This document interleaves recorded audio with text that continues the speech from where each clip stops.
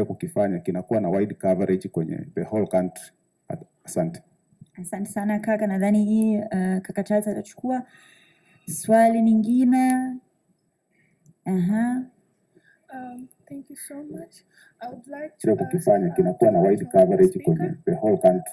You have said asante sana kaka, nadhani hii kaka Charles atachukua swali lingine. And then you said that kukifanya kinakuwa na wide coverage kwenye the whole country. Asante sana kaka, nadhani hii kaka Charles atachukua swali lingine.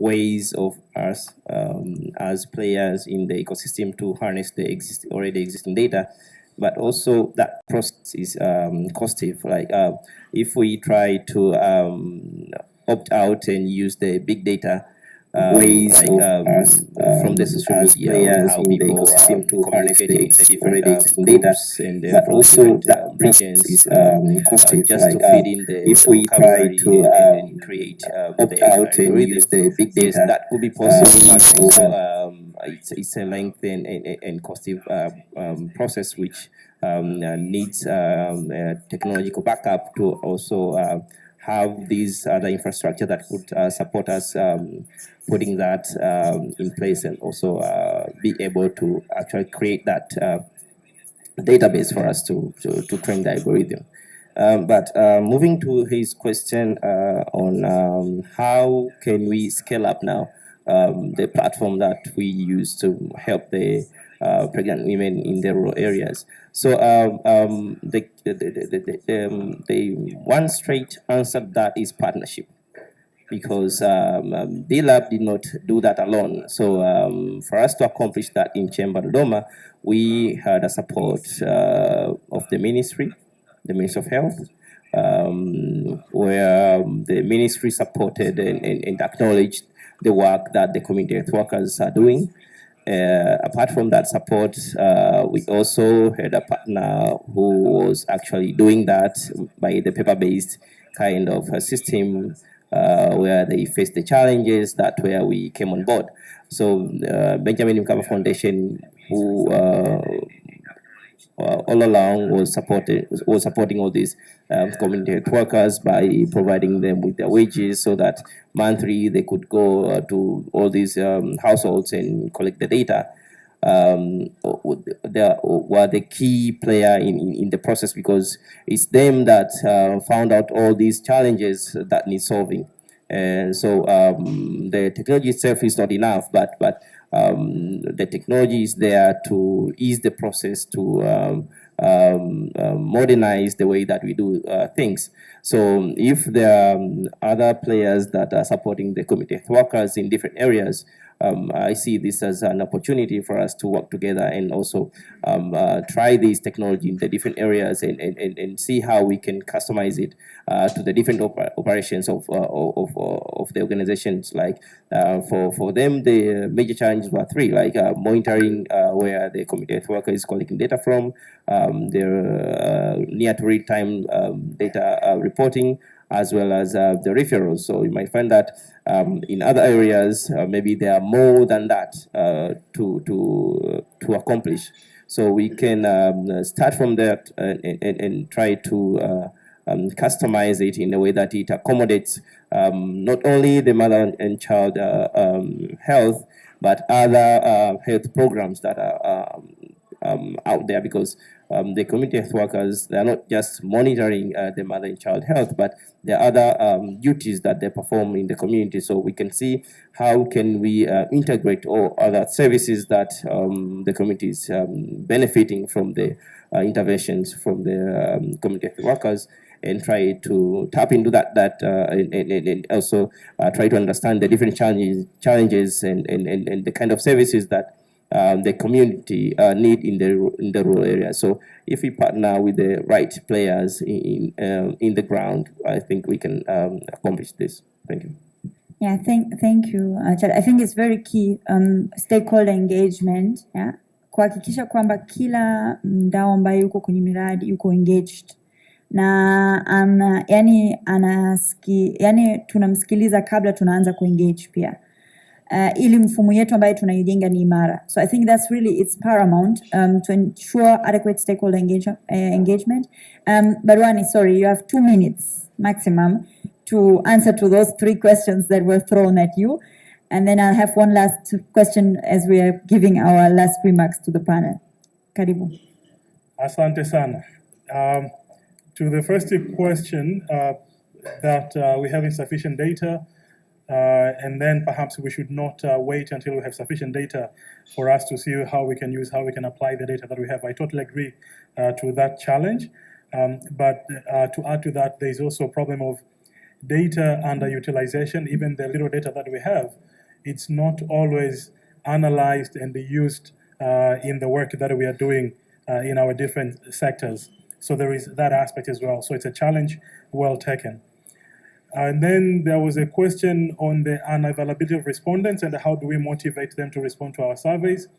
What I would say, actually, using mobile phones solves the problem that we usually encounter when we are doing the physical surveys, the face-to-face, because you have traveled to this remote location and then people are not available. Whereas with the mobile phone surveys, what we do, we have a 2 weeks window to get the respondent. If they tell us at that particular moment when we call them that they're not available, then we'll try again later, or they can tell us when should we call them back. But again, the issue of research fatigue is always there, and we do monitor for attrition, how many of our panel members stay on and how many are dropping out, and we check on the health of the panel every now and then, and where we see there are serious numbers of people dropping out, we visit them physically to understand why they're dropping out, and then this leads on to the next question about the backup respondents. So we oversample such that we have backup respondents or replacement panel members, and every time that we replace panel members, we check on the panel composition, the characteristics, whether it has changed. If it has not changed, then we continue asking them questions. So sometimes, yes, a female respondent may be replaced by a male respondent, but we'll look at the aggregate level, at the panel level, to see whether that has any effect on the overall panel characteristic or composition. And the last question, when we provide them with the mobile phones, perhaps we are influencing them, or we are buying the data, or we are encouraging them giving us the social disability responses, the social disability bias.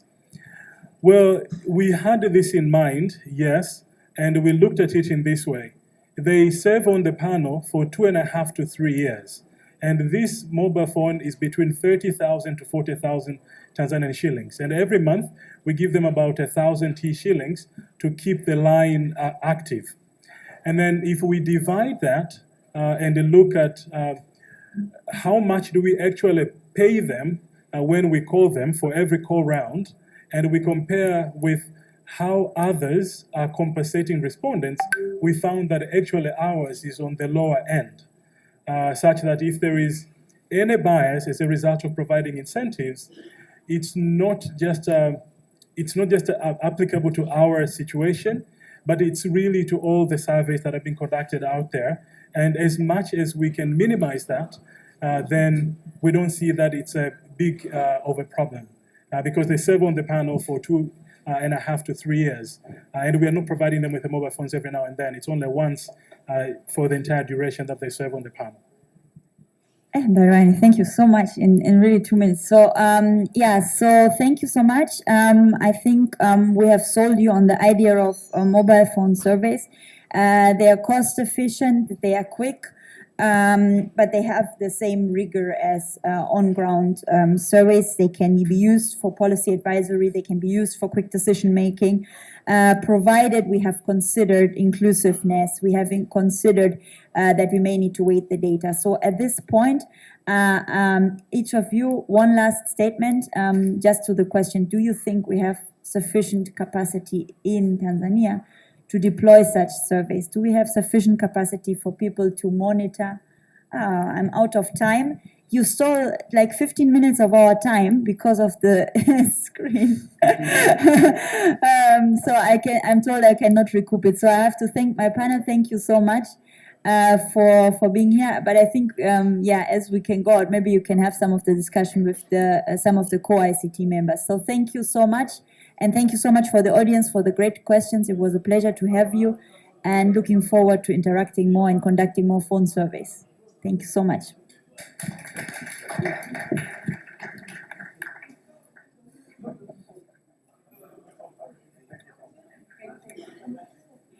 A round of applause to the moderator and the panelists. May I ask you to stand here so that you can get a group photo?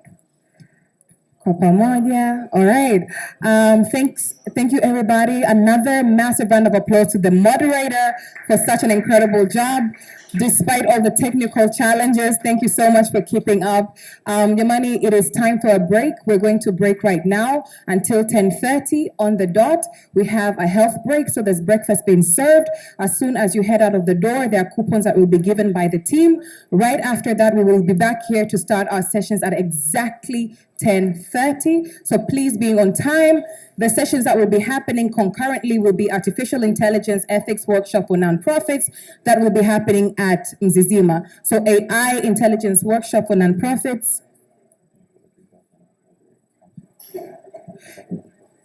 That will be happening at Mzizima. We will also have a climate change and digital economy. Climate change and digital economy will be happening here. Climate change and digital economy will be led by Fazal Ali from the Embassy of Ireland.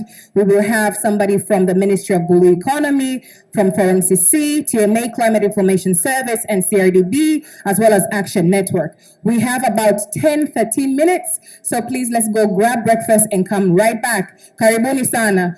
Also, as you're leaving, I'd like to mention that right after the end of the day today, Data Tamasha itaisha na kitu tunaita bata la data. Itakuwa ni party ya kumaliza Data Tamasha 2021. So please make sure you stay until the end. Na pia, I'll be announcing some gifts that will be given along the way. So enjoy your breakfast, and I hope to see you at exactly 10:30.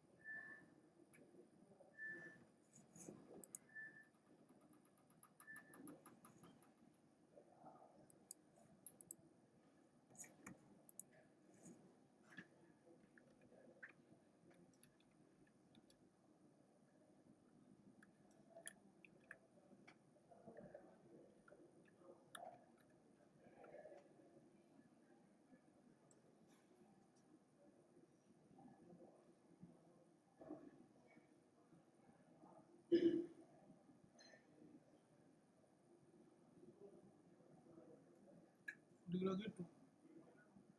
Oya. Ile Discord mbona bado mwanangu? Eh.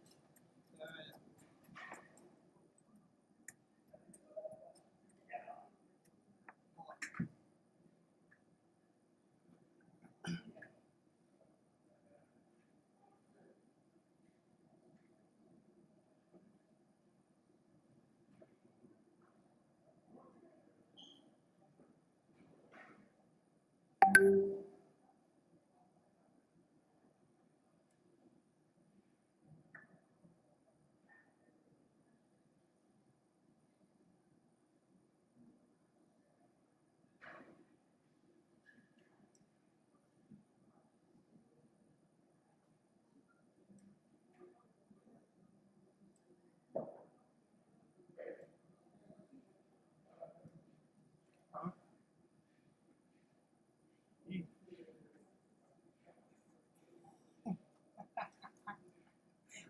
Wow.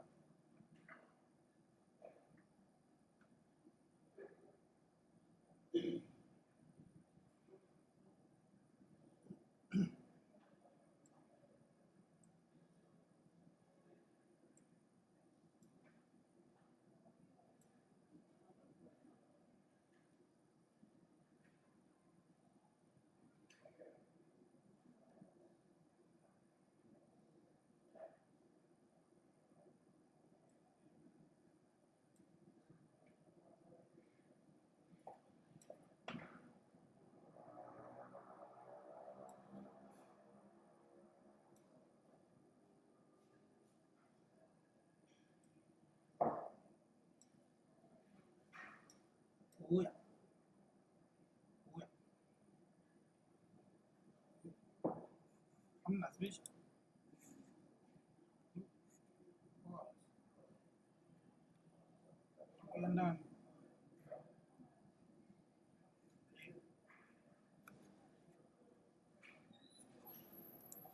Unataka tena?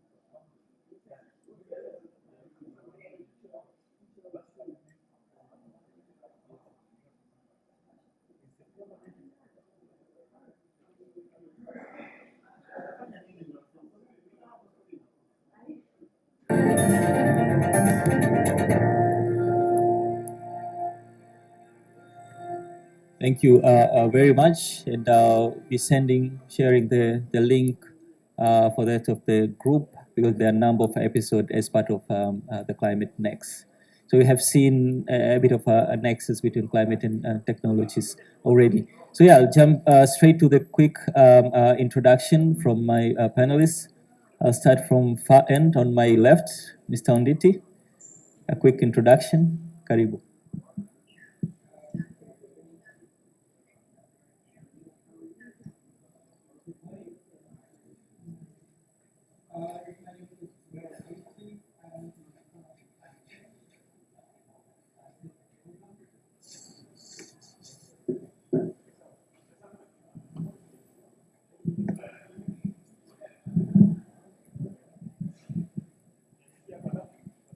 Okay, I think now I'm laudable. My name is Msololo Onditi, working with Forum on Climate Change as head of program.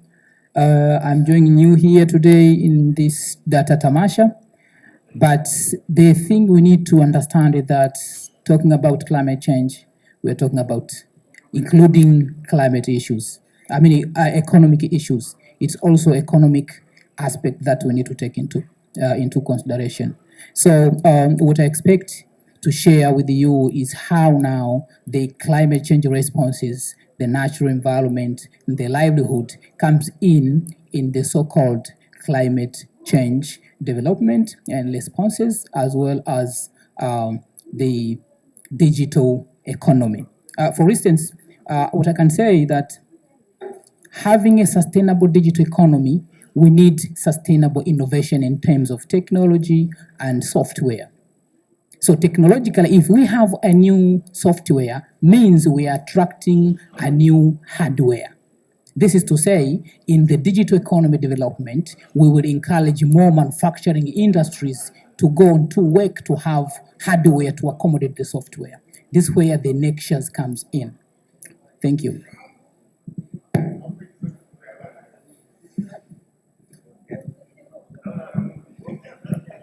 Hi everyone, my name is Sixbati Mwanga. I work for an organization called Climate Action Network Tanzania as a director for an organization. I'm very excited to be in this meeting or session.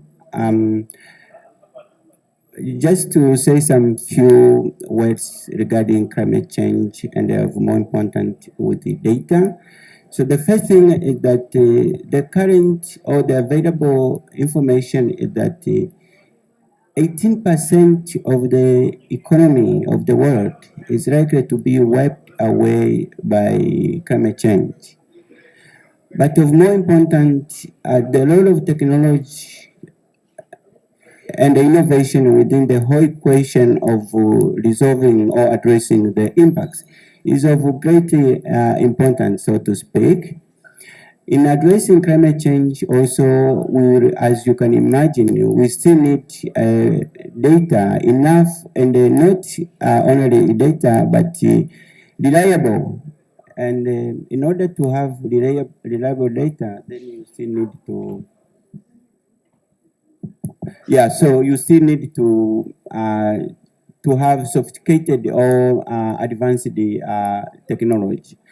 So I'm looking forward to see how do we dive into this discussion today and find a way on how the two are really brought together, if at all we were to find some solution to the ever-increasing challenge. Thank you, Dr. Chang. A quick introduction. Okay.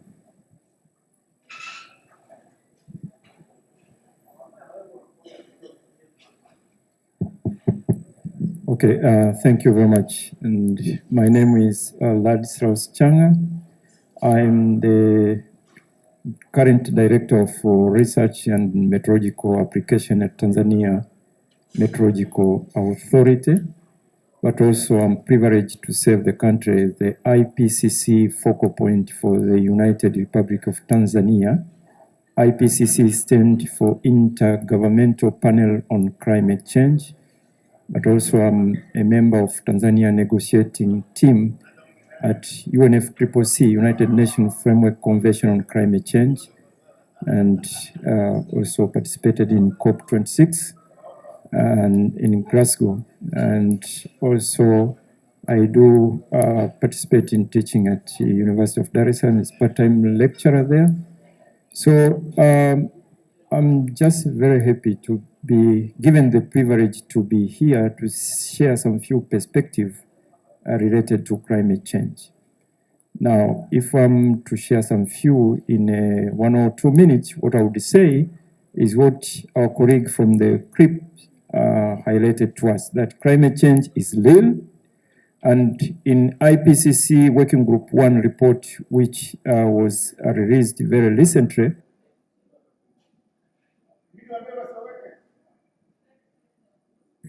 we came with a language formulation that climate change, once again, is unequivocal, and human interference with the climate system is real.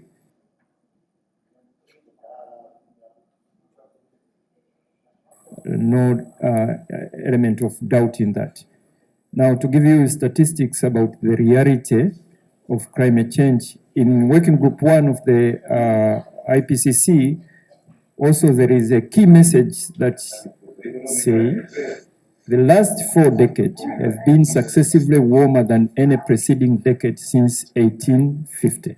That underscores the reality about climate change, about warming. Now, if we are to zoom in a little bit, is that, for instance, 2019 has been warmer than 1.1 degrees above pre-industrial level. And 2020 has been warmer by almost the same, and currently we are approaching 1.2 globally. And here in Tanzania, 2019 was warmer by 0.8 above the long-term mean of 1981-2010. And 2020 has been warmer by 0.6. So what I'm trying to say here that climate change is real and is accelerating very fast, and we need to act. And maybe while I still have the floor, the other aspect that I would like to say that extreme events, and particularly drought, flooding, heavy precipitation, in last we say heavy rainfall, strong winds are increasing in frequency, but also in intensity. And this is very worrying. And maybe I would just stop there. And maybe if I ask some question, I'll try to elaborate furthermore. Now, just the other one is that in 2009, with the World Climate Conference 3, where we discussed about further a lot of issues, but one of the aspects that came out of the product is the Global Framework for Climate Services. And the Global Framework for Climate Service, the number of pillars, one of the pillars is Climate Service Information System and User Interface Platform. So I guess this will be of interest for us today, and I would like to stop there. Thank you very much. Thank you very much. Ramla, karibu. Thank you. Before I introduce myself, maybe you'll be wondering why CRDB Bank is here. It's a commercial bank. But I will tell you in a few minutes. My name is Ramla Msuya from CRDB Bank. I work as a Senior Manager of Sustainable Projects and Programs, responsible for overseeing implementation of climate actions, as well as implementation of environmental and social management system within the bank. So today, in this session, I will just share with you the experience that we have on climate financing. As you all know, that the bank has been accredited to the Green Climate Fund and became the only entity in Tanzania accredited to that world largest fund, and also the first bank in East and Central Africa to be accredited to the GCF. So with that short introduction, maybe I will leave to the moderator now to lead us on how we'll continue. Thank you. Thank you.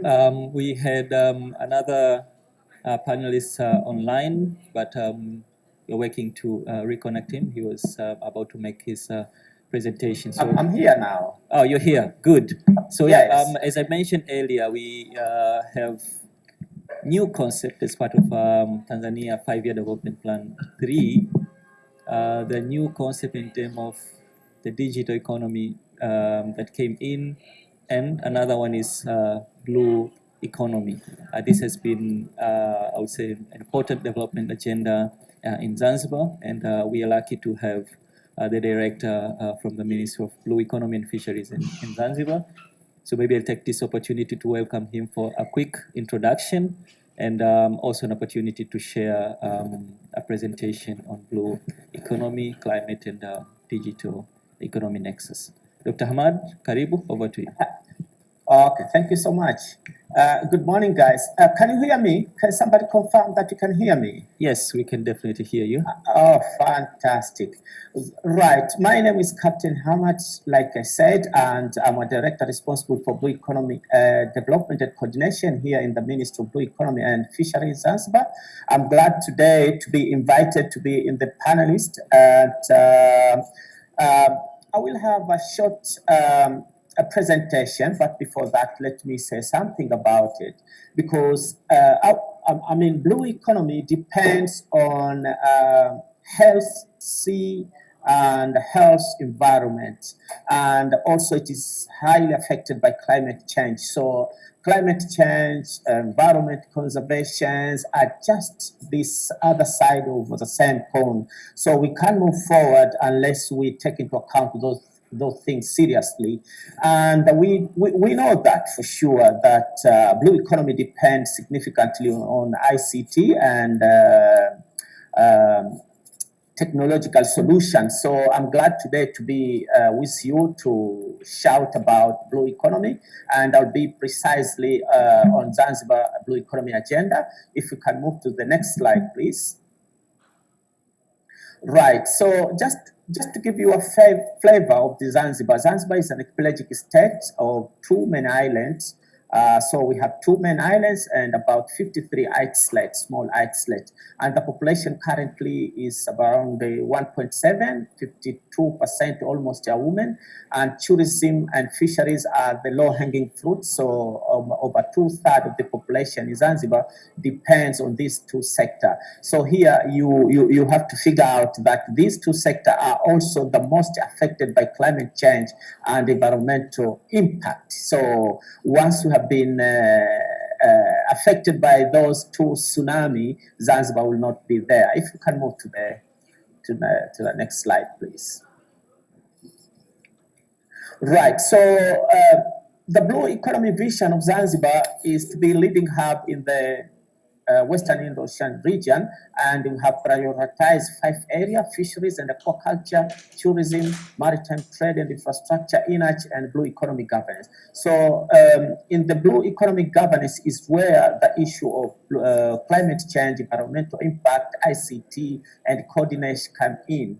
And so far we have been able to have a full-fledged ministry of the blue economy and fisheries, and we have blue economy policy, along with blue economy strategy, and we have intervention plans, all designed to push the blue economy agenda forward. So if you can move to this next slide, please. Right, so the fisheries in Zanzibar is almost 95% arsenal. The fishers are fishing within 6 nautical miles, and this area, I mean, from shore to 6 nautical mile, we all know that these are preserved area for ecosystem. So once they are fishing there, there is huge possibility of destroying environment. In addition to climate change, things doesn't look good if we don't take any action now. So why fishers are fishing here? Because they don't have capacity to go out to the sea. They don't have necessary knowledge. They don't have assets like boats, fishing gears, and all of that. And because they can't go out to the sea, far out to the sea, their catch also is declining every day. For that reason, they can empower themselves economically. So we think that once we will be able to address these environmental issues, along with assistance of ICT, maybe we can resolve this issue. So in aquaculture section, over 99% of aquaculture Zanzibar is seaweed farming, and seaweed farming in the past 5 years has been dropped. Production has been dropped by almost 60%. And the main reason is climate change issue, because seaweed now is getting lots of interference from disease, hot sea, and all of that. So for that reason, we need to address now, I mean, at least we need to come up with the proper solution to address this issue. And same case, fishers now, their fishing ground are getting hotter and hotter and hotter. So fishes are going far out to the sea to get a cooler water, so they can't get much catch on a regular basis. Please, can we move to the next slide? Right, so I don't want to talk on this slide because these are the potential investment opportunity, and one of the area is on ICT, and of course we need to have high sea and deep sea water fishing fleet and fish processing facility, including seaweed processing facility. Can we move to the next slide, please? Right, so we expect in our blue economy agenda to construct new ports and to renovate the old one and to turn it into passenger and cruise ship and marina. As you can see, all of these depend significantly on innovation, ICT, and technology. So unless we integrate our blue economy squarely, perfectly into the technological solution, the future is not going to be bright. Can we move to the next slide, please? Right, here we are, blue economy governance. So in the blue economy governance, we need solution, we need ICT solution to resolve every point, every single value chain within the blue economy. And for instance, we need to empower fishers to go out to the sea. These fishers, they have to be informed before they set out to their fishing mission on daily basis, where to go to fish, where are the new fishing grounds, when to go, when not to go, what are the weather pattern. If they have got catch, where they can sell their fishes, where are the potential markets, how can they connect to the banks, but most importantly, if there will be any accident at sea, can we be able to rescue them? So search and rescue and surveillance missions are very, very important in a blue economy agenda of Zanzibar. So maritime domain awareness is very important. We need solution. Port and offshore facility and surveillance, including drones and on-land earth stations that will be informed us on regular basis where these fishers are.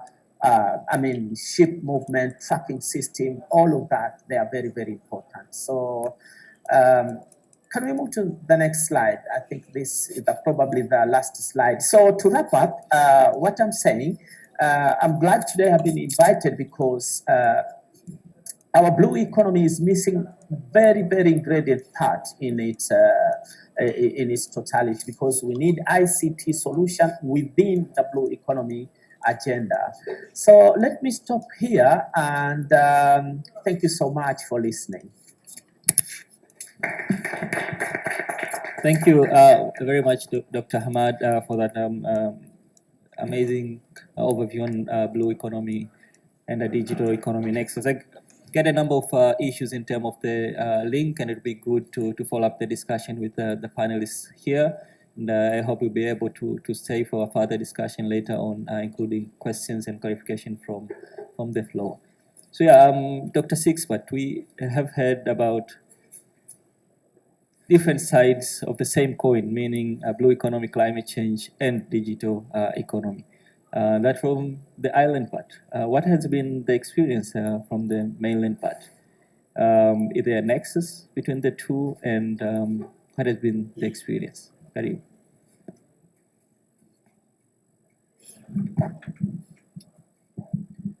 Yeah, so thank you so much. And I think the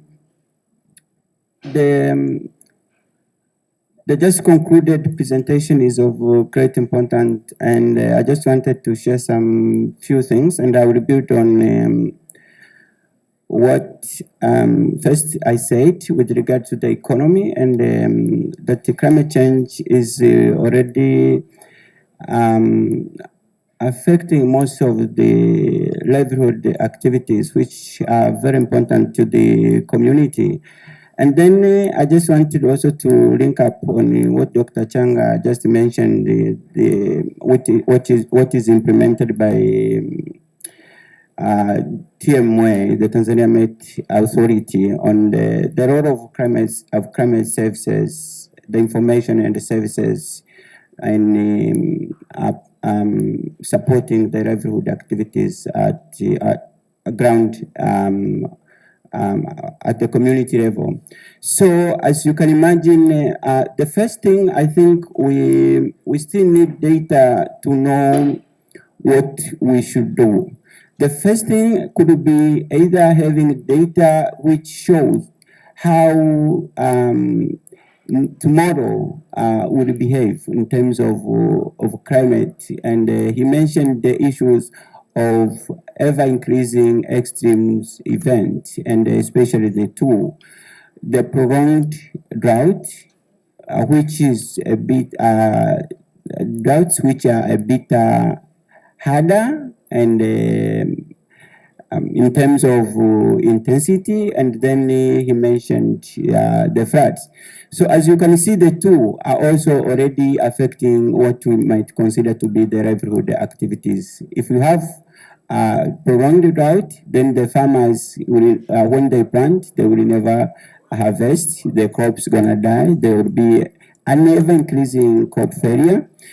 But on the other side, if there is floods, then you can already imagine how many times we have been seeing our railway, our vehicles, our houses, and whatever wiped away by the floods.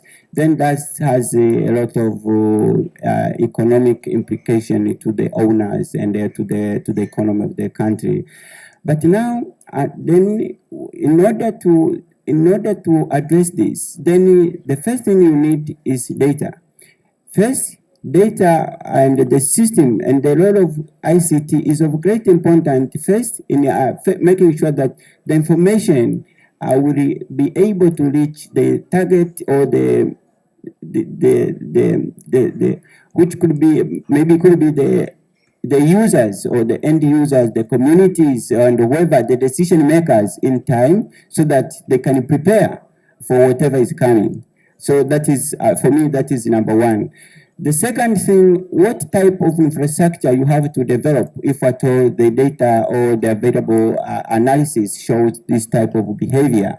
If the floods are increasing, what does that mean to the economy? How should you build your house? How should your house look like? But again, if we were to think of connecting a house to the grid or to energy, what type of energy do you want? And so all these things, for me, I think they are very important. If you were to go to the tourist industry or to tourist sites, so how do you see this behaving?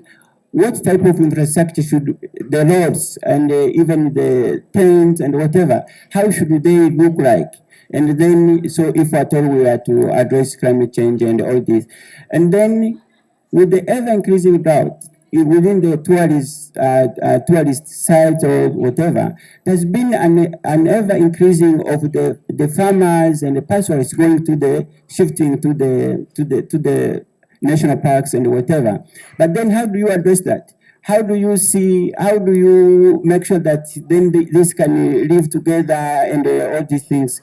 And then you make sure that the climate change does not necessarily bring a lot of conflict and affect the economy, but also, again, you can already address them and minimize the impact and then take the advantage of using it, because we're going to be living with it, and then use it as an advantage, which could be, of course, promoting the economy. But in order to do this, then you need the data, you need the very, very well enhanced mode of communication, so to speak, whether it would be network, whether it would, and all these things. And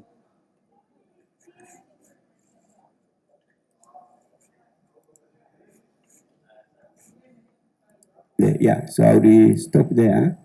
Thank you very much, Dr. Sisbet, on that. And that links me to, you mentioned about the importance of data and climate forecasting, information sharing. I think the best person to go next to is Dr. Ladislaus Changa in terms of his institution TMA and his experience in terms of working on those areas. You can share maybe including the climate information services that TMA has been working recently. So what has been the role of TMA and how technologies can be of good assistance in terms of addressing climate change in Tanzania? Karibu. Okay, thank you very much for the privilege to respond to those few questions, but also I would really appreciate the presentation from our colleague from Zanzibar and also the presentation from Dr. Sisbet here, mentioning about the importance of data. But I would really like to touch a little bit before I go to the question. The presentation from our colleague from Zanzibar mentioned about the marine ecosystem that are being impacted by climate change. And I have with me the 1.5 global warming report from IPCC. And if you go through this summary for policymakers, it highlights that if we continue with business as usual scenario and warming accelerate and escalate, by 2030 to 2052, warming will reach 1.5. But in a recent report of Working Group 1 highlights that 1.5 actually could be reached by 2030. And in this report, it highlights that the consequence for 1.5 would be that, for instance, marine ecosystem and particularly coral reef, 70 to 90% will be gone if we reach 1.5. That is the significant and devastating news for all of us in the global community, particularly with regard to the marine ecosystem. Now, mentioning about the importance of data. Data is critical for any kind of intervention that we take, and particularly for adaptation. Unfortunately, it has been forgotten or taken less regard when it comes to climate change negotiation and climate change intervention. But if you look at UNFCCC, United Nations Framework Convention, Article 5 and Article 4, emphasize the importance of data. And we have it talk about the importance of research and systematic observation, and which is critical. And even in Glasgow, in the last few weeks, we discussed about research and systematic observation and under SubSTAS, subsidiary body for technological and scientific advice. So data is critical. You start with data. We are here today to talk about climate changes because of the data that have been accumulated for historically. Without data, we cannot be able to say whether climate is changing or is not changing. So data comes first. And also in the Paris Agreement, Article 7, it talks also about the importance of data for early warning system. Of course, early warning is critical for adaptation, particularly linking enhanced and increasing intensity and frequency of extreme weather event. You need early warning information, early warning system to try to save life and property from hydrometeorological related disaster. Now, under that category also now, the nexus, the linkage with digital technology come in, because any kind of information technology, any kind of early warning system that you are going to establish, there is no possibility that you can leave out ICT. So ICT is a critical component of early warning information system. Now, just to highlight what has been the role of Tanzania Meteorological Authority, our role is, of course, to undertake observation and monitoring of the climate system to be able to inform the community, but also to be able to provide those information to various sectoral needs, and also provide early warning information of impending hydrometeorological disaster, as we've been doing over the couple numbers of years. And this is a very important role. So in a nutshell, it's about saving life and property and contributing towards, socio-economic development of the country through provision of best available science and best available information to underpin adaptation and a development need. So I would like to stop there. Unless I will have some question, I would be happy to clarify more. Thank you very much, Dr. Changa, on that. You mentioned about emphasize the importance of data and technologies, and these all need investment. We heard about the first presentation on blue economy, and again, Ramla mentioned at the start that you might be surprised why CRDB is part of the climate change discussion. Despite the long-term work in terms of agriculture and work with the community, recently most of us have been seeing CRDB engaged much on climate change, probably because of the accreditation to Green Climate Fund. And yes, maybe I take this opportunity to welcome Ramla to share more on the climate financing with link to the technology that will be needed to support climate action. Karibu. Thank you very much. I would like to start with the involvement of CRDB in environmental friendly activities. So the involvement of CRDB in environmental friendly and climate action started way back in 2014, where we developed our first environmental social management procedure for the bank to assess environmental and social impacts on financed projects and programs. That one gave us a lot of mileages because it is not something that is done by commercial banks, many commercial banks in Tanzania and even in the world. They don't do environmental and social due diligence on the project that they are financing. So when we were going for the accreditation to the Green Climate Fund, it gives us a lot of mileages, and we got our accreditation in November 2019, and our accreditation status is on medium. There are four like groups or categories of accreditation, where there is micro up to $10 million, there is small up to $50 million, medium up to $250 million, and above $250 million, which is a large category. So for the CRDB, having a track record on managing loans or projects, we got accreditation of $250 million, which means what? It means for any single project that can be submitted to the GCF, it can go up to $250 million as a total project cost. So that accreditation also gave us, because of having environmental social management procedures and policies, the bank, and that gave us another mileage of being accredited as Category A, environmental and social standards. Which means what? It means that we can undertake any project, any very high risk project on environmental and social risks, as long as mitigation measures are in place. So our accreditation took us about 2 years, from 2017 and up to 2019 November, but it usually takes even longer. If there's anybody here who knows how the due diligence is done by those world funds, it's very tedious and very demanding. You get a lot of questions, maybe 100 questions, you respond to them, and then they will create another 200 questions from the 100 questions. So it's very tedious. Some of the organization or some of the entities have started and they just lose hope and they didn't continue the accreditation. So the importance of this accreditation to the country is that now we can submit funding proposal to the GCF, as I said, up to $250 million for the country economy.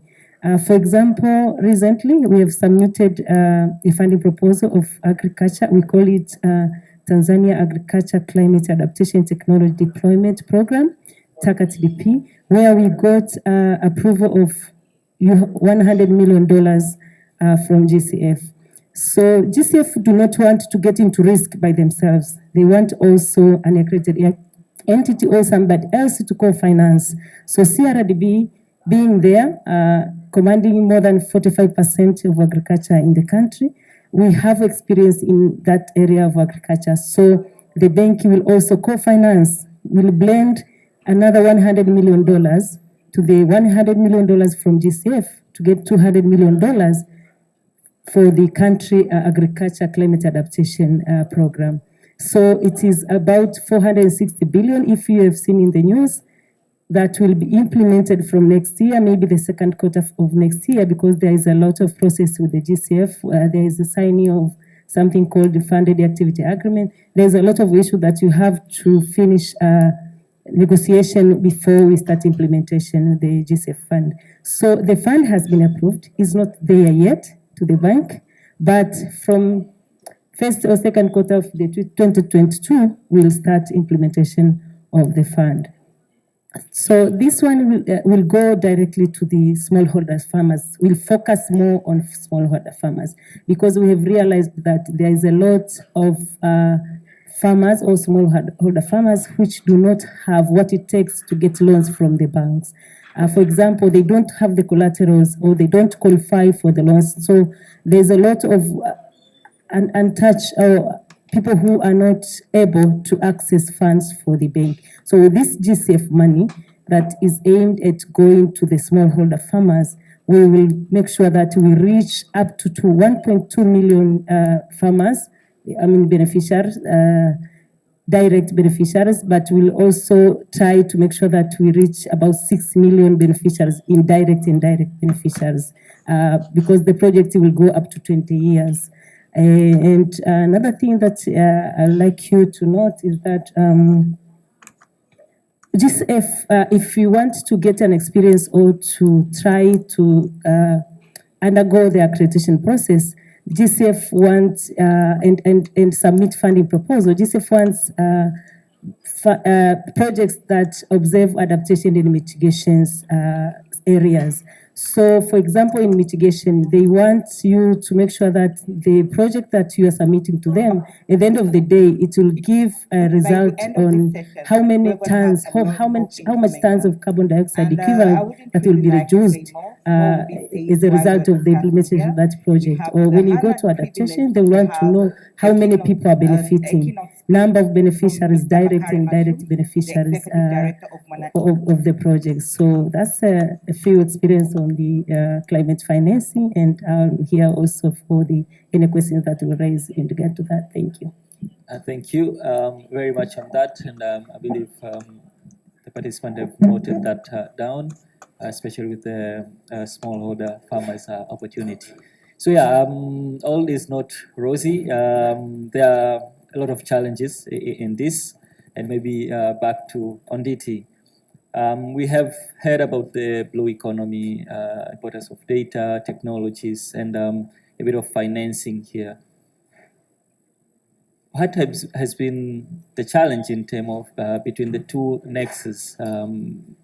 We are trying to get more efficient in terms of using technology to address climate change, and also curb in terms of unsustainable technologies that may result to unsustainable development. So what has been the challenge to balance between development of climate and the digital economy? Over to you, Pandit. Okay, thank you very much for the question and of course previous presentation on this topic. For me, to whatever we'll be bringing in, whether it is ICT or any technology to support the response to climate change, should be screened to see if they are contributing in our decarbonization wave we are struggling to have. So, talking about the challenges, digital economy is associated with delivering service quickly and timely. Let me give you an example on e-commerce, that you can order an item from Kariakor. you are located at Bunju. And then someone can drive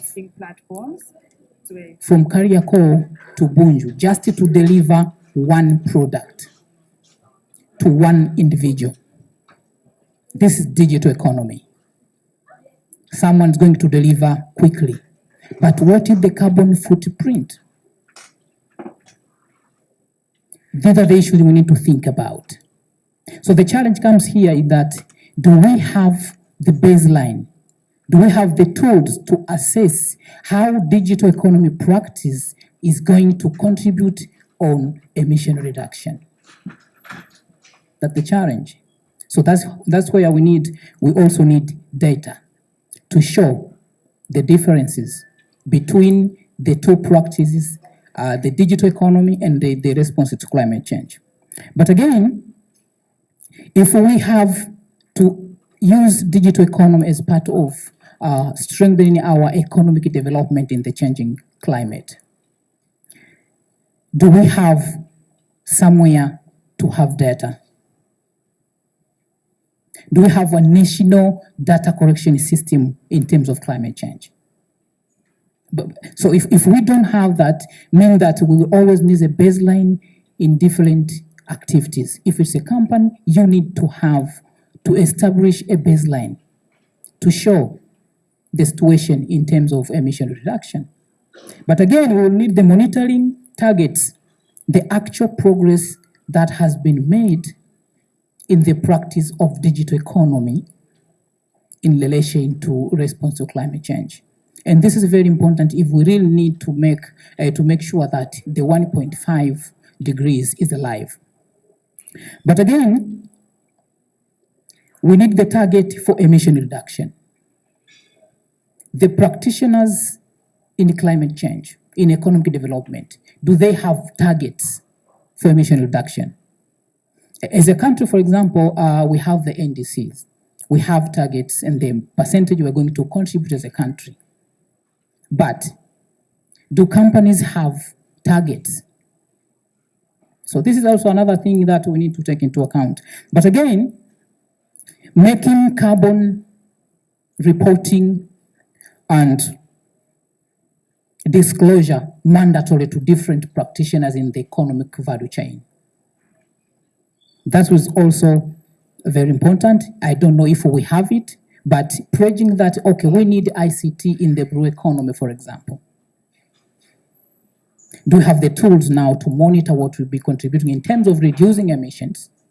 What are we going to contribute in terms of increasing the trajectories of carbon footprint? So having the targets are very important, but monitoring to know the cutting line, the margin line between the positive and negative contribution. These are very important. So talking from the CSO side, I think we need also the understanding. We need the awareness to the population, to the community, the decision and policymakers to make sure that we are dancing the same rhythm when talking about the contribution of digital economy in responding to climate change. Especially now we are going to implement our NDCs as part of the Paris Agreement on reducing temperature increase. Thank you.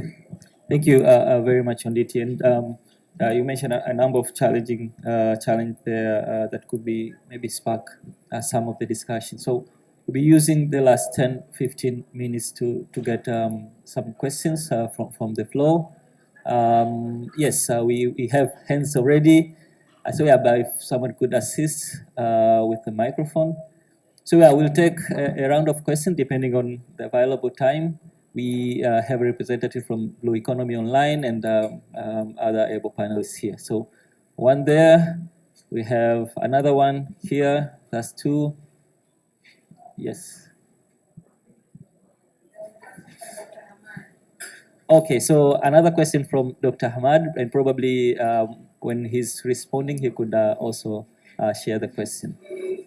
So yeah, yes, Warwat Kari. Asante sana. My question goes to the representative from CRDB. First of all, I'm very happy to hear about this financing in place. And a few weeks ago, I was having a conversation with a friend, and actually this friend was rather critical to CRDB and was saying, I don't think CRDB will do anything. All they wanted was just the accreditation and that they outcompeted the NMB, and the money will not get to the smallholder farmers, etc., etc. So I'm glad to hear that that will be your focus.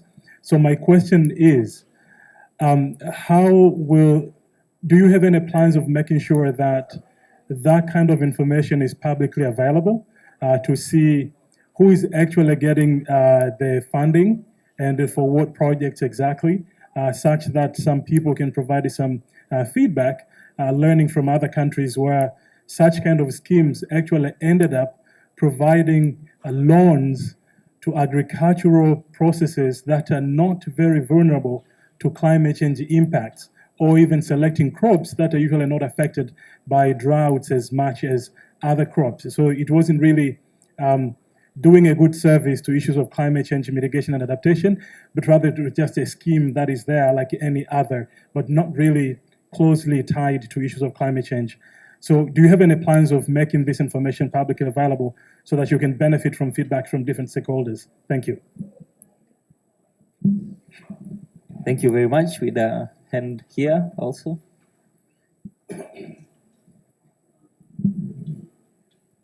Yes, we start here. Okay, you can start. And then we can start. Okay, thank you so much. My question also goes to presenter from CRDB. Congratulations for being accredited. I just want to know if you have a plan to conduct a survey or to have a benchmark with indicators that will assist you to monitor the impact at the end of day after maybe you said the fund will be used for 20 years. How are you going to measure the impact, if at all, you have achieved what you intended? I think the second part have been asked by my colleague. I would love to hear if there is any process to make the information available to the public. Thank you. Thank you very much. And I'll get a gentleman here. Thank you very much. My name's Ochola Ayoga from Mtandao Elimu, Tanzania. I just want to thank all the panelists for elaborate sharing of information. I have two small questions. One goes to doctor over there. I hope you are from TMA. And recently, we had a serious water shortage in Dar es Salaam. And I also understand the next year we're going to be having census. And I'm told around in Dar es Salaam alone, we could be 6 million people. And we are talking about data, climate change, disaster preparedness, and all these issues. And the water wars of last 2 weeks in Dar es Salaam, how does the authority forecast the challenges of climate change, especially when the population is also growing in a city like Dar es Salaam in the next 50 years? How are we going to contain the situation of water using the data that you have over the years? But also, I just want to pose a question to CRDB with reference to green financing. I hope that is the topic you covered very well. But here, your target beneficiaries are smallholders farmers who have the years, over 60 years since independence, have been excluded from the financial system. And now we are trying to bring them on board by supporting them with finances that could unlock the agricultural development in the country.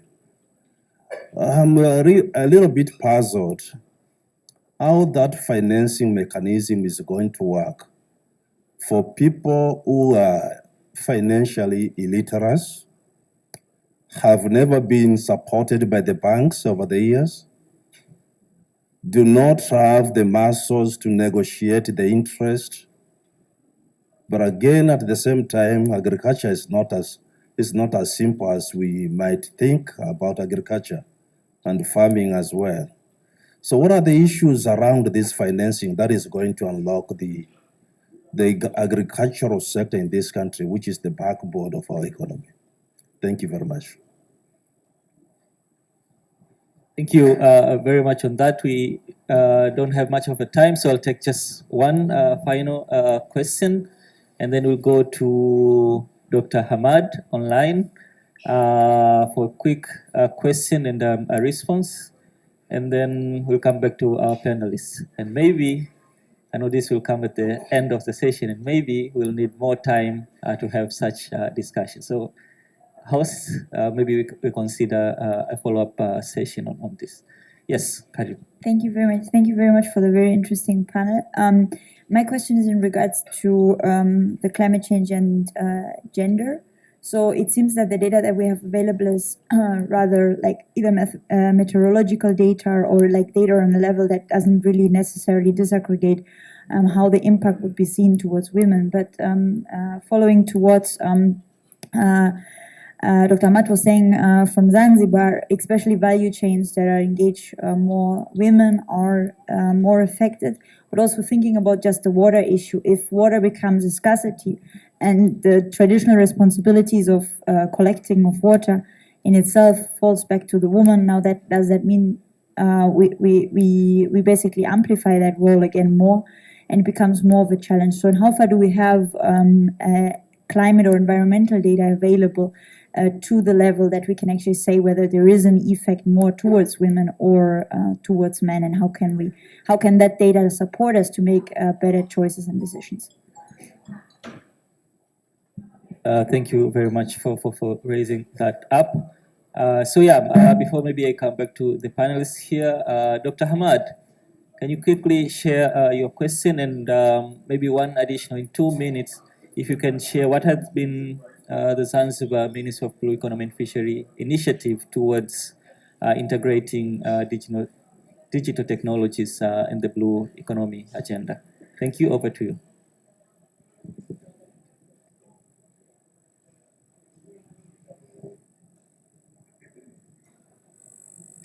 Yes, Dr. Hamad.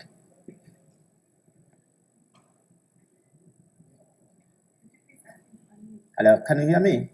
Now we can hear you. Oh, good, fantastic. Thank you so much for such wonderful discussions. And I don't have really questions, but it's like I need to get the name of the report that my colleague has just said. I didn't get it clearly. He can just type on chat. And the second issue is how can we integrate to this wonderful platform of technologically innovations? Because like I said, in Zanzibar, we are really, really affected by climate change issues. And most of those affected are women and youth, because those are the most engaged in fisheries and tourism sector. And those are the two main sectors that has been affected significantly by climate change issues. So the last issue that I would like to raise is that the blue economy is for improvement, if you like, of the ocean health. So it is important that this knowledge is now transferred full into the blue economy agenda. That's all I have from our side, but I would like to let you know that the Ministry of Blue Economy now has been engaged with the new department established because of this new blue economy agenda, and it is known e-government. So the e-government is trying to help us in this ICT perspective within the blue economy agenda, but it's still new as it is the blue economy ministry. Thank you so much for inviting me. Thank you very much, Dr. Hamad, and if we can have a round of applause for him. Yes, quickly, we don't have much of a time, so yes, whenever you mention about finance, there are a lot of questions. So, Adaramla, karibu.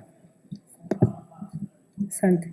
To start with your question, or the joke that we started with, that CRDB was just being accredited for the sake of being accredited or to show off with their competitors. yes, that has been an notion to many people. But to be honest, there are about 106 accredited entities to the Green Climate Fund, and you can find out that only very few accredited entities have submitted funding proposal to the GCF, because being accredited to the GCF itself, they just wanted to be really accredited to the GCF. It's the world's largest fund, and accreditation there is like getting a visa to USA. You have been scrutinized already, so anybody else can give you a visa, right? So CRDB accreditation there was not just for the accreditation. That's why we only took less than a year to prepare funding proposal and submit to the GCF. In fact, it's something that is not really done sometimes. Many people take a lot of time or longer time to prepare funding proposal and submit it to the GCF. So your question and the other question, I can respond both questions by saying that we will make sure that in fact, GCF themselves, they will never allow you to misuse their fund.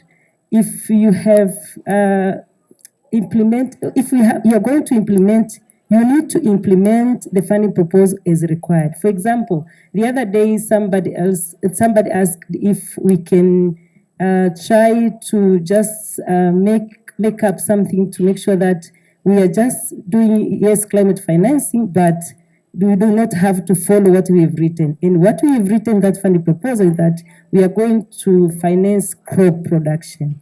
So we'll have to make sure that we are financing crop production. How are we going to do that? We are going to develop we call it Agriculture Resilience Adaptation Operating Manual.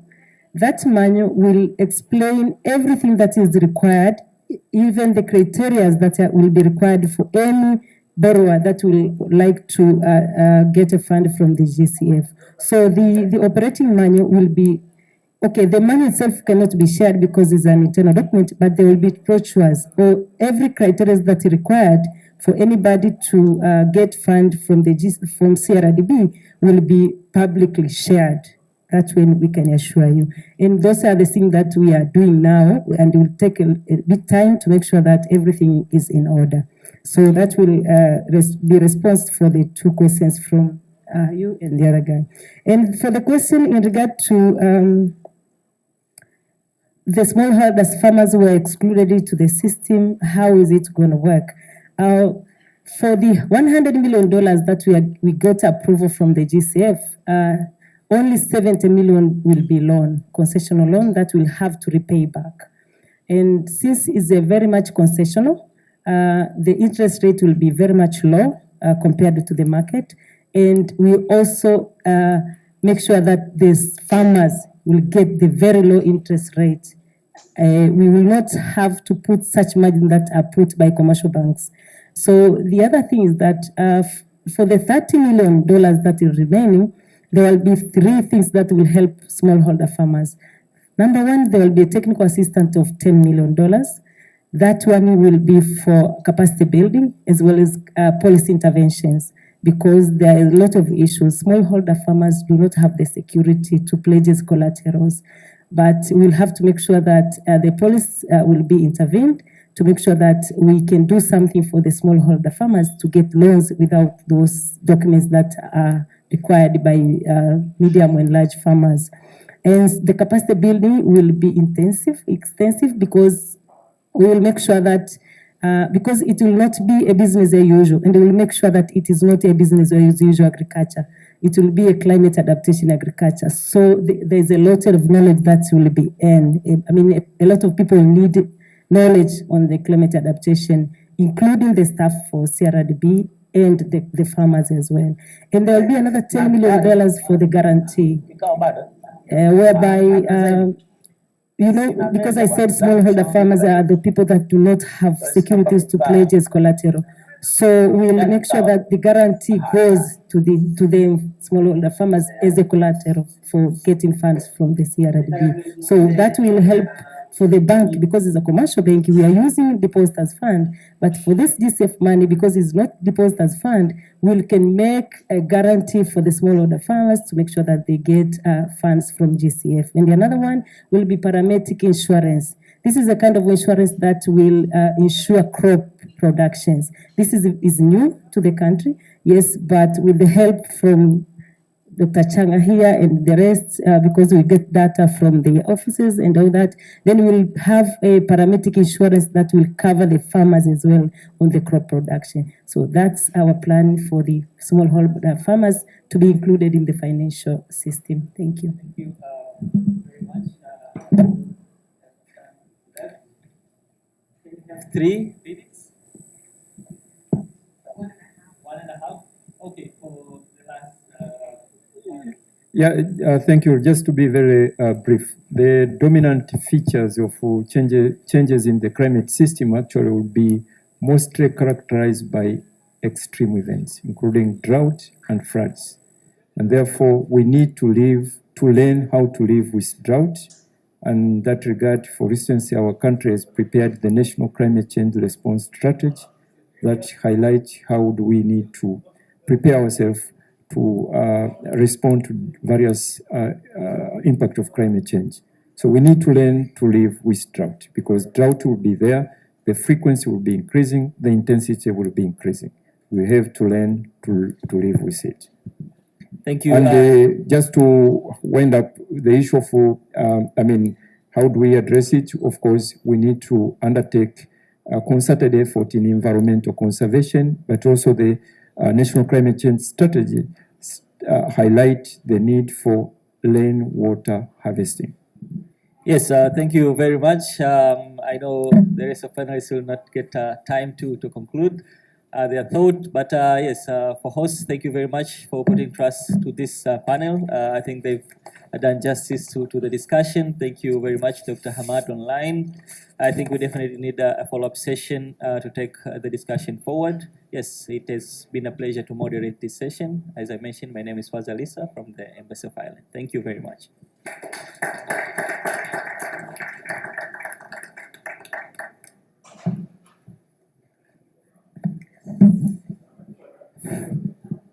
Another round of applause to all the panelists and the incredible moderator. May I please ask you to stand up so you can take a photo together? Dr. Hamad, I don't know if we can bring him up as well. Perhaps I can ask you to move closer to the screen so we can show that we were truly hybrid.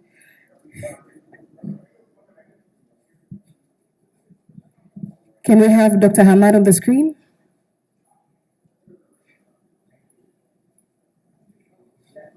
Oh, he's left already. There we go.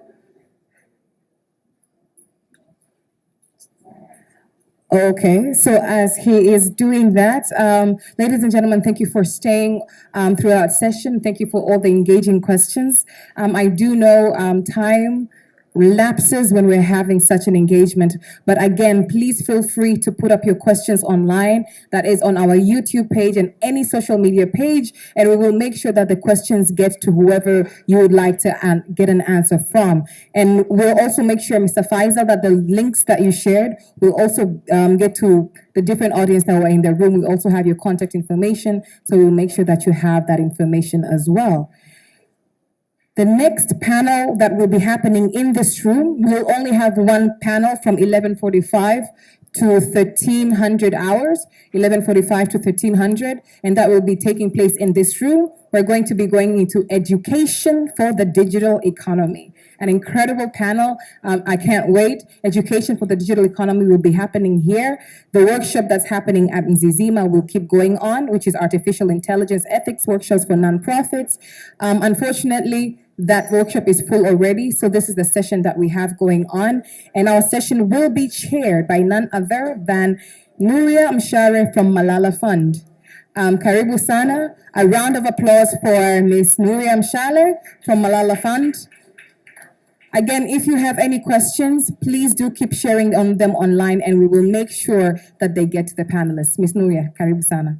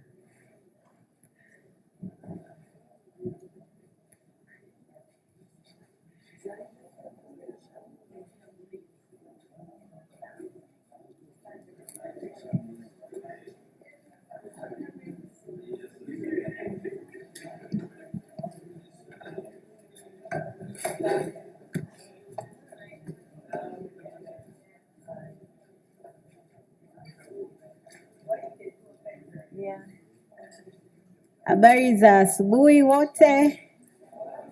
Karibuni kwenye session ya Digital Economy and Education, na kwa kuanza moja kwa moja ningependa kuwakaribisha our panelists, Dr. Erin Otaru kutoka Haki Elimu, Aidan kutoka Twaweza, karibu, dada Zaida kutoka Uwezo, na Christina Murimi kutoka Vodacom Foundation, kutoka Vodacom Tanzania.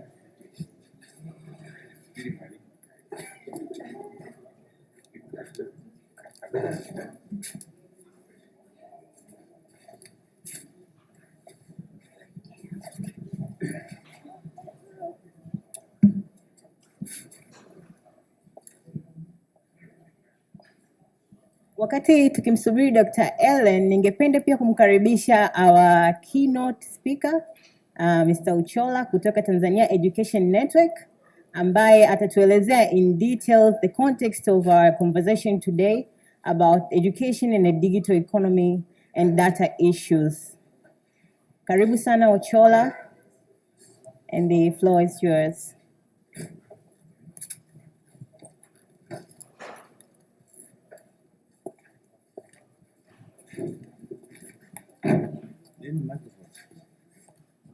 Is it? Oh my God.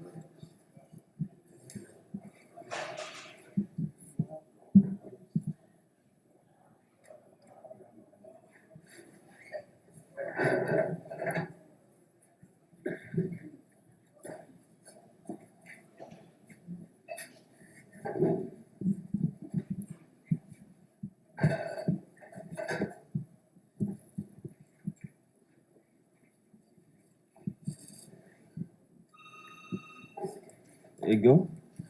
Yes, good morning, ladies and gentlemen, and I hope it is still good morning in a digital room. I'm so privileged to be here today. My name's Ochola Oyoga. I work for Tanzania Education Network as a national coordinator. And the moment I had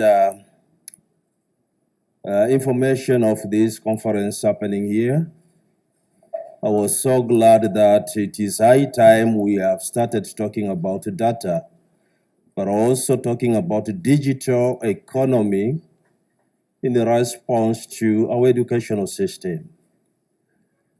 And just to start my conversation today, I have children going to school, and one of these days they have closed, and today they were going for a class party. And in the conversation, I had an opportunity to interrogate what is a class party and what is going to be done in the class party, what are the activities that are going to be shared in the class party. And this young girl had to narrate all these events, and she was so excited that she was going to a class party. But again, I asked her, do you want a camera, a digital camera, to take with you in a class party? And here was the response. The teacher said we shouldn't bring any digital device at school today during our class party. And here we are talking about education and the digital economy. So let me just start by saying digital economy of any country requires the transformation and the change of many areas of society, including education, to say the least, and starting from school to the way up. And the development of science and technology, as far as we are all concerned, has led to the accumulation of huge amounts of information in various subject areas. But also the development of information technology has created availability and accessibility of information systems. So when we are talking about education in a digital economy, we need to sit back and relax and consider what about our education today. Tanzanian education, especially 60 years after independence? Is there any transformation in education that has enhanced digital from a lower level of education to university level? And just for information, this year, the government of Tanzania is in the process of developing educational sector development plan for the next 5 years. And this is coming out of the educational sector analysis that has been done over the past 3 months. And we are talking about digital economy whereby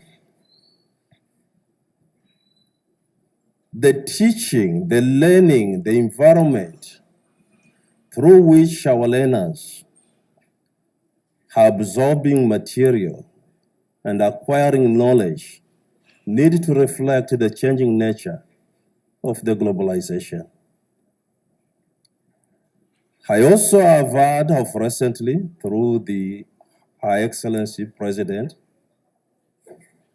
trying to give us a wake-up call in terms of digital currency. Because when we're talking about education, and if our educational system has not even embraced a digital currency in the business, in the transaction, and I've heard a lot of people are currently making millions, and we are here with students in millions who are looking for jobs, whereas there is an opportunity whereby they can engage through digital transaction, digital currency, and how our economy is absorbing that all. But again, I have understood that the digital economy has continued to transform global business. We were simply talking here about agriculture sector, and including even the small orders that we are discussing with the CRDB Bank. But how inclusive how the entire population are in terms of understanding the digital economy that is transforming agriculture, fishing industry, education, mining, public sector, and the private sector in various ways. I understand in Tanzania, a little has been done in terms of accessibility because we cannot talk about the digital economy if we cannot speak all about internet connectivity.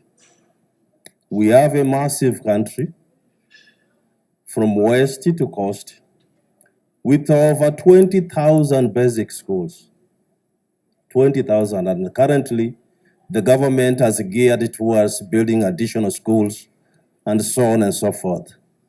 But again, if we are talking about digital economy in this particular country of Tanzania, how is our educational system even integrated in terms of internet connectivity?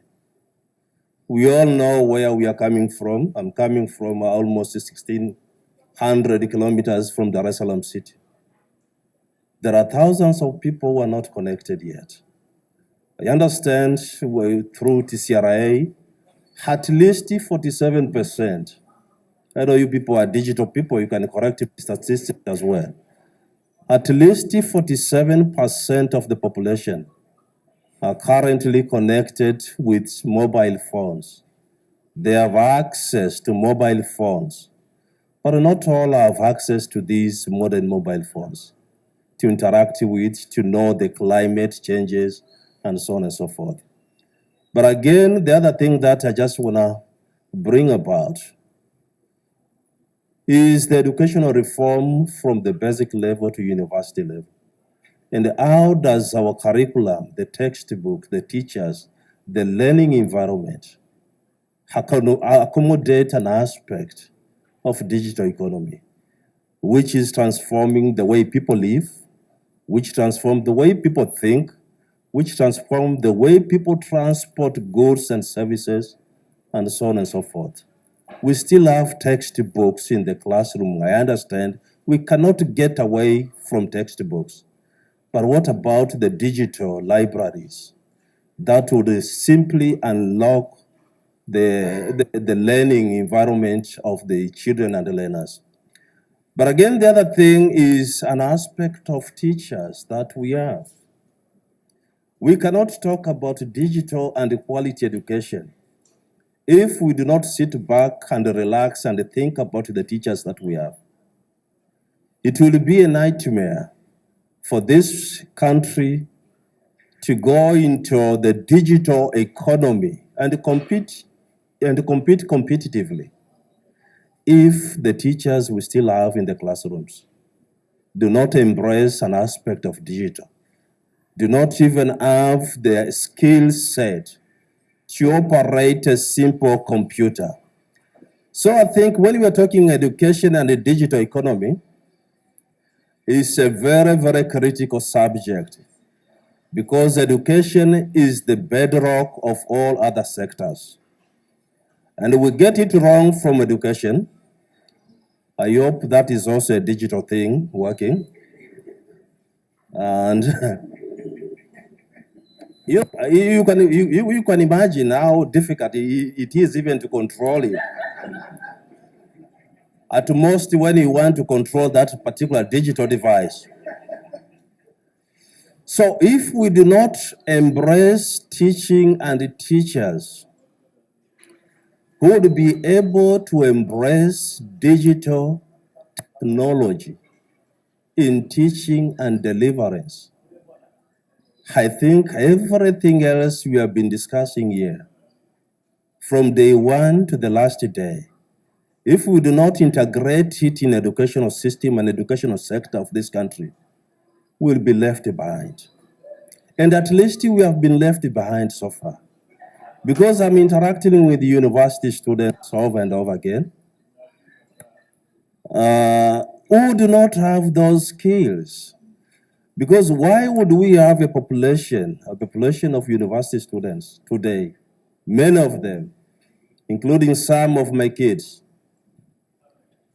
who cannot employ themselves, looking to be employed in a white-collar job? And we have a space here for digital economy. So let me just pause up right here. I'm told I have some few minutes, but I think a food for thought when we are going to listen about educational and the digital economy. We really need to reflect from the lower level. What our kids are attaining at lower basic level in terms of digital technology. I understand that there is ICT. We have ICT strategy in the country that has not even worked.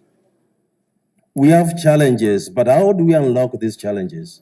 And it's my dire hope that through these sessions like this, would surely inform the government, the communities, the parents, and each one of us to understand that our economy is surely transforming. But it has transformed in accordance to what is on the technological changing of the global economy. So we know all for sure, last 5 years, it was a crime to trade online, to do Forex online, to do Bitcoin. I can read Bitcoin from one of the participants here. But at least when the government would be able to assess the risk, to understand, to incorporate these issues in the educational systems that we have, I think most of unemployed youths of Africa would be able to employ themselves. And that is where they could even create wealth and move on. Thank you very much. Thank you so much, Ochola. And as we proceed, I would like to welcome other panel member. He is from ExamNet, Moses Mbaga.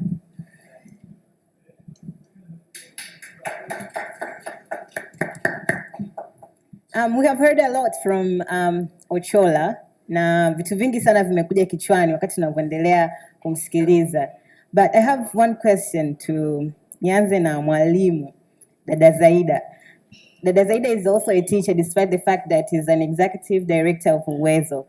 So our education system, does it really prepare us for these emerging opportunities of digital economy, as Ochola has mentioned to us, na kama ambavyo tunafahamu wote kwa ujumla?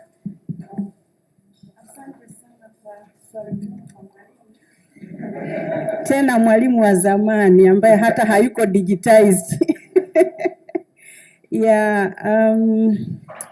Nitatumia lugha zote kwa sababu tunaruhusiwa. So tunasema kwamba sekta yetu ya elimu na elimu ambayo tunawapatia watoto wa Tanzania ina mambo mengi, na serikali inajitahidi sana kwenda na mabadiliko mengi yanayotokea duniani. Lakini kwa kifupi tu niseme kwamba bado hatuwapatii watoto elimu kuendana na wakati, na nitaelezea zaidi kwenye mambo haya ya digital technology. Changamoto kubwa ambayo ipo ni kwanza kuna mafanikio kwamba kuna sera ya elimu ambayo inataja mambo ya digital technology, tuna curriculum ambazo zinazungumza kwamba watoto wafundishwe tehama. Tulikuwa tumewahi kuwa na somo la tehama. Lakini challenge ambayo imekuwa ikijitokeza, wanafundishwa theoretically, lakini practically vitu havipo. Nadhani mtakumbuka wale wa zamani, kuna yule mwalimu alikuwa anatokea kwenye kipindi cha Haki Elimu anasema bofya hapa. Wachache mliwahi kumuona.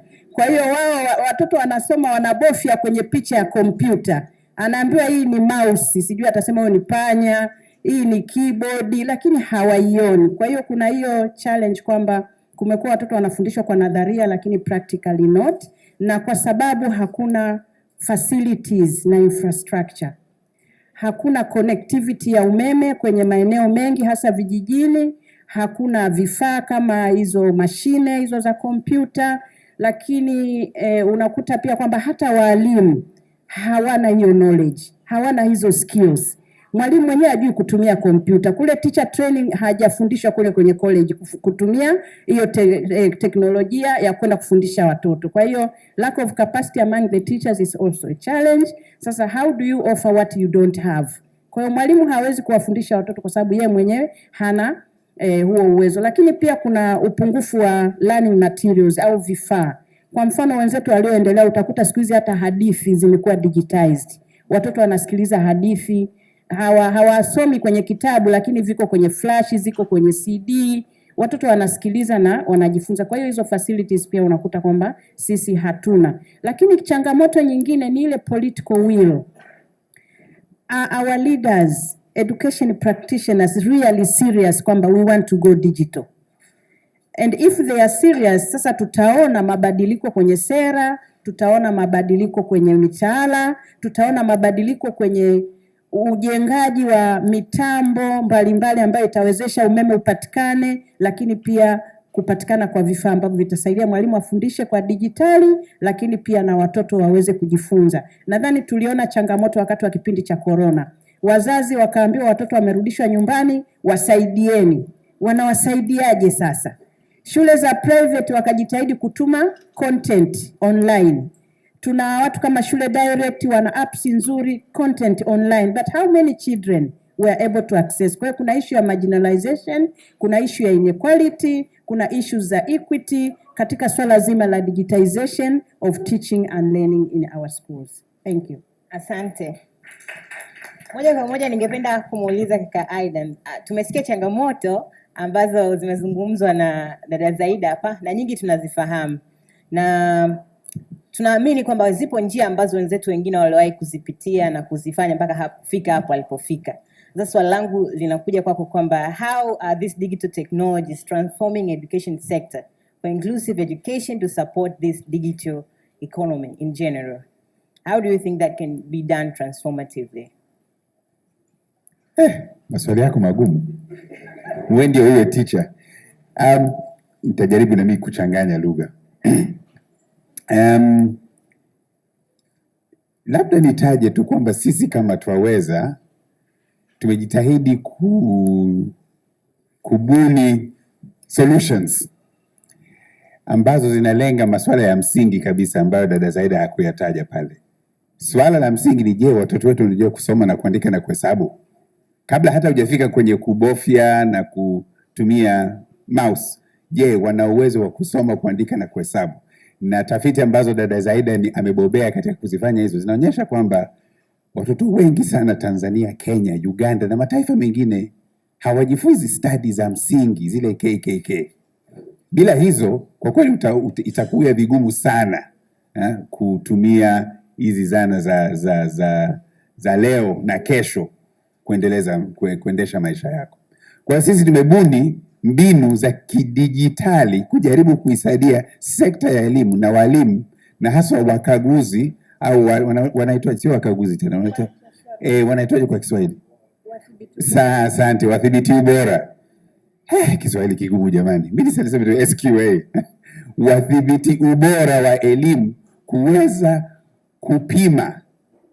kupima kama wale walimu ambao wanaenda kuwa tathmini niseme wanafundisha ili watoto wapate stadi za msingi. Kwa hiyo tumebuni, lazima nimtaje kijana hayupo hapa, anaitwa Michael Kamukulu ambaye amefanya kazi kubwa sana kubuni uwezo wa kutumia smartphone kwenda kuwatathmini, kuwaruhusu hao, kuwapa uwezo hao wadhibiti ubora kupima kama kweli darasa linaelewa kusoma, kuandika na kuhesabu. Kwa hiyo tuna hiyo software, ina app, wanaenda wanafanya sampling ya darasa pale, wanachukua watoto 10 au 20, wanawapima, je, unaweza kufanya hesabu hizi za kujumlisha au kutoa, kusoma hadithi, kuelewa, kujibu maswali. Baada ya hapo wanamwambia mwalimu, sikiliza, wanafunzi 5 kati ya 10 kwenye darasa lako lote hili hapa hawajui kusoma au wanajua. Hawa wanafunzi 7 kati ya 10 wana uwezo huu wa kusoma sentensi au kusoma maneno. Na hiyo inawasaidia wao kurudi kwa walimu hapo hapo baada ya kufanya tathmini hiyo, na kuambia kwamba hapa kuna changamoto, hapa unafanya vizuri, rekebisha ili tukirudi tena watoto wameweza kuinua viwango vyao vya hizo KKK. Kwa hiyo tunatumia sisi digital tools na data collection hiyo ili kuweza kusaidia serikali kupima kwa haraka na sio kusubiri mpaka unafanya mtihani wa darasa la 4 ndio hapo unajua I say hawa watu hawajui, lakini miaka 4 imeshapita. Sisi darasa la 1, la 2 na la 3 tuna uwezo wa kuwasaidia hawa SQAOs wadhibiti ubora kufanya hiyo kazi. Kwa hiyo nitamalizia kusema kwamba tumefanya piloting kwenye shule 47 lakini ni chache. Bwana Ochola amesema hapo ziko zaidi ya 20,000. Lakini tumeanza mwezi wa 7 kufanya hii piloting. Na walimu wenyewe wanaipenda. Nitoe tu nukuu za hawa SQAOs kwa Kiingereza.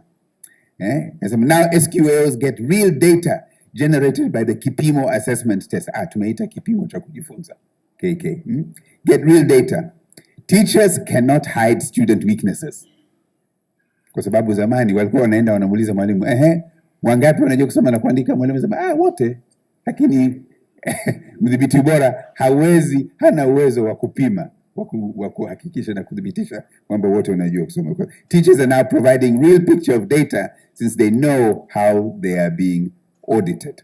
Kwa hiyo hii inasaidia, na tunaongea na serikali na TAMISEMI kuona kama watakuwa tayari, sio TAMISEMI tu, samahani, Wizara ya Elimu, Sayansi na Teknolojia, kama watakuwa tayari kuchukua nyenzo hizi na solution hii kujaribu kuboresha elimu msingi kabisa na stadi za msingi, ili baadaye mwaka wa 4, wa 7, wa form 4, form 6 watu wetu wenzetu wa Tanzania wana uwezo huo wa kuzitumia hizi nyenzo za kidijitali bila matatizo. Ningependa kurudi kwa Dr. Ellen kwa upande wa haki elimu. Ni vitu gani ambavyo mmekuwa mkivifanya ambavyo vinaendana na masuala ya kidijitali katika kuhakikisha kwamba tuna cover hii gap tunayozungumzia kwenye elimu? Asante. Tayari mnajua natokea din haki elimu. Kwa hiyo kwa kweli tulikuwa tunafanya kazi kubwa sana kwa miaka 20 tangu kuanzishwa kwa hili shirika kuhakikisha kwamba kitu cha kwanza tunahakikisha mtoto yoyote Mtanzania pasipo kujali umri wake, mradi anaingia katika elimu msingi, anapata elimu ambayo inastahili kupatikana kwa Tanzania. Elimu bora, elimu ambayo itamwezesha yule mtoto kuwa na uhuru wa kidemokrasia ndani ya mfumo wa elimu, lakini pia pale atakapohitimu masomo na aweze kujikimu kimaisha. Na elimu hiyo tulikuwa tunaendelea kuifuatilia, yani tangu kipindi kile hadi sasa na tunakoelekea.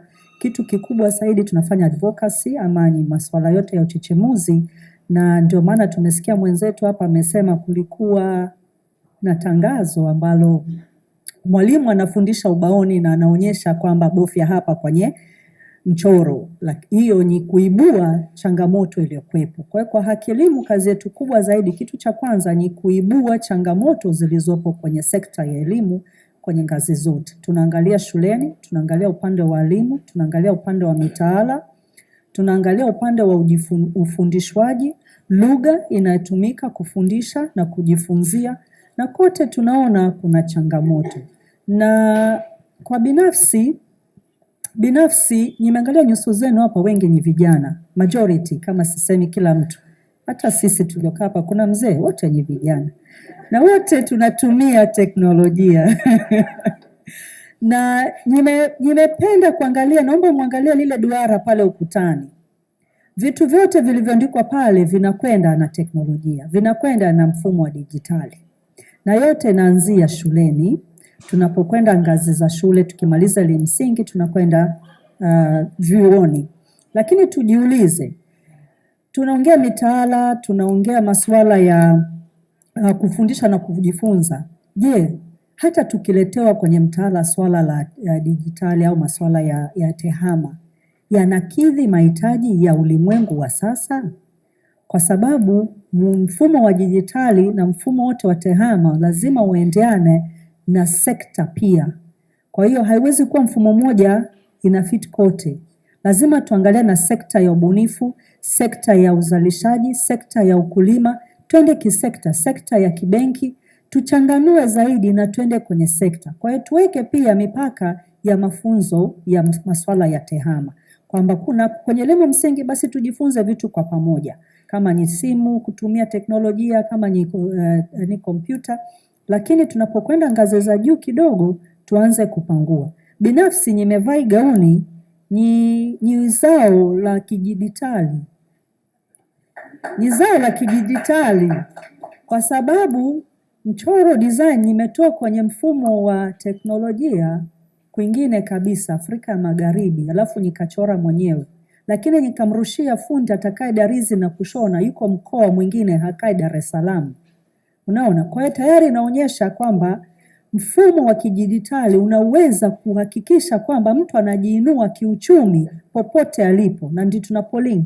Na ndio tunaposema sisi kama shirika la Haki Elimu tunasema hii elimu tunaipata iwe ya aina gani? Ni mradi elimu au elimu mradi? Ya? Kwa hiyo lazima tuangalie imemsaidia vipi. Huyu Mtanzania, Watanzania wawili wamenufaika kutokana na mfumo wa dijitali kunivalisha mimi gauni yangu niliyovaa leo. Kama mnaona, na watatu walikuwa ni transporter. Kwa hiyo kwa sababu ilibidi aniletee hapa nilipo. Kwa hiyo tayari tunaona kuna muhimu wa kujenga mfumo wa uchumi. Lakini pia tuangalie duniani tunakoelekea. Mfumo wa dijitali hata shuleni unatakiwa uendeane na masuala ya ajira mtu anapotoka kwenye mfumo wa elimu. Kuna vitu viwili, kuajiriwa na kujiajiri. Wengi tunasisitiza tujiajiri, kujiajiri. Nani anakimbilia kujiajiri? Wengi wanakimbilia kuajiriwa. Na hata kama umejiajiri, lazima utakutana na mfumo ambao uko kwenye serikali ambao utakuwa unatumia kulipa kodi, kulipa mishahara. Sasa hivi tumeambia parking unalipa kwa mfumo wa dijitali, si ndio? Kuanzia tarehe mosi Disemba. Wangapi tunajua jinsi ya kutumia mfumo wa kulipa parking? Gari ukiacha mahali ukiegesha lazima ulipe. Ni mfumo wa kidijitali. Tulifundishwa shule? Hapana. Ghafla unaambiwa anza kutumia. Kwa hiyo tunatakiwa kutayarisha vitu hivyo kwenye mfumo wetu wa shule na tubadiliki. Tunauliza walimu tutawapata wapi? Swali, na sisi Haki Elimu tunasema huu mfumo lazima uwe mzuri na uendane na kukidhi mahitaji ya wanafunzi. Walimu wako wapi? Ni wangapi hapa walimu wa tehama? Tanzania hii ina walimu wangapi wa tehama? Kwa hiyo tunatakiwa tuanze kuanzisha mchakato mzima wa kupeleka walimu bora wanaojua masuala yote ya teknolojia waingie kwenye mfumo wa ufundishaji, na sio mwalimu wa historia, jiografia, hesabu aanze kushika kalamu na kuangalia zile notes, takwimu hapa zinasemaje, alafu aanze kufundisha. Haiwezekani.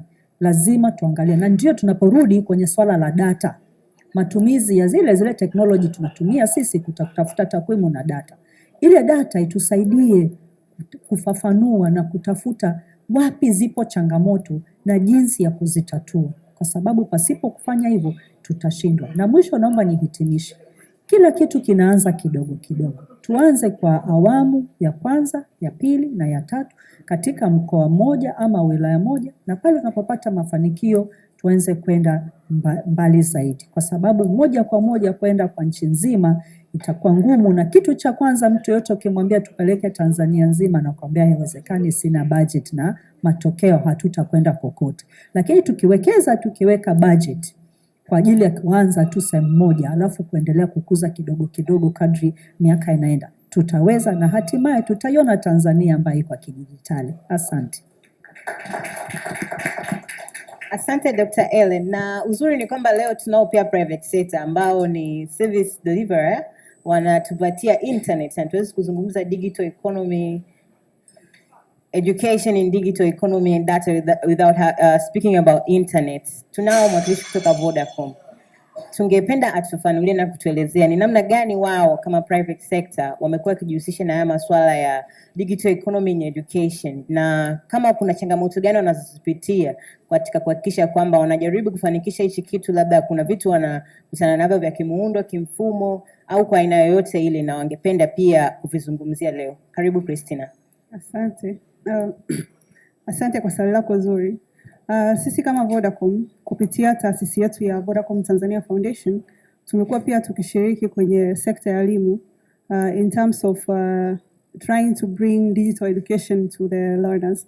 Na kabla hatuja roll out mifumo yetu ya kidijitali ambayo inaitwa instant schools, ambayo sasa hivi tunaita ifahamu, tuliweza kwenda mpaka kule Moshi, tumeenda mashinani, we were trying to roll out the technology kule.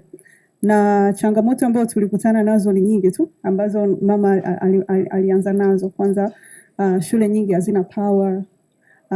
Maeneo ambayo tumeenda kule Tabora vijijini unakuta hamna internet, shule hazina kompyuta.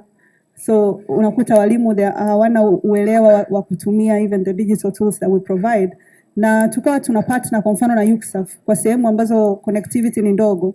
Tukaingia partnership na UCSAF kupeleka computers, routers na hardware kwenye hizo shule. So changamoto tuliyokutana nayo ni kwamba even when we provide the technology, even when we provide the hardware, when we provide the computers, we provide the routers, tunawatrain walimu, tunawatrain wanafunzi, we do like a whole 2 weeks activations. UCSAF wametupa connection, sisi tumeenda, tumeshirikiana, tumepeleka hardware. Unakuta kwamba walimu hawana skills. Even when we do give the skills, tukishaondoka, tumewapa internet ya miezi mitatu. Ikiisha, the first thing they do is they start asking, can you give us more? So how much can we as a private sector provide internet to a school? So how are schools putting systems in place to ensure kwamba the schools are connected? Mmepeleka vifaa kama computer, baada ya miaka miwili vimeharibika. What kind of systems are the governments putting in place for this? Changamoto nyingine ambayo tunakutana nayo ni ambayo nimeshasema, digital literacy skills, especially kwa walimu. Huwezi ukamexpect mwalimu huyu ambaye haelewi kutumia internet kumfundisha mwanafunzi. I think hiyo ndo changamoto kubwa tunayokutana nayo. Na pia instant schools imekuwa ni system nzuri ambayo we've tried to get content there. Unajua, it's one thing to have a system, but it's another thing to have content that is relevant to our market. Unakuta tumeweka content pale ambazo mwanafunzi wa kawaida akiingia anaona hazimfai. So we've tried to work with our regulators, the Ministry of Education, TIE, to get this content about tunaweka pale iwe approved. And the process was tedious. It was a very, very long process. So how, even if we want to take education digitally, how is the government ready to accept us? How ready are they to give us this content to put it there? Now, in terms of making sure that it's inclusive, zero rate kabisa. Kwa mtumiaji wa simu wa Vodacom, unaweza ukatumia ifahamu without having a bundle. But then if you go there, what do you find there? And do you even know how to get there? So changamoto ni kama hizo. Asante. Asante sana. Ningependa mic iende kwa Moses kutoka Examnet atuambie wao kama shirika wanafanya nini katika kukabiliana na hizi changamoto tunazozisikia kwenye masuala ya elimu upande wa kidijitali pamoja na data. Asante. Sisi kama Examnet, we provide learning resources kwa wanafunzi. Na to us ni kwamba tunajaribu kuondoa ile adha mwanafunzi anayopitia kutafuta content mbalimbali from different places. Aende kutafuta labda tests kutoka somewhere else, aende kutafuta vitabu from somewhere else, aende kutafuta a tuition teacher from somewhere else. Kwa hiyo ana go through a lot of circumstances throughout the way ambazo zinamdemotivate. Kwa mfano hata mimi ilinidemotivate wakati niko primary kuendelea kujifunza zaidi. Kwa hiyo kwa kutumia Examnet tunajaribu kuondoa hizi adha zote na kumpa mwanafunzi access to learning resources zote ambazo anaweza kuzihitaji na kuwa nazo muda wowote. Na this is how we briefly tackle this challenge. Lakini pia ukiongelea swala la walimu bado ni changamoto kama each of the panelists have ongelea, ni kwamba we first need to educate these teachers. Sababu kwa mfano sisi kama Examnet tuna walimu 10 ambao hawa walimu wanatunga mitihani yetu ambayo ipo available kwenye mfumo. Lakini the first time we met these teachers walikuwa wote they are excellent teachers in terms of theoretical kuandika kwenye karatasi. Lakini sasa because we are a digital platform now, we need them to input these questions inside the platform. Basi nikawatengenezea a small website kwamba nyie mkishatunga maswali yenu be it in a paper, transfer that into this simple form ambayo ni form tu ina gaps 50 ambazo mwalimu ata input yale maswali na majibu yake. Lakini you can't imagine how terrible the experience was. Because almost all of them walikuwa not computer literate, and we took like 2 weeks trying to explain to them how to simply do it, because it was just opening a web page, kuingiza zile data, kubonyeza submit. That was it. Lakini it was terrible. Lakini throughout the way tumegundua kwamba changamoto imeanzia mbali kwa sababu hata wao they can only use mobile phone because it's probably the only thing they use the most. Computers ni bado. Kwa hiyo ilikuja kama changamoto. Kwa hiyo I think kwamba sisi kama Examnet, yes, we are solving a problem by giving students access to learning resources, lakini bado changamoto ni kwa walimu, I believe, kwamba they still need more computer literacy. So if the educational stakeholders can tackle this challenge, nadhani wanafunzi wetu wanaweza thrive. Thank you.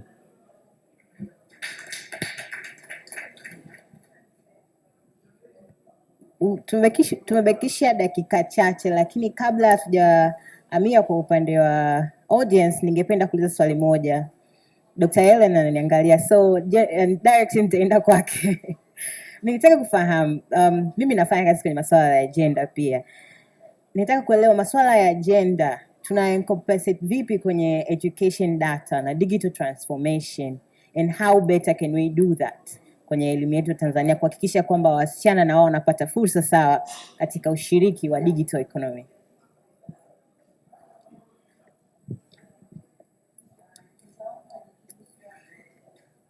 Naomba nijibu swali kwa kofia mbili. Kofia ni mtu ambaye yuko sekta elimu kama haki elimu, lakini pia mimi ni former lecturer, nimefundisha chuo.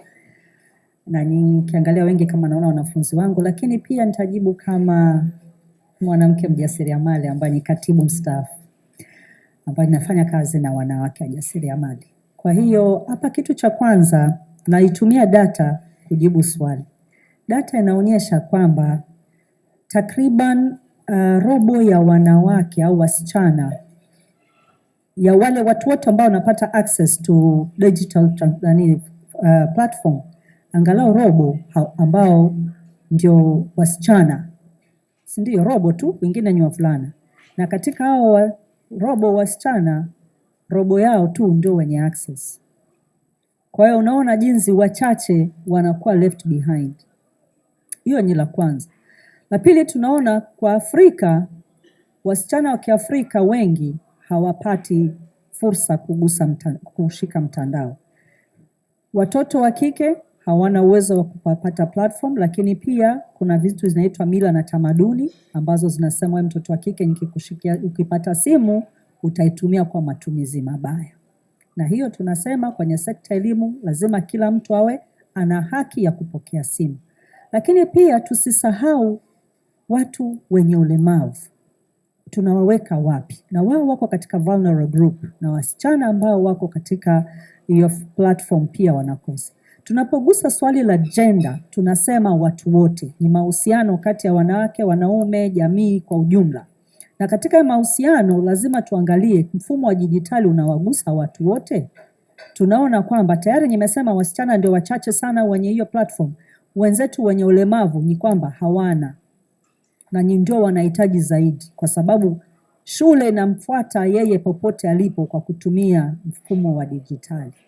Hahitaji yeye kuhangaika kwenda kutafuta elimu kilomita 7 kutembea, wakati elimu anaweza kupata pale alipo chumbani kwake, akapata material yote ya shule na akasoma na akafaidi.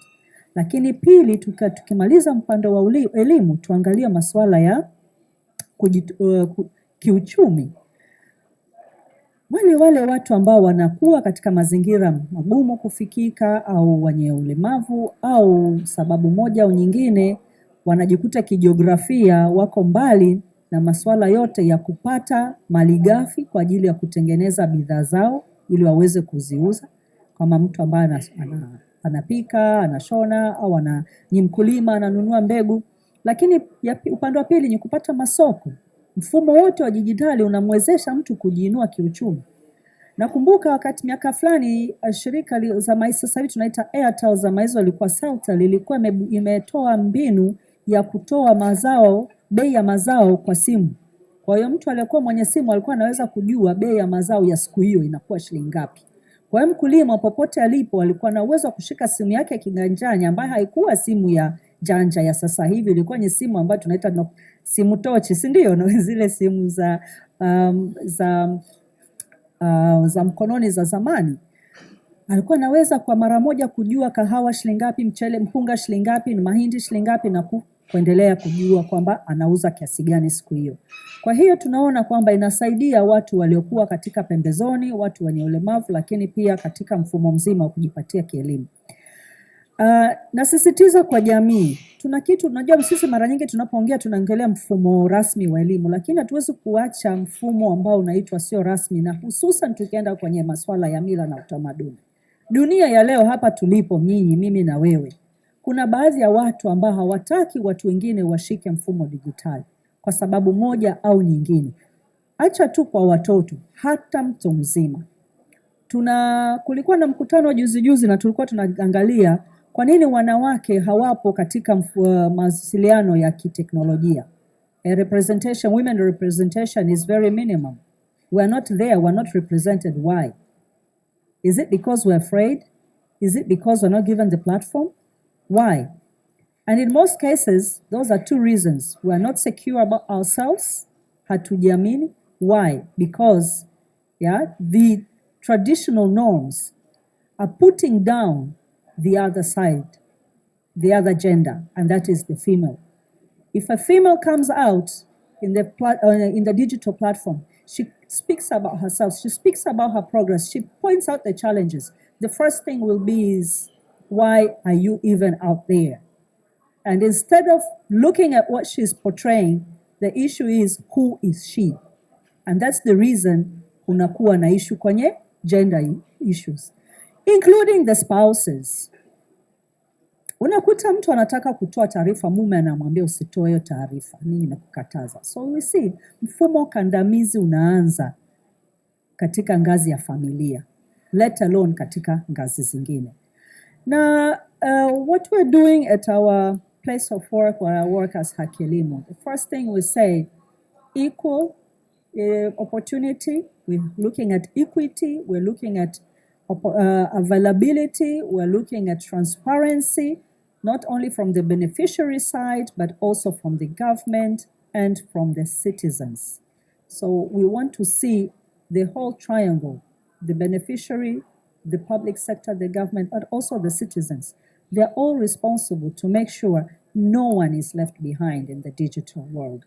And it is there to make sure that every single person who has access to it is benefiting from it, is independent, especially girls, but we're also not leaving behind the boys, yeah, because boys have their own issues, and if we leave them behind, we are losing quite a lot in the society. We need the boys to protect the girls. They are the ones who are either perpetrators or supporters, you see, and they're actually both. So we need them. And also we need the citizens to make decisions so that they can push for the agenda from the government to take action. They are the ones who provide the data that we're all using. If we're going to do the research now on the ground, it will be the people who will give us the answers. It will be the people who give us the response and the information. And they must be included. Therefore, they must be digitally knowledgeable. They must understand it. And the digital platform has to work for the people. Their voices have to be heard. And we need to adopt our technology to their needs. Only that way can we move our nation and become a digital transformed nation, and not just bring anything from anywhere in the world, dump it in Tanzania and say it will work. No, it will not. We have our cultural issues. We have our images. We have our personalities. And those are the things that we need to take into consideration when we're talking about gender digital utilization. Thank you. Thank you so much, Dr. Ellen, for bringing us to the next phase of which tutapokea maswali kutoka kwenu. Just be brief. Utasema jina lako na swali lako linaenda kwa nani, na tutatumia muda mfupi kwa sababu tumebakiwa na dakika chache. Karibu. Asante. Naitwa CPA Sandra Chogo au Mama Blockchain Tanzania. Okay, swali langu ni kwamba digital knowledge inaendana na passion. Kama mimi na passion sana ya blockchain Bitcoin kuanzia mwaka 2016.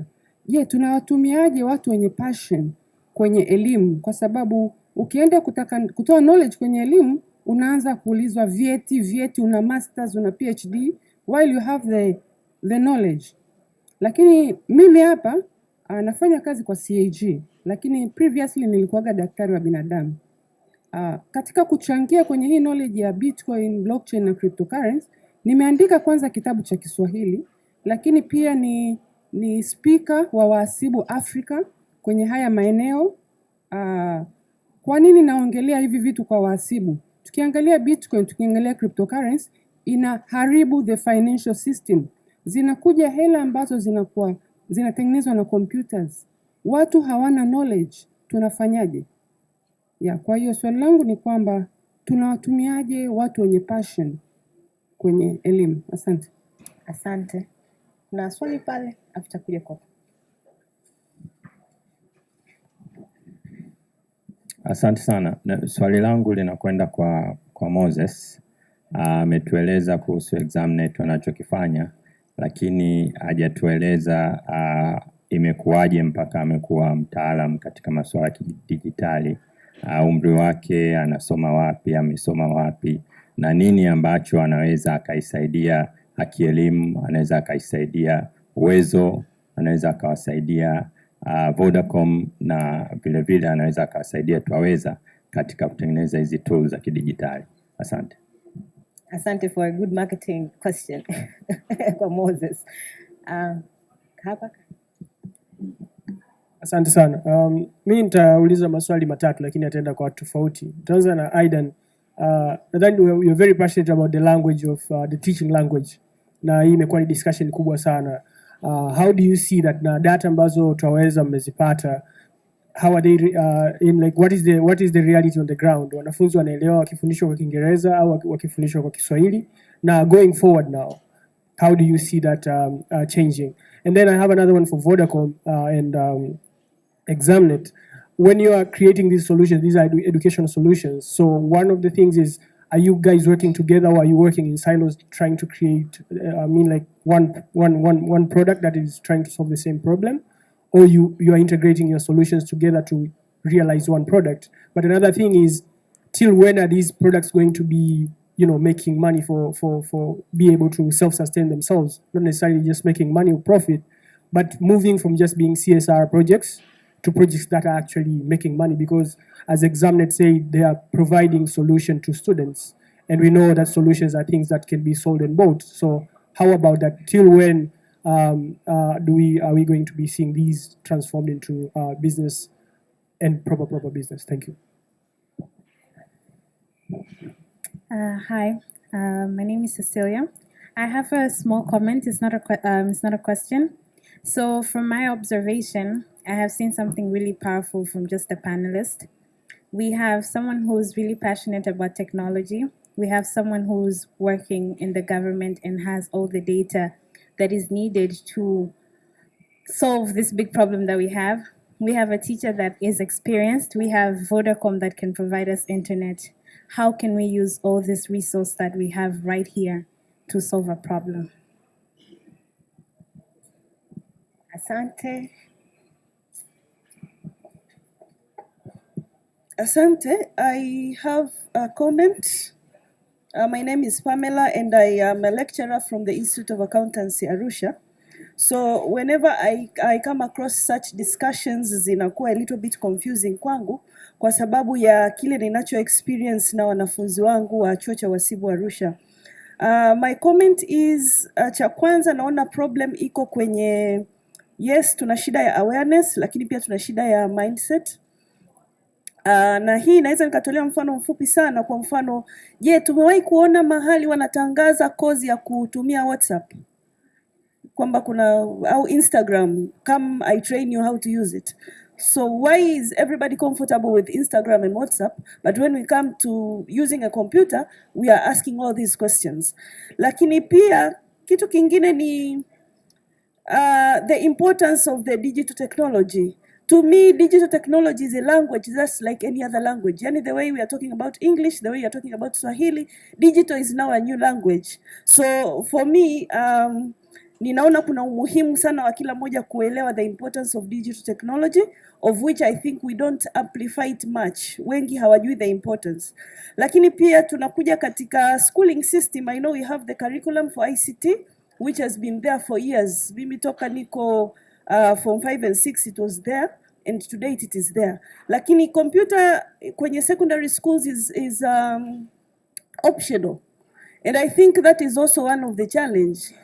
Kwa sababu unapoiweka optional, nimewahi kukutana na mwanafunzi namuuliza unasoma shuleni kwani kuna computer unasoma? Ananiambia hapana. Nikamwambia kwa nini? Akaniambia mwalimu aliniambia computer haina kazi. And I was like, oh my God, what is this? Sasa ile kuwa optional pia inafanya I'm sorry to say this, lakini inafanya pia tunakuwa hatuko very serious in making sure we have the resources, in making sure we have the teachers and all around that.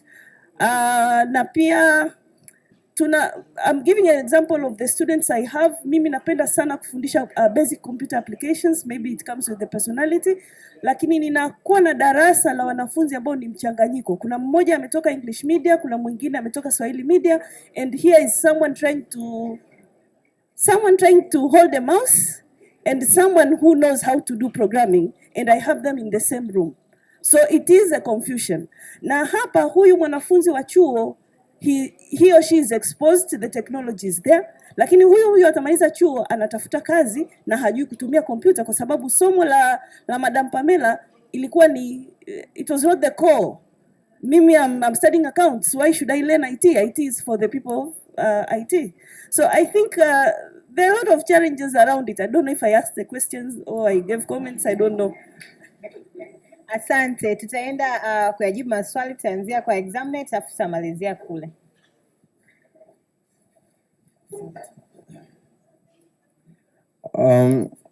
I think naweza nikaanza na swali la Mr. Agapiti regarding personal background. I'm 15. Yes, I'm very young. I've been doing software programming since I was 11. Kwa hiyo it's something I'm very passionate about. Na pia I'm a tech enthusiast. Kwa hiyo tangu mdogo, I was a very curious kid on technological stuff. I used to get toys, alafu midday nilikuwa nazivunja, and then try to rebuild it. After nilikuwa nashindwa, then I start screaming. Kwa hiyo it was a very tough childhood. Lakini how I came up with the idea of ExamNet is that back in 2019, wakati tunakaribia mitihani yetu ya darasa la 7, niligundua kwamba tulikuwa hatuna enough learning resources kutusaidia kukuza elimu yetu na knowledge yetu ili kutuandaa na ule mtihani. Kwa hiyo it was stressful sababu tulikuwa tuna approach second biggest exam in academics. Kwa hiyo it was very stressful. Na given that tayari nilikuwa na hii knowledge ya software programming, I decided why not create a platform ambayo itasaidia wanafunzi collaborate na kuweza kugain access na learning resources. Na pia I had nothing better to do, kwa hiyo it was an added value. Nikija kwenye swali la pili, nadhani niliulizwa pale kuhusu how us ExamNet and Vodacom are cooperating, is that sasa hivi ExamNet is an online platform. Lakini ukiangalia kwamba most of the students in government schools hawana access to internet. Kwa hiyo we are planning not only Vodacom but also other telecoms to find a way on how our platform can be accessible without internet access. Ili kwa wanafunzi wote hata wa government schools ambao hawana access to internet na hata smartphone waweze ku-access mfumo wetu. Kwa hiyo I think that's how telecoms can come in. Na your second question ilikuwa upande wa how do we turn these into businesses? Actually, ExamNet is already a business, although we haven't started generating, sababu tuna integrate form of payments that will be active kuanzia mwaka kesho. So potentially from next year, we'll start generating some revenue. I think swali la tatu ni wachie panelists wengine watajibu regarding how we can all combine forces. Yeah. Thank you. Asante sana Moses. Wow, that was so inspiring. 15 years. So I think most of my panelists, maybe except of Christina, all these inabidi waamkie shikamoo kubwa. Umri wao inawezekana kama mara 3, 4. Yeah, kuna kule nyuma, when I'm looking back, I see one of my brothers is also here. Na yeye ana mtoto almost kama wewe. I think he will also be inspired kuona how young kids can take up these new challenges and competition na kuingia kwenye global markets. So I think we really need to invest in such kids.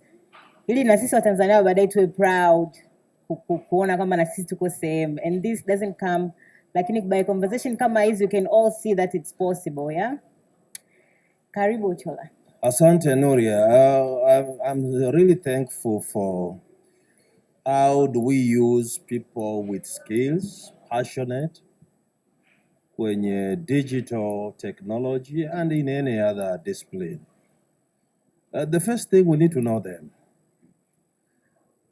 We need to know them and what they offer, because it's one thing to have these expertise and experience, and especially in this kwenye hii platform ya digital, I think we are lagging behind, very, very far, lagging behind. Because I'm looking at some of the places like, I don't want to use an example of Nigeria so that you don't connotate it with anything wrong. I'm looking at the places like Nigeria, like Kenya, like South Africa and elsewhere in terms of digital comparative advantage na sisi wa Tanzania. Sababu ukienda South Africa kuna so many courses, people are offering courses that digital, bitcoins, you need cryptocurrency, whatever the case. And people could be able to trade, to engage, to sell, to buy, and to do business and become millionaires. Sasa nadhani at least today I've seen you physically. I've seen you in several groups, especially while you are heading to Arusha. Was it in Arusha? Yes, I thought I would attend that particular conference, but I couldn't. Na kingine with TENMET, we have an international quality educational conference next year. We shall invite you to come and deliver some of the issues that we think would be relevant to the conference. And this conference brings over 200 to 300 people across the globe. So I think it's an opportunity that we can also engage. But do we know these people who can really share knowledge, either pro bono for free, or they can share by engagement and contract so that we can access and use their expertise to unlock this particular discipline? And I think, Tanzania is a youthful country. Now, ukiangalia kwenye population, almost we have around 15 to 17 youths who are going to school currently as we speak, 17 million. Unapoangalia a country of 60 million people, now you have around 20 learners, 20 million people learning either in the basic level, secondary level, tertiary level, college levels, and university. So you're talking about 1/3 of the population ambao wako kwenye mfumo wa elimu, either ni watu wazima, whatever the case, lakini it is almost 1/3 of the population. Lakini how many of them who have unlocked this particular discipline of digital technology? There are not many. We still have a lot of sociologists, politicians, and so on and so forth. I'm not saying those disciplines are not bad, but they need to reform them to match the needs of the today's economy. Hata kama unasoma political science, lazima reflect your digital. Sio biashara ya wajumbe wanasemaje. Hata kama unasoma Chinese, it has to reflect that is the way the world is heading. Sasa ukiwa tuna theory ya what you are studying at the college level, that is the reason by the end you have completed your university, unajikuta you are obsolete. Umemaliza jana and your degree is obsolete. Sasa nadhani if we identify people like you, especially with the institution I'm working with, would be more than happy to collaborate. And by the time we are done here, please hand me your business card. Thank you very much. Thank you. Naomba nijumuishe majibu because they are interlinked. The issue of schooling system, the curriculum, we're talking about issue of having one computer. The issue of computer is an optional subject, but also at the same time, people are kind of not really into studying computer, but they're more inclined to use digital media, WhatsApp, Instagram, and such. Although those are important for business and social networking. Lakini turudi pia, both those questions niunganisha na culture, because it also comes as our mindset. And I spoke about it earlier. Our mindset is driven by our society, by our culture. How you are brought up, that's how your mindset will be. Garbage in, garbage out. So if you have been fed garbage since the day you are born, don't expect to become a flower. One will become a garbage still. Yeah, depends how that person was brought up. And that mindset is pushing us back. So when we're looking at the issues of teachers, it's because our education system is not preparing the IT knowledgeable teachers. Who is a teacher? Let's start and look at the question, how are teachers becoming teachers? Nadhani wote hapa tumesoma, sio? Angalau darasa la 7 tumemaliza, sio? Wengi tumeenda chuo kikuu, right? Alafu those who could not make it to chuo kikuu, those who did not get division 1 and 2, where do they go? Teachers college. Si ndio? So until the time, and that is to answer even the question number 1, where are the talented? Yeah? Where are the talents? Let us change our system of recruiting teachers. Can we have talented people becoming a teacher? Can we have that? Yeah? Let us look at the person. If a student passes with A+ grades in technology, in mathematics, in physics, in science subjects, can they become the teachers of that subject? A failure cannot teach an A student and expect the A student become successful person and getting those marks. That is number 1. So I combine those answers of talent, mindset, and shortage of teachers because they are not there. So definitely we cannot have classes, that are required in our schools with the number of classes for computer. Computer ina become optional kwa sababu mwalimu ni optional vile vile. Sijui mnanielewa? Uhaba wa mwalimu shule hawezi kukwambia mwalimu hayupo. Kwa hiyo lugha nyepesi ni kusema iwe optional badala kuwa wazi. Unaona? Kwa hiyo ni tatizo. Lakini pale narudi tena kwenye kusema language of instruction is another topic. Naomba ni kitu kirefu lakini kwa kifupi sana. Haki Elimu sisi sio shirika la serikali, sisi ni shirika lisilokuwa la kiserikali na tunaungana na wenzetu wote kwenye kuangalia swala la ufundishaji na ujifunzaji. That is language of learning. Unajua kwenye taaluma nasema language of instruction, but it's language of learning because instruction means you're just instructing, do that. But what about taking care of the learner, democratic inclusion? That's why we're talking about inclusivity. That's it, learning. And by the way, Haki Elimu is a member of TENMET, Mtandao wa Elimu. We are member. And together, all of us here, together, all panelists, together, we form a voice that is making a change in education in Tanzania. We cannot do that without you people here. And of course, without media. So that is how we together use the resources we have to change what we have for the better of the country, including the language of learning. Kwa sababu tunasema, mtu anaelewa kwa lugha ambayo anaiongea, ndio utapata kuelewa.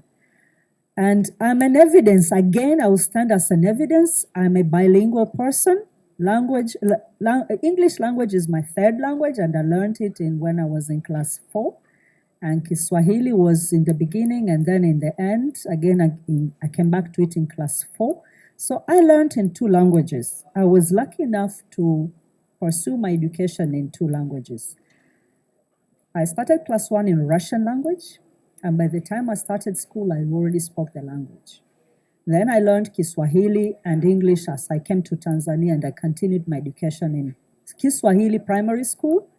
But I heard what Ochola said here. Jifunza na wewe mwenyewe, jiongeze. Jiongeze. I came to primary school in Kiswahili. I knew nothing. I didn't know Kiswahili. And the teacher, class 4, the teacher was teaching geography and siasa in Kiswahili. I understand nothing. So I had another teacher teaching me ma, ba, ka, da, parallel. And I was in class 4. By the time I joined Form 1, I understood everything the teachers were teaching in English in Form 1. You know why? Because I read English books. Are we together? English was a subject. And I did not go to bed without reading a book. You just name Mills and Boone, Agatha Christie, I don't know, Archie, all of those things. I read them. Tintin, mangapi meona Tintin, the comics. Hey, nimesoma zote hizo primary school. So, James Hadley Chase, nazikuta secondary, mimi nimesoma primary. Kwa hiyo, I learned the language. And that is how I call for all Tanzanians.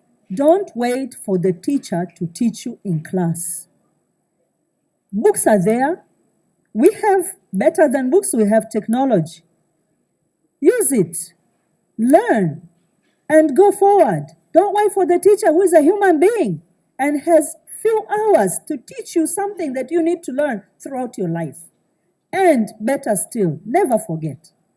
Once you graduate, unaenda kazini, unaanza kujiajiri au umeajiriwa, my friend, what you learned in school is in school. Reality is different. So how are you going to learn from the reality? If you have not built the culture of learning throughout the process, yeah?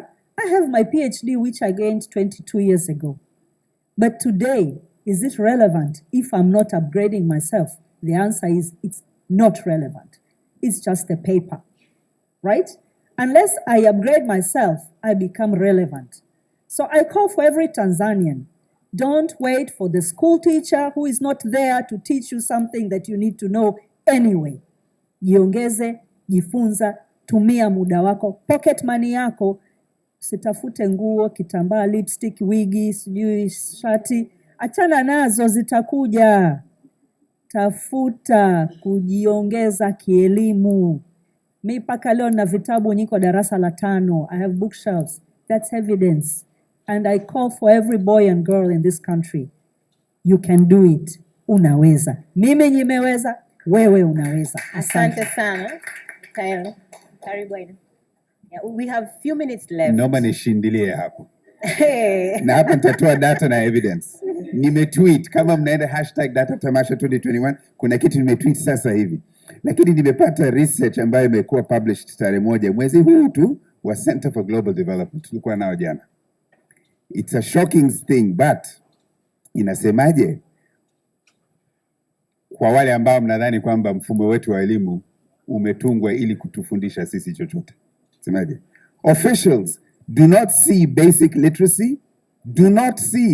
literacy as the core purpose of school systems.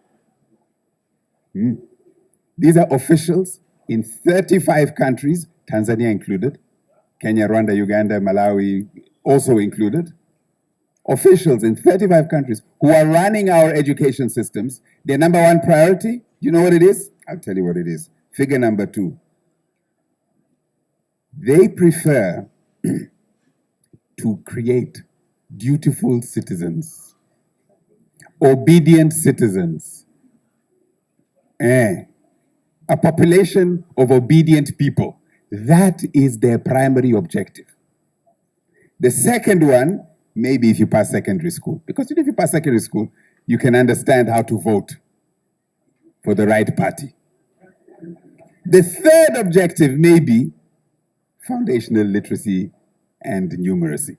Kazi ambazo wanafanya 10 minutes.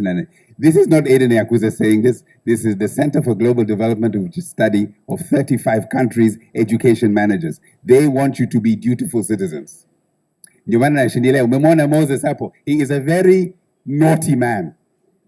Because he breaks toys, and he puts them back together again, and he learns, and at 15 he's coding.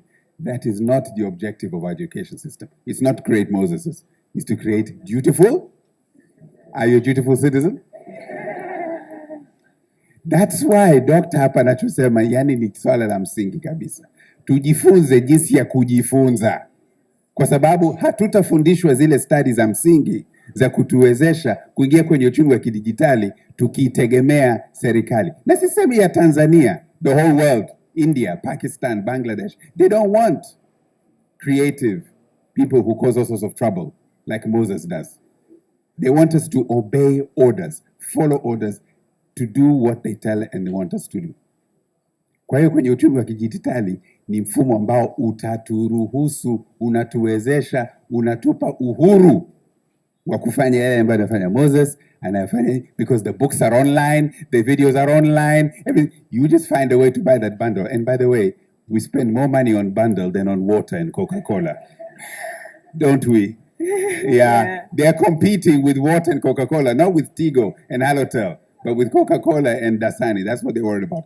So we actually are expanding. We're seeing the value in learning for ourselves. So let's use the digital mifumo. Tusiwalaumu wao kwamba mbona hamtufundishi tehama. That's not their job. Remember what their job is? Dutiful? Don't be a dutiful citizen.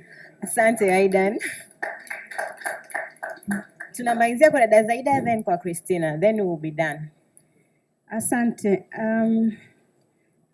Nitagusa swali moja ambalo lilitoka kwa participant. Alikuwa anauliza kama kujifunza masuala ya digital technology inaendana pia na changamoto za kujifunza lugha zingine, au kwa mfano Kiingereza au Kiswahili. So I just want to give the reality from the research and from the data kwamba hali sio nzuri kama wengine ambao wamezungumza.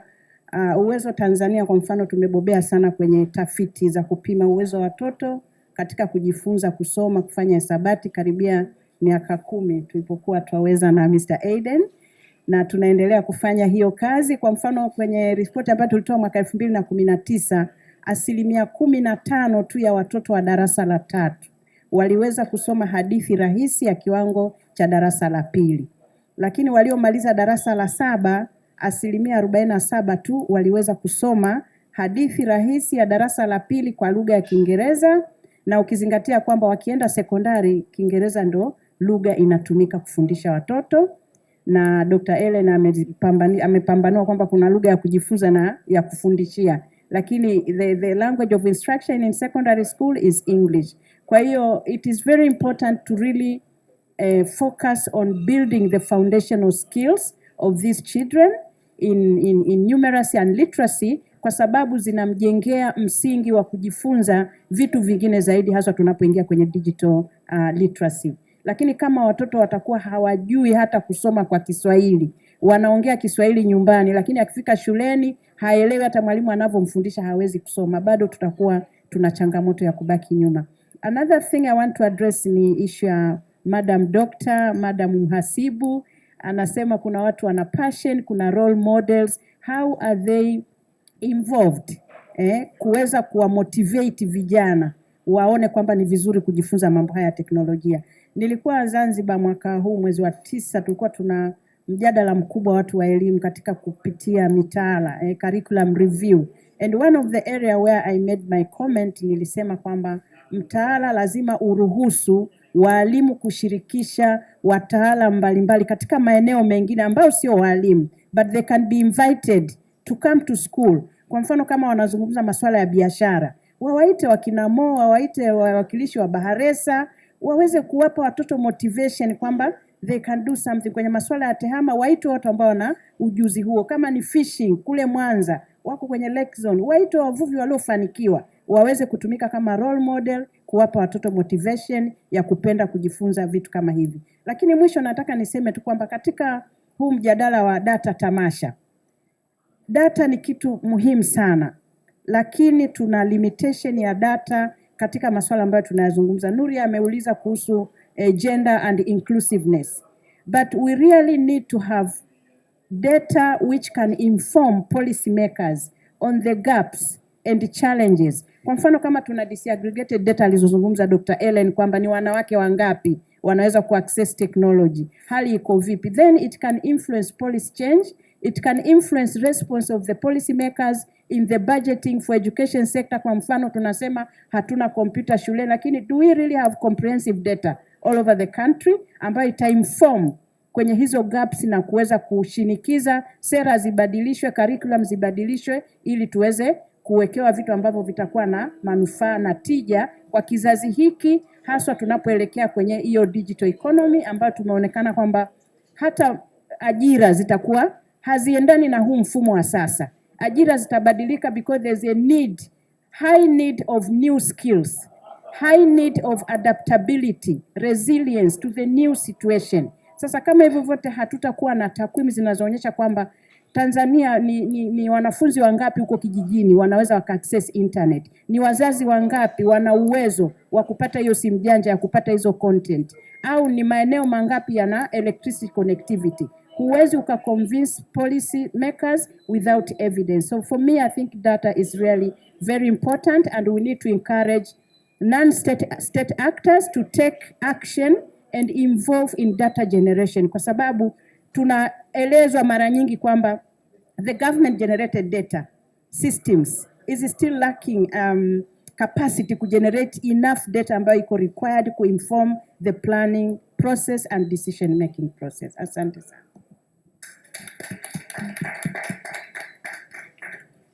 So nitajibu maswali yako kwa wakati mmoja. So as Vodacom tuna mifumo miwili. One is Ifahamu ambayo ni kupitia taasisi yetu ya Vodacom Tanzania Foundation. It's a non-profit, so we're not looking to generate any income. And on that system, you can find free content ambayo tunaiweka pale. And we do welcome other players to come and put their content. Kwa mfano kipindi cha COVID, we were able to zero rate websites za universities. We were able to zero rate websites za kampuni taasisi kama Shule Direct. So we do welcome other players to come and partner with Vodacom Tanzania Foundation to ensure that this content is made available. Na content ya Ifahamu iko available in 3 ways. One, we can offer it through SMS. Another way is through the smartphones, and another way is through the computers.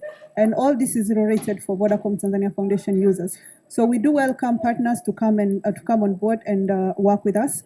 Another way that we work to provide digital content is digital education is through our Vodacom business product called Connected Schools. So we have something we call a school in a box.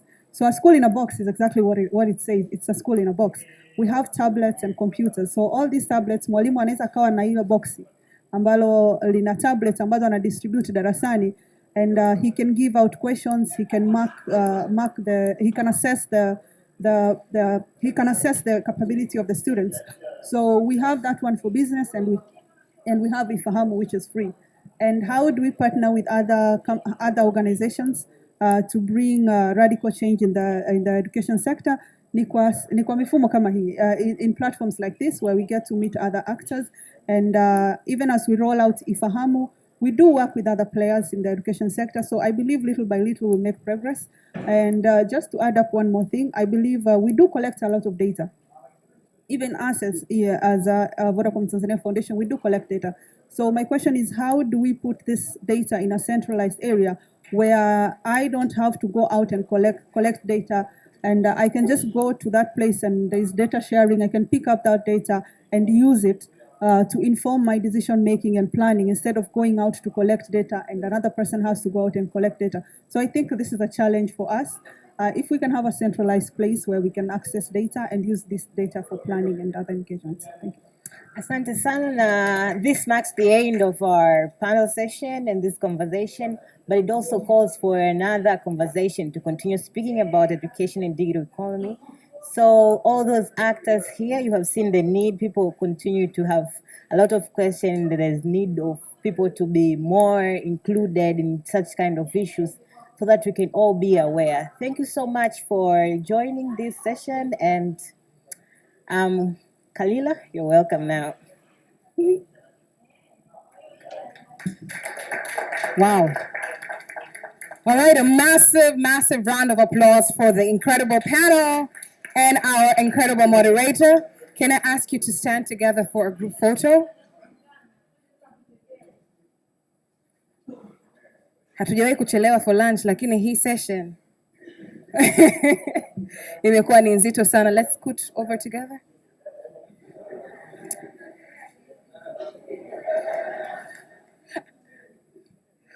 All right, as they're doing that, I'd like to let you know that it is now time for our afternoon meal.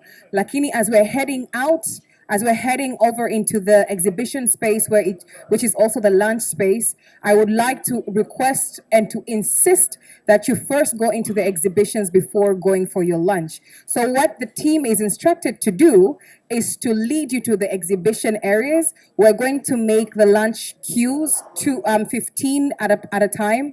And so that means please wait to be ushered to the lunch line before going in, but start moving into the exhibition spaces first. There's a lot over there to be showcased, a lot to learn, a lot to keep engaging in.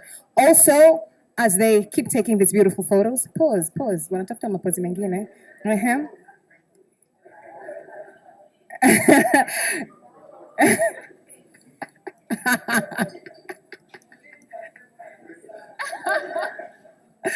I'd just like to remind you, kama mmepiga picha, you have incredible points that you've taken down. Please put them on your social media pages. Hashtag Data Tamasha 2021, hashtag Unboxing Data, hashtag Digital Economy at DLabTZ. Would like to find you so we can also retweet and reshare your content. Aiden, we will find your tweets as well. Perfect. So please keep taking photos, keep engaging as much as possible. We are going to be back in this room at 13:55. So see you then. I will announce the next session, Skule. A round of applause for all of you, tafadhali.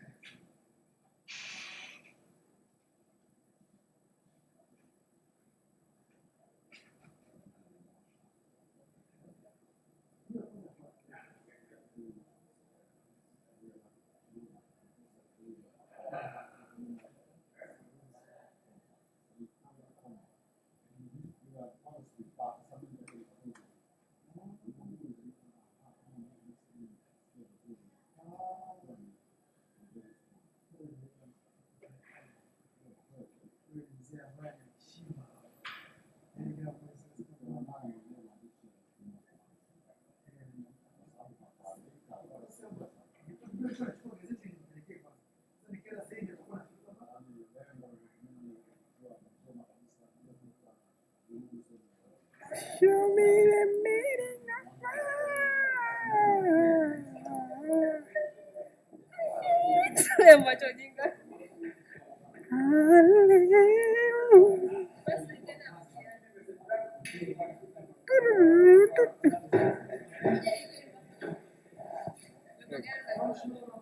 Weka slow song. I have a dream.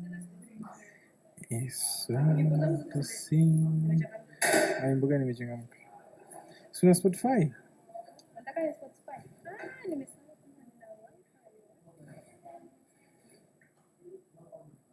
There's one to sing. Mario. Perfect.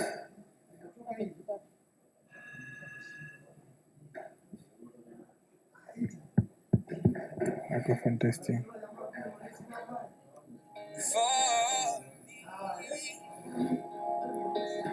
Darling, just dive right in. Follow my lead.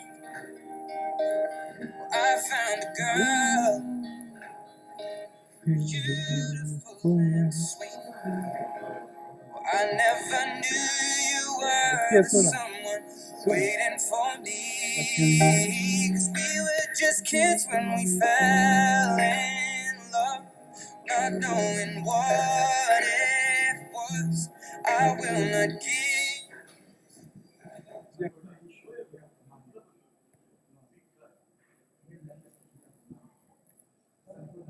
Low, your heart is all I own, and in your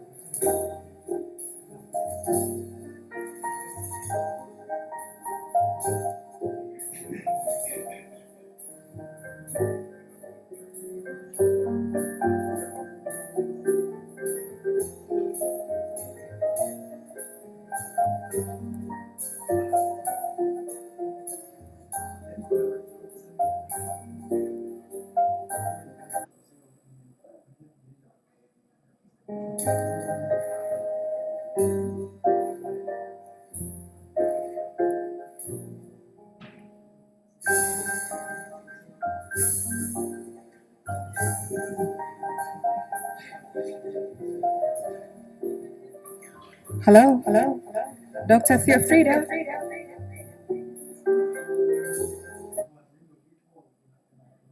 Theofrida? Hello? Habari za mchana, Theofrida Maginga? Miss Theofrida Maginga, habari za mchana, unanisikia? Yeah, I can hear you. Wonderful. Good afternoon. How are you doing? I'm great. I'm great. All right, we're just about to start the session. I am checking to make sure that you can hear us and we can hear you. But at the same time, I'd just like to confirm that you can see the room. Can you see the room? Oh, yeah, right now I can see the room. Okay, I just want to make sure that we can see you too. I'm here. Can you see me now? We can see you on Zoom, but we have screens that need to project your image. We're just trying to sort that out right now. Just give us a minute. No.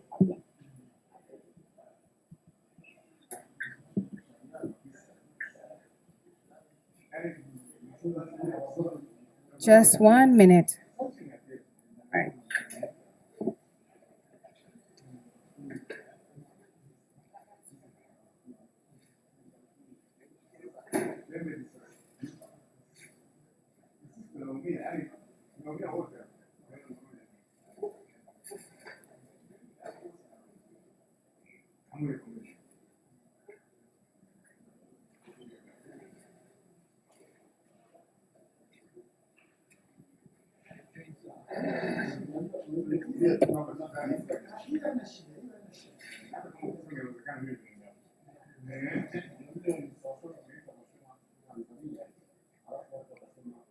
Dr. Theofrida, IT Dr. Samani. Ms. Theofrida, would you like to project something at any point? Yeah. Recording in progress. My screen, if I'll be working on. You have slides? Yeah, I'll How be many? using some slides. Or like 9 slides. Okay, wonderful. Can you see something from Yes, here? we can see. Yes, we can see your slides. Okay, perfect. That's perfect. We can see your slides. They're projecting on screen. I just want to make sure they're projecting on both screens. Just another minute. Oh, so I stopped sharing. There you are. Lovely. We can see you too. So now you can see the screen. And We can you see your projection, and we can see you too. All right, perfect. Just another minute to make sure everyone else can see you too. We will begin at exactly 14:10. Okay, no problem.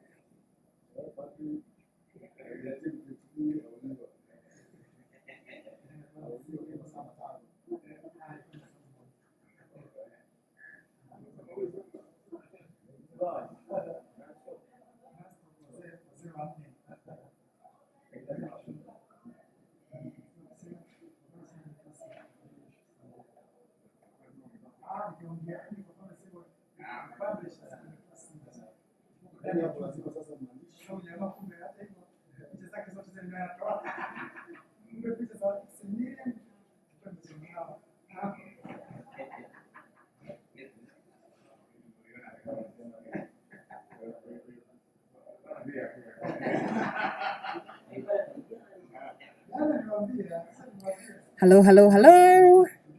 Good afternoon, everybody. Habari za mchana. How are you doing? How are you feeling? What you said and what you feel are two different things. How are you feeling? Are you ready to close off Data Tamasha 2021 with a bang? With a bang. Great. So we're going to start off the afternoon session in this room, and that's going to be Resilience Academy, Securing Urban Resilience Through Open Data, Tools, and Digital Skills of the Youth. This session is going to be led by an incredible moderator. I don't have to say much, but I will introduce her and she will bring up her panel. As usual, please, if you're taking notes, take photos, put them online, tag at hashtag digital economy, hashtag data Tamasha 2021, hashtag unboxing data. Make sure you engage as much as possible. Without further ado, actually, Bahati, would you allow me to do one thing with the audience before you come back up? All right, let's all stand up. Lunch, it was a heavy lunch, wasn't it? I'm looking for some smiles because watu mmekunja sana sura. Sasa tunaita panelists hapa wanakuja kudondosha manondo na watu mmewanunia kihivyo. Haiwezekani. We're going live. We're live on YouTube. Let's stretch out. Just flex back. Hands up, both hands, both hands. I just can't put both hands up because of the mic. All right, try to touch your knees. I'll be cruel if I tell you touch your toes. Just the knees. All right, what we're going to do now, so you're going to use your right hand and touch the back of your knee and your left hand and go up. I'm looking for sound effects. So, yes. The other side, let's go. All right, and then we're going to put your hands up. Put our hands up, and then I'm going to say 1, 2, 3, we're going to go. All ready? Okay, so that's go. Okay, so let's go. Hands up like you mean it, Stretch. This is not like this. You know, when somebody asks you if you showered, you do this. You don't do this. It's not half shower. It's full shower. Let's go. Hands up. All right, let's go. 1, 2, 3. Again. 1, 2, 3. Now this time I'm gonna say 1, 2, 3. Are you ready? Your means you're ready, right? Let's go. Up. 1, 2, 3. We are ready! All right. A big hand of applause to the moderator of the next session, Miss Bahati Joyce. Bahati, karibu sana. Makofi jamani, mibnebona.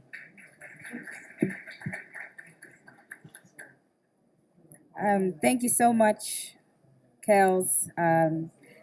So karibu, welcome ladies and gentlemen to our first afternoon session in this room, which will be covered by the Resilience Academy, one of the arms under the Tanzanian Urban Resilience Program, which is a World Bank program. And today we'll be joined with 4 speakers who are here, and 1 speaker will be joining us via Zoom. So without further ado, I would like to welcome them to the panel here on the stage. We have Dr. Mercy Mbise, a senior lecturer from the University of Dar es Salaam. Karibu. We also have Amidius Kimaro, assistant lecturer from Ardhi University. We also have Masood Hamad, assistant lecturer from the State University of Zanzibar. Karibu sana. We have Theofrida Maginga joining us, assistant lecturer from Sokoine University. She's joining in via Zoom. All right, and we have a student who has been part of our resilience program. His name is a bit hard to pronounce. I'm so sorry. Remind me. Sanare. Yes, Sanare, karibu sana. Let's give him a round of applause, guys. All right, so we have today 4 PowerPoint presentations from these wonderful academicians who will be talking about the Resilience Academy, looking at e-learning, data collection, and the impact that's being made there through the TERP program. So without further ado, I welcome the first presenter, and after we're done with all the presentations, we'll have a short panel discussion. So Dr. Mbise, karibu sana.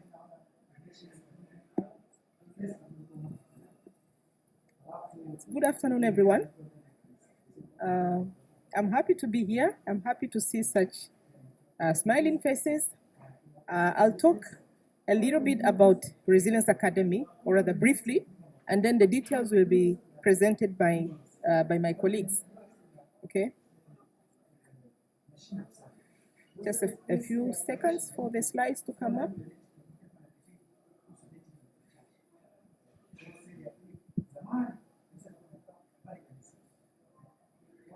Okay, so while we wait for the slides, Resilience Academy is I would say is an educational service model that the the World Bank and Tanzanian universities and the Finnish universities use to help youth use and learn digital skills for data collection and geospatial data collection and also mapping, so that the youths can have innovative ideas for employing themselves or be able to be employed. So Resilience Academy has been running since 2018, and mostly it has involved students from 4 Tanzanian universities, and also they practice this during their industrial training session after the end of their academic year. We also deal with data collection and repository database called Climate Risk Database that my colleague Masood will talk about. But we also deal with the generation of e-learning assets, e-learning materials that students also use and learn so that they can learn more and also apply in the data collection processes.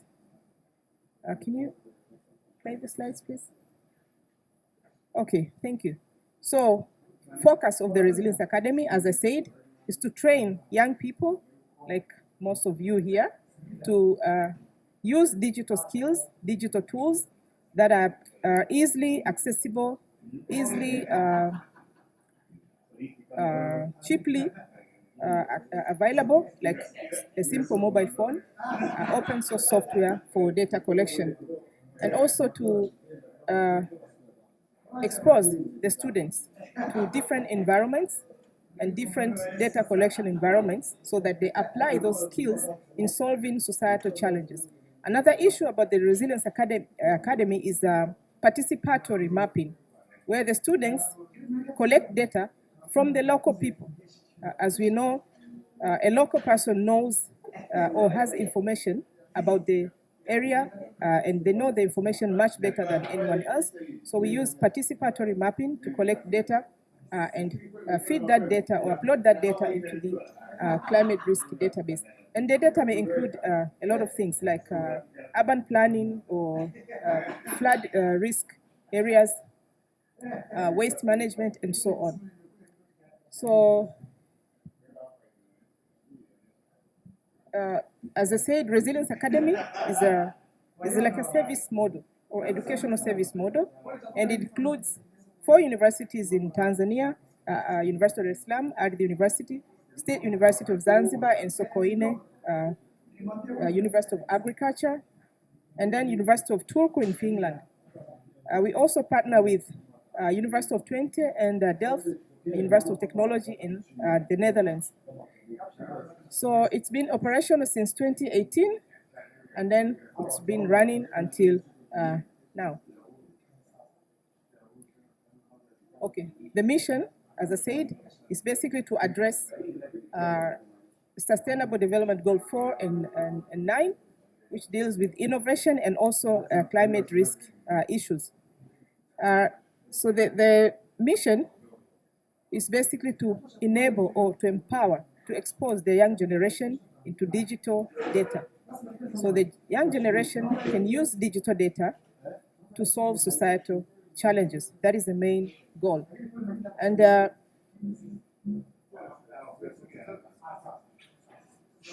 while doing that, the young or the youth, they gain innovative skills, because you don't just use data and store it, but you use innovative ideas to generate solutions that they can assist the challenges that are found in the society. So the strategy is to use open, affordable, and locally adaptable digital tools like mobile phones, open source software, as I said before.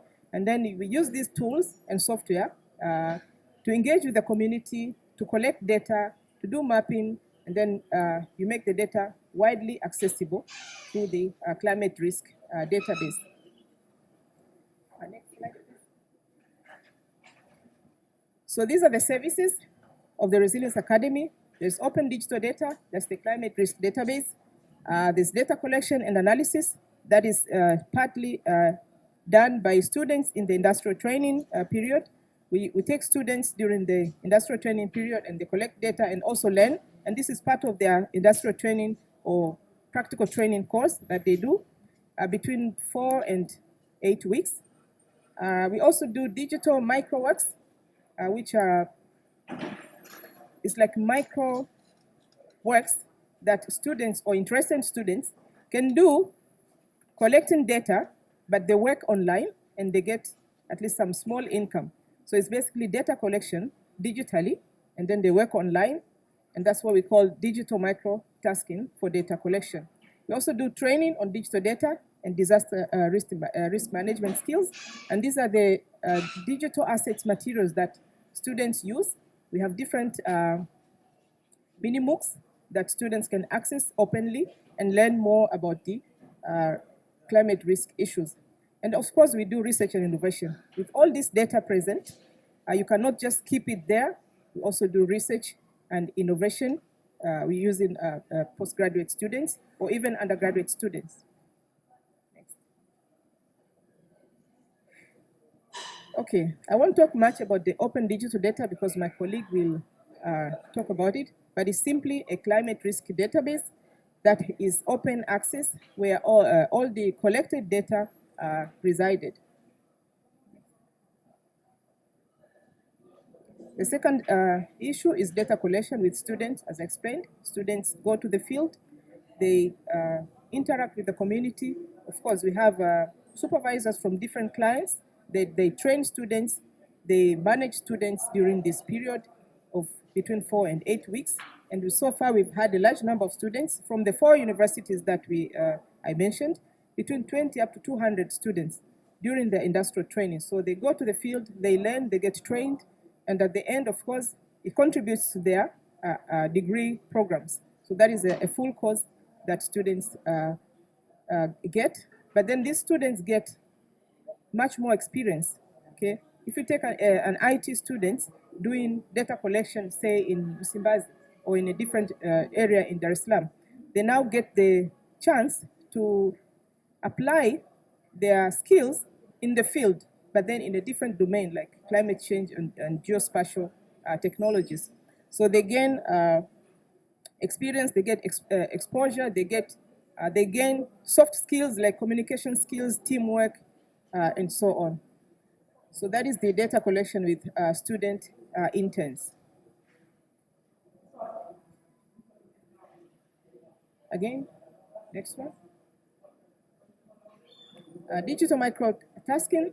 These again are the small micro works that interested students do online. They collect data and get some small income. But basically it's data collection again with the clients, but they do it digitally and submit again to the climate risk database.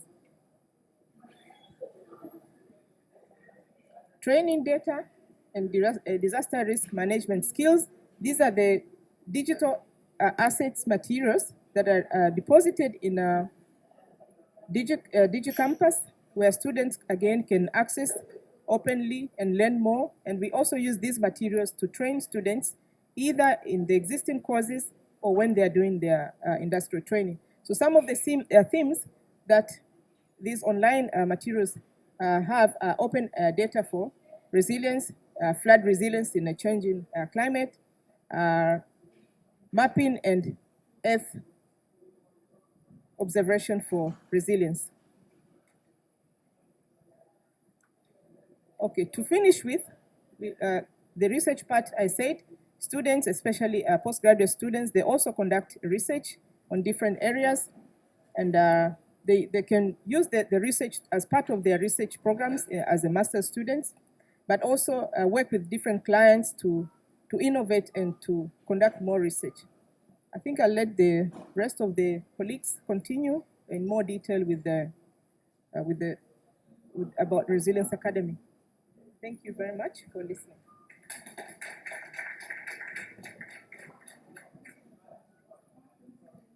Wonderful. Thank you so much. I know young people here were interested in hearing especially about on how they can make money with data collection. So we'll discuss more of that in the panel discussion at the end. Next, we have Amadeus coming from other university who will be talking about the industrial training program that Resilience Academy does. Thank you, Bahati. Good afternoon, everyone. As my friend introduced me, I'm Amadeus Kimaro, assistant lecturer at the university, but at the same time, an internship coordinator for Resilience Academy, which I know for students, here's where the deal is. When you're going for IT as the requirement of your curriculum, I know curriculum both for universities needs the students to go for industrial training every after 2 semesters, right? And so Resilience Academy offers this opportunity for students to come from the university perspective, the learning and everything they did in class, come and get new knowledge, and so to hear some of that knowledge on different technological issues. Thank you, my friend. So I'll be taking you on how Resilience Academy run the internship programs. First, we do the selection according to the students' interests. If you're a student interested in learning new technology and new skills from Resilience Academy point of view, we recruit them and then they get a chance to work upon in either the university or move on to the other university and get their courses. Next slide. So as I say, university needs students to get the practical knowledge of what they're learning. Imagine if you'll be learning only things in the curriculum, and then you move out and start working. I know our curriculum doesn't provide the really technological advancement or technological issues that you can find them in the industries. Good example is mobile data collection. Do we have any university curriculum that includes mobile data collection as the part of the training and subjects? Yes or no? Yeah, correct. But Resilience Academy offer an opportunity for you students after you've done sort of narratives or sort of knowledge gaining from your university, you come and get the skills on different technological advancements like mobile data collection, and then you can apply it when you move to work. And we expose students to digital geospatial skills, that means mapping. Correct? Thank you. We expose students to different digital geospatial skills, that means mapping, and students are always mapping the community facilities or community things that are not mapped. A good example is when our Resilience Academy starts in 2018, we are having sort of outdated information on the map. We have different platform, open source, OSM. We have the outdated information, but Resilience Academy work to make sure that, okay, these information, they're updated and they can be used for decision making. So we collect risk data using students, and these data are flood-prone areas data, drain system, and those information, they are placed in climate risk database, as Dr. Mbise introduced you. Thank you. Next slide. So the goal of Resilience Academy, again, make sure that young and the current generation get these tools, knowledge, and skills to make sure that the problem or issues that are being facing the urban developments get addressed. And bear in your mind that we teach students on how to collect data, cleaning them, and analyze them, so that these decision makers might use this information to make sure that, okay, decisions are from real data. Thank you. Next slide. Some of the training that are being provided with Resilience Academy includes JS training, community engagement, data collection tools, drone and innovation, thematic mapping, household survey, safe administration, data quality control, and metadata sharing. If you check them correct, some of the knowledge you might find on the curriculum, but on practical, you get them in Resilience Academy. We agree? I was impressed when I moved out and got to consultants somewhere, and then hearing a student that had complete SUA, was it SUA? SUA, if it's not UDism. And he was presenting and leads people on how to use mobile data collection, use them in decision making, and people were like, really? Are you a student who have just finished university and you know all these things? Yes, through Resilience Academy, you can know these things, and you can tackle this problem. You can help some of the decision makers that are on top there, just waiting that, oh, they lack this knowledge, like, okay, mobile can be used, mobile phones can be used for data collection. I mean, we know that at first, before the introduction of mobile data collection, people were, taking papers, questionnaires, hard copies, a bunch of them, moving them to the site. Make sure you do the analysis for 5,000 household. Have you ever done that? Sometimes, still now.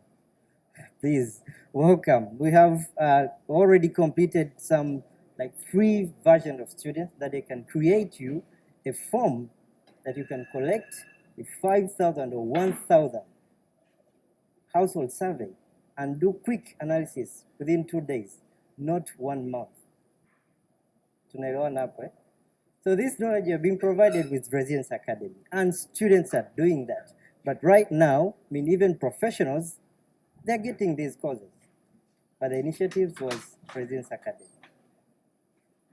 I myself, I moved out of university believing that if you need to do a project, you need to have a lot of questionnaires, a bunch of boxes, do analysis for tallying, and then after making tallying, you come to decision making. It takes you 1 month or more than that to do analysis. All right, now you create a form, mobile phone, 3 days, you're done with collection, analysis is done, very simple, and you're moving to decision making. But you're also getting money. On Resilience Academy, we teach you the tools, knowledge, and skills, but we give you the incentives. Thank you. Next slide. So this is a good example of SUSA internship in 2019-2020. Check on the number of students, and then check on the number of amenities that have been mapped, the number of kilometers of roads that have been mapped, number of buildings, number of business, number of tourist features. So if you pull out your map for Zanzibar right now, you have the clear data, clear information. You don't need to again go and collect information that you need decision making. Example, the tourist map. You don't need to go and collect data again. You already have data that students have collected them, clean, and they're correct from the Resilience Academy journal. Thank you. Next slide. Boom. In the industrial training, first, we know that students are coming with this knowledge. Okay, we are going to move on to the projects, and then we'll go to the site and do data collection. But what we did, check on the stages. The slide? No, the other slide. Before that. No. Go back. Deal. Thank you. So we introduce first student to these application mobile apps that we have, and then we do the mapping exercise, the testing, and then we do data collection. After data collection, we make sure that the data that are being collected, we teach them on how they can do data cleaning. We know that if you collect data from the site, you might have some errors, right? And you need to clean them and make sure they're safe and clean so that you can move to data collection. If the house center or if a district council needs a map, needs a clean map and a clean information.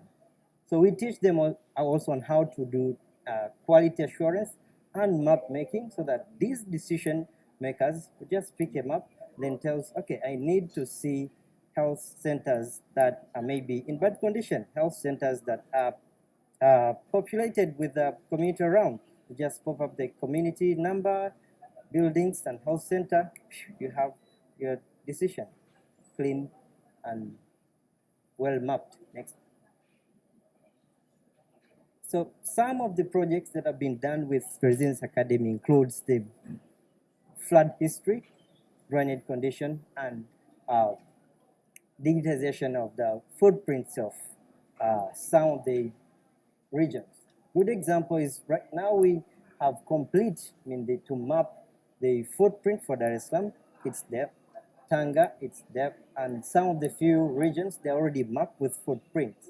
But in Dar es Salaam, the project has put much of its effort in flood history. We have the River Msimbale data that shows each house that faced floods each year, at which extent, that even decision makers can be used.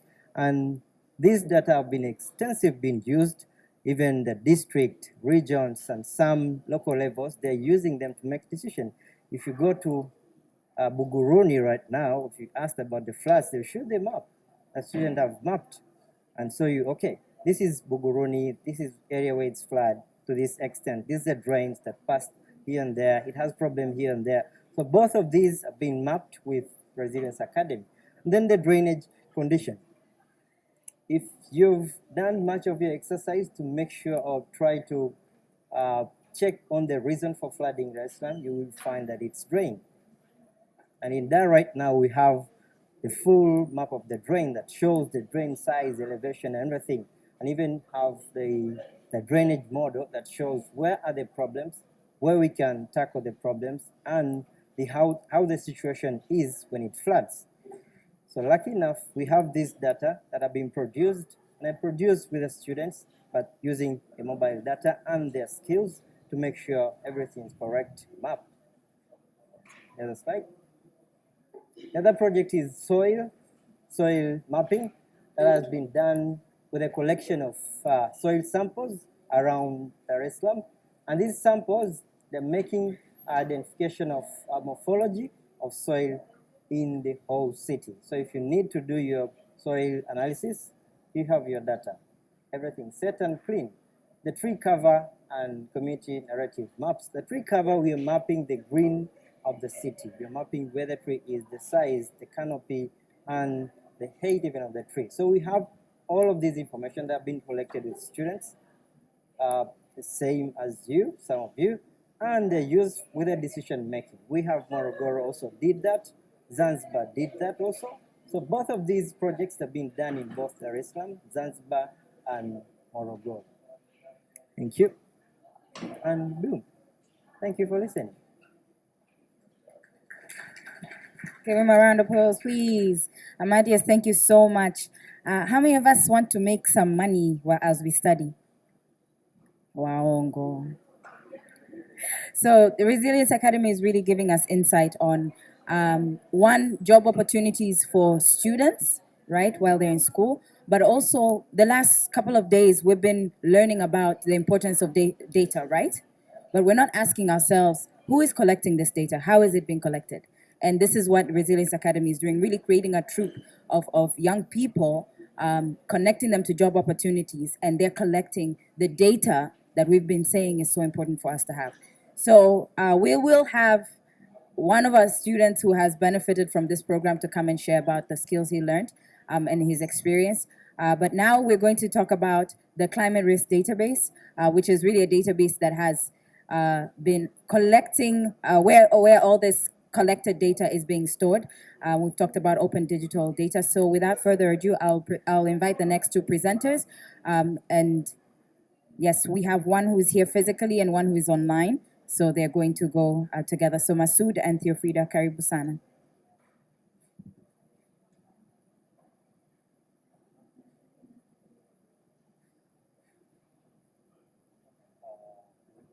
As they said, how they collect data, apart from Kambise, who said that about in general, what is the Resilience Academy.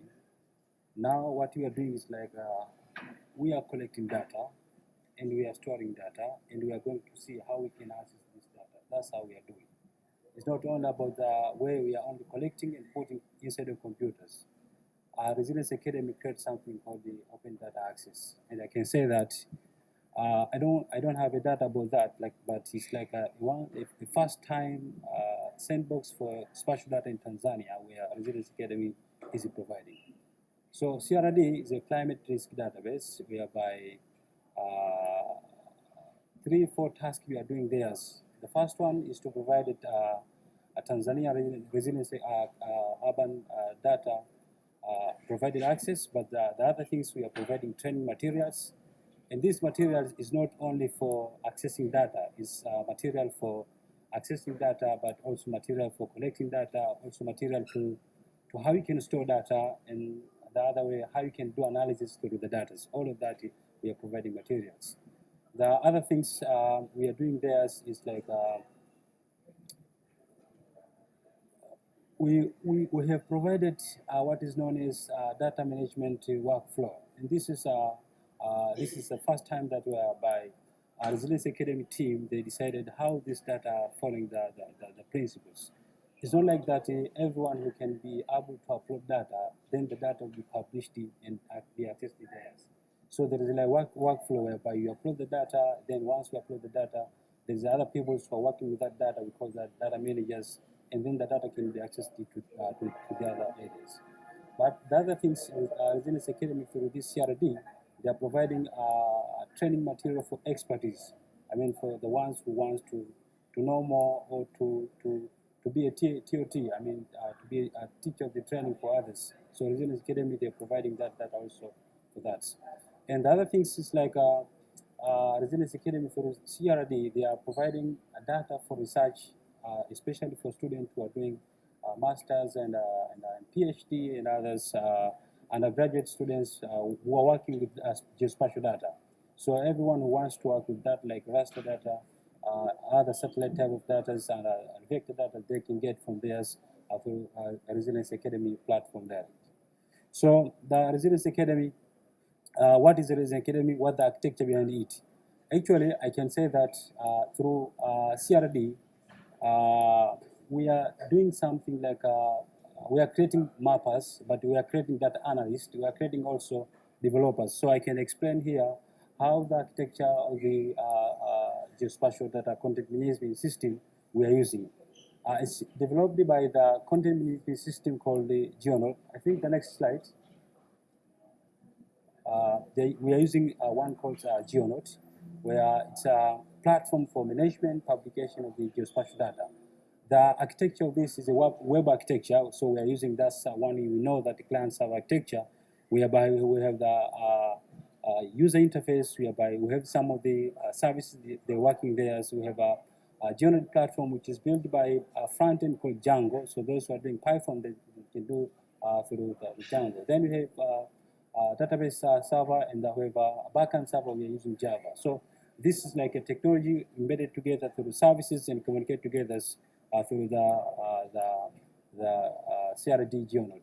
And all these materials, how you can start from the beginning of this to develop, to install, and do everything, you can get from our Resilience Academy GeoNode site. So those who are interested to go, for the developers, GeoNode developers, geospatial data developers, they can access to theirs directly. That's also coming from the Resilience Academy.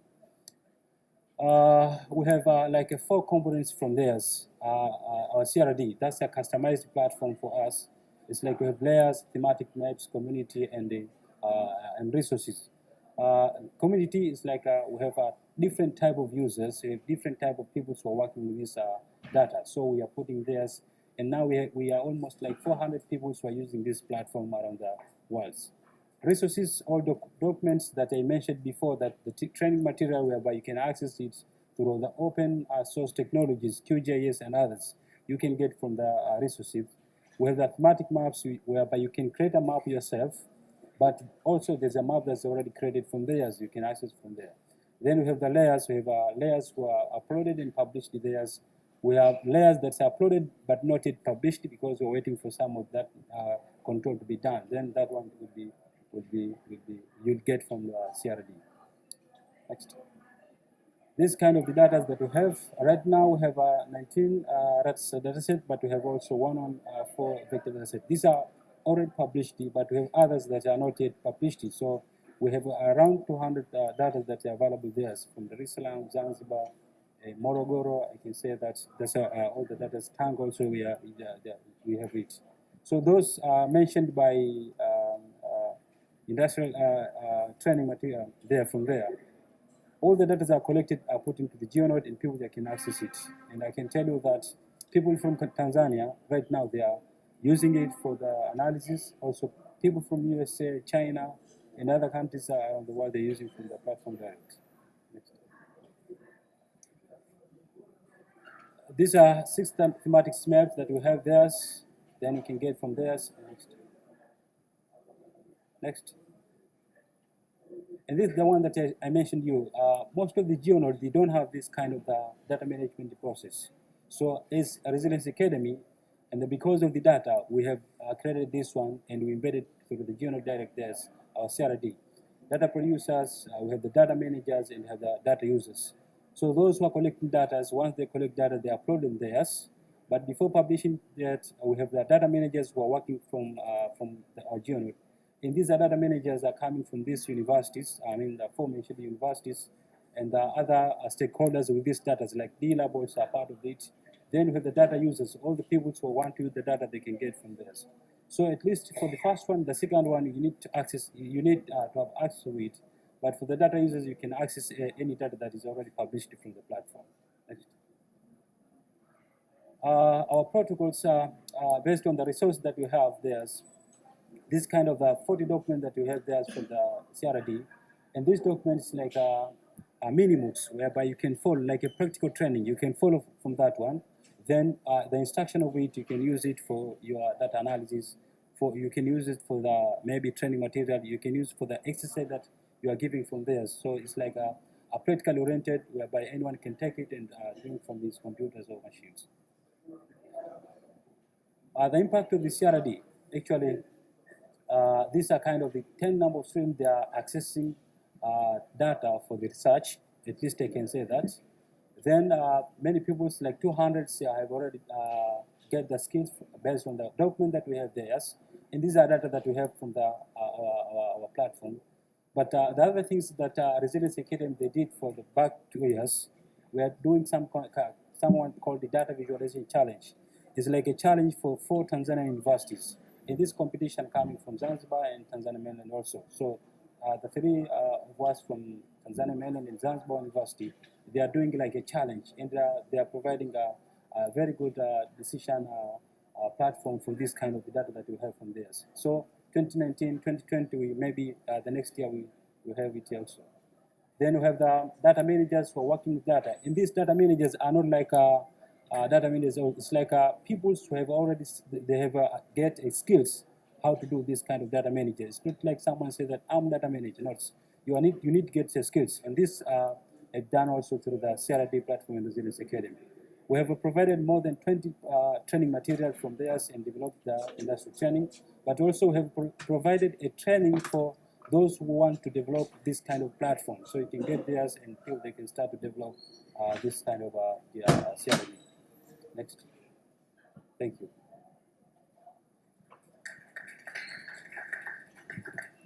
Okay, so we have one of our presenters who's joining in online through Frida. I will ask the remaining 2 presenters to be mindful of time so that we can have the panel discussion at the end. So if we could have the Zoom link up.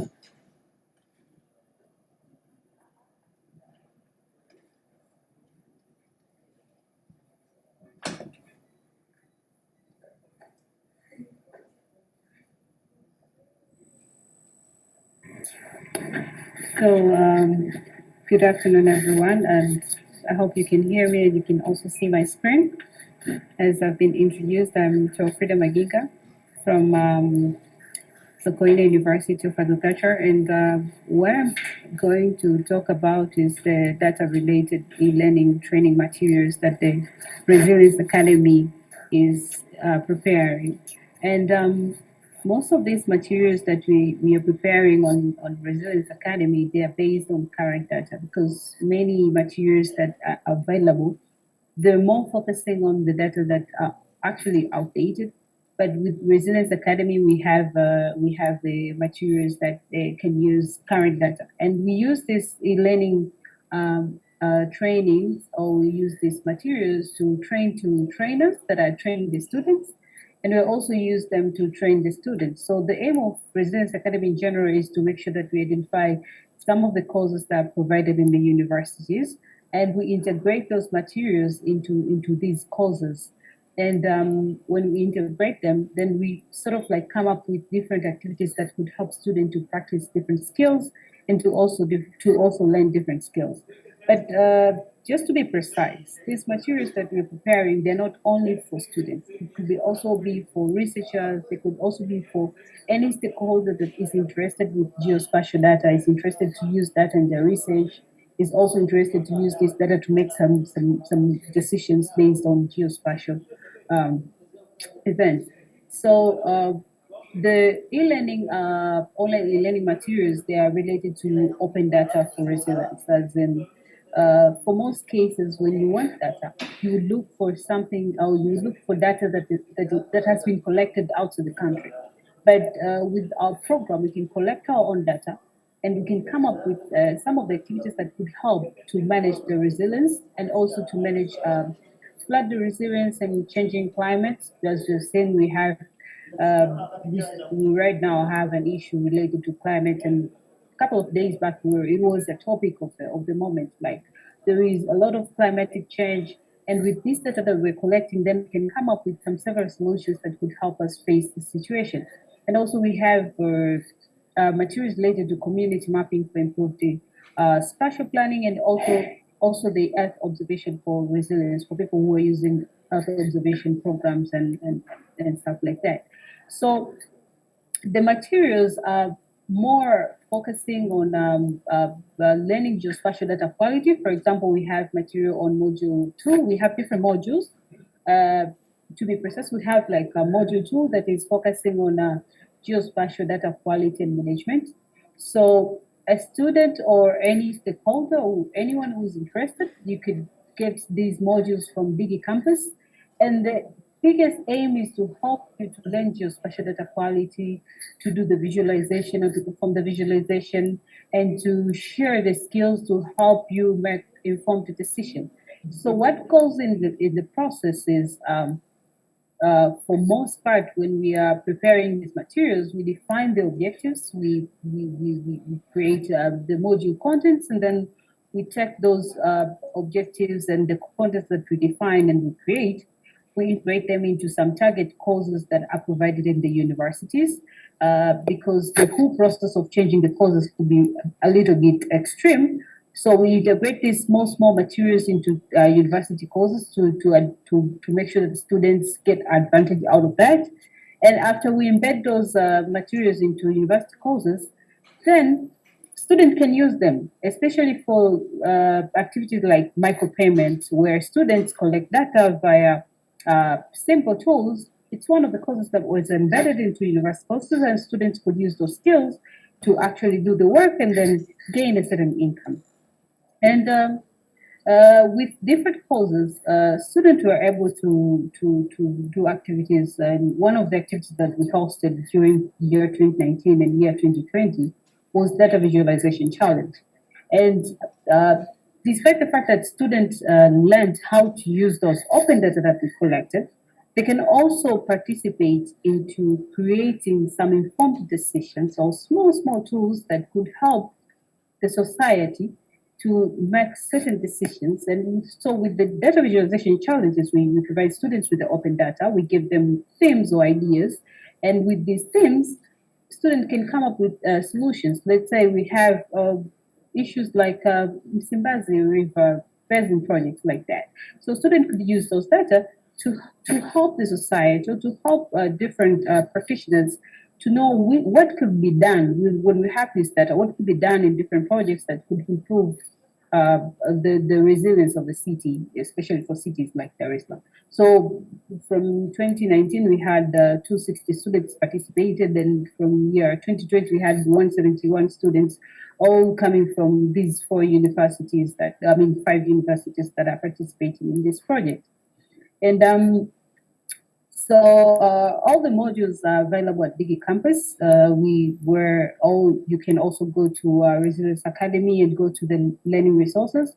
And among the modules that we provide is from the technical base to The less technical-based modules, we provide them from, we've prepared them and we put them into DigiCampus. So it's not only theory-based, you can learn the skills and also you can get to be directed to perform the practical part from one step to another. So if you're interested in data visualization, then you go straight to module 3. If you're interested into journal installation, how do we operate or how do we work around the climatic risk database, then you can go to module 1 and so on and so forth. So with these learning materials, we've managed to gain a lot of impact.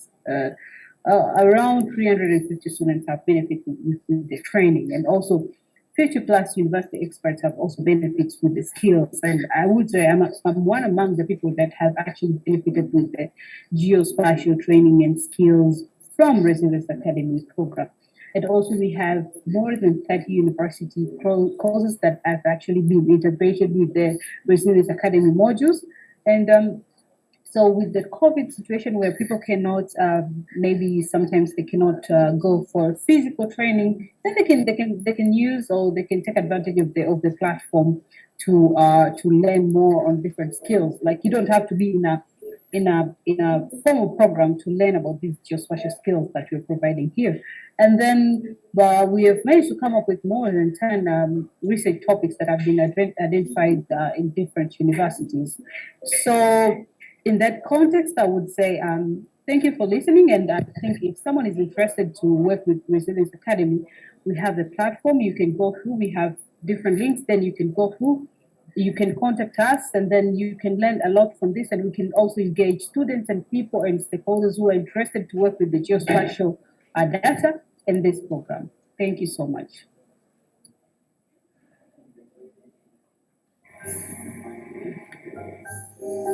Really love to also engage the audience with a bit of a panel discussion. So we have one of the students who has benefited from this program in the industrial training, and he will present. Yeah, please, let's be mindful of time. Okay, thanks for introduction. I'm Sanara Loningo from the University of Dar es Salaam, taking BA Geography and Environmental Studies. And I'm among of the students who got a chance to perform a practical training who are provided by Resilience Academy, and we learn a lot of things from that practical training. During the practical training, what we learn from the first week, we perform online learning through different platforms of Resilience Academy. And the first things is the online learning about the data quality, data metadata, and the collection or the uploading of data from the climate risky data. And for the next weeks, we go to the site for the collection of data by using mobile phones, while for the we first learn how to use the mobile phones for the collection of data, and after that we go for the collection of data, and that collection of data we basically work on the words, 7 words that are around the Msimbazi Basin, and the data we collected is all about the drainage, the waste collection and management, and also we take a short interview for the community on how they have the environmental awareness and how the government treat them on how to treat their waste and how they manage their waste so that they can prevent or they can reduce the more dumping of their waste on the streams or on the drainage or on the roads. And from that, I learned a lot of things, and I obtained a lot of skills there. And one of the, or among of the things I learned there, or I assessed there, is the how to assess the quality of data, the data that we receive from Resilience Academy, and the assessment we do through the GIS, or Geographical Information System platforms, and we make the assessment on the data quality, data management, and the how we can upload the data through GeoNode. And Other things is the house mapping.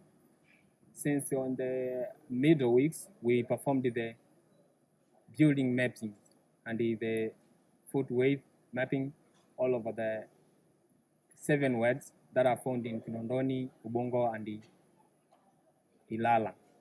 And we map there that the function of the building, either it is a government, it is a private, or whatever, and how the quality of that is that of a recent one, or that old one, or how that building, and we assess those who are either demolished because of flooding and so on.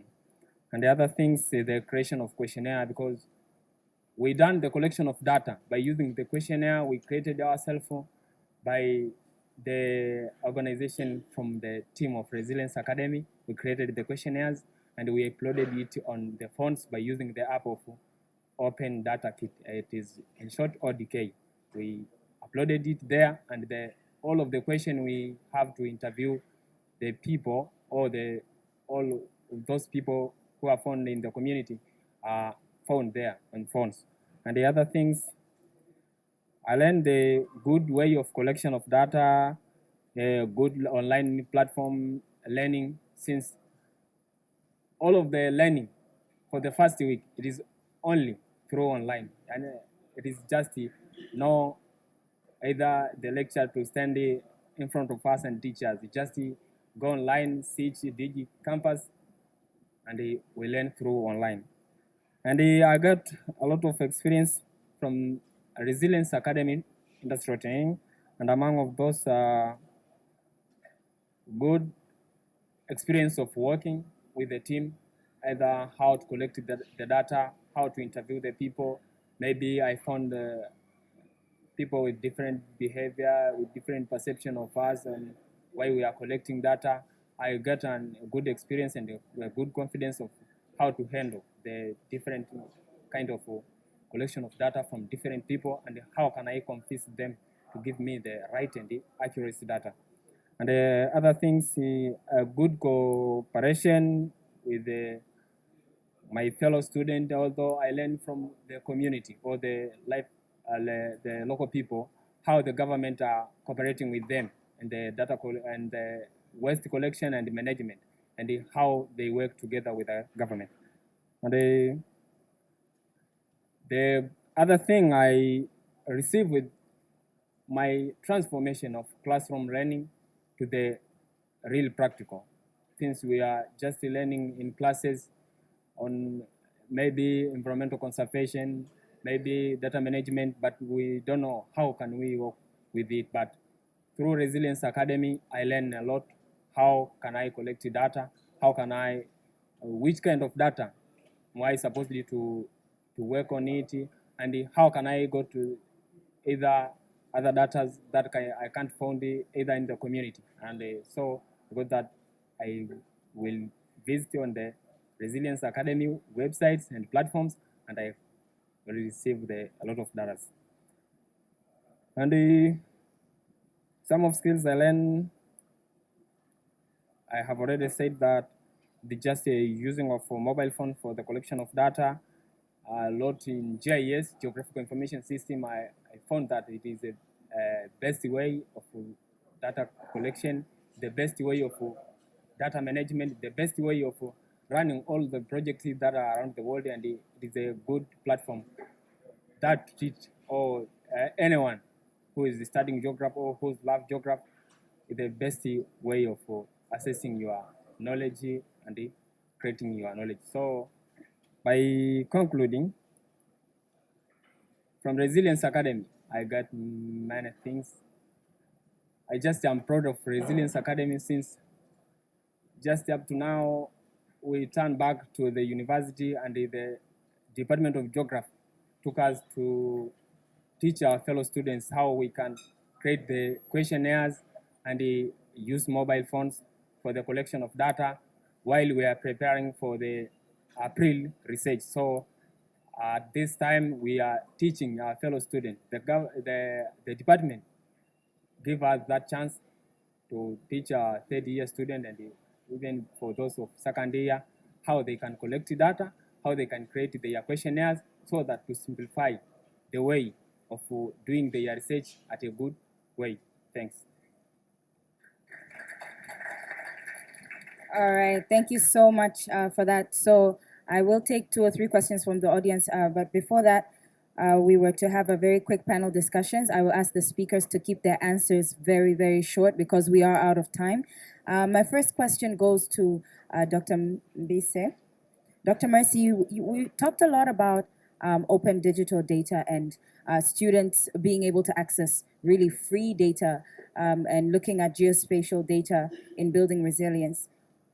How can, I would like you to answer this question from 2 angles in terms of data collection. What is the importance of this open digital data for students? So there are students who are watching, they want to know, why is this relevant for me? How can it help me?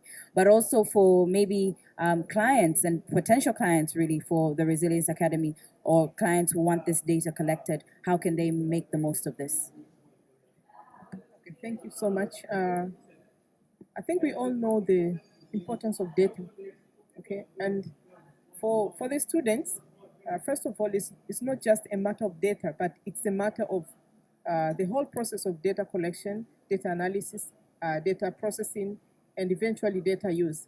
So I think for the part of the students, they collect data then because you just don't collect. Like I think somebody gave an example. Before, you collect data used in a paper, okay? You send questionnaires and then you go through them and you have to extract data out of it. But now you can use digital services and skills and applications to collect data.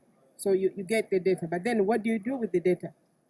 So for the students' part, they collect the data, they learn the skills of how the data is collected, they learn the skills of how the data can be cleaned, because sometimes there are errors in the data, so the students learn how the data can be cleaned so that it can be used. And for the clients, I mean, everybody knows you cannot do much if you don't have data. Usually the clients, they have projects and they need data. So they need now the data that has been collected by students or any other person, cleaned, yeah, and processed, so that the client can now use the data to make whatever decisions they want to make.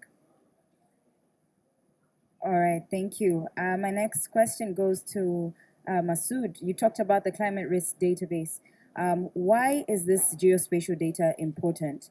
Because you talked about it being free and accessible to everyone. So maybe if you can just touch on what is really the importance of collecting all this geospatial data and having it available and free. How can it be beneficial to us? Very quickly.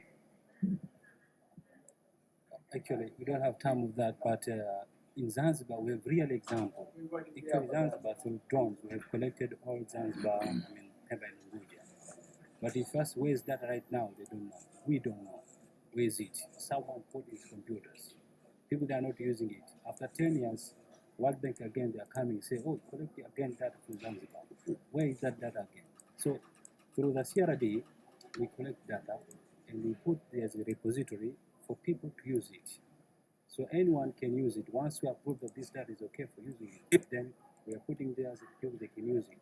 They can feel the difference after 10 years before it was this one and this time. Wananchi watapewa maendeleo. Ndio kazi ya chama. You have the data around there. CCM imeaminiwa.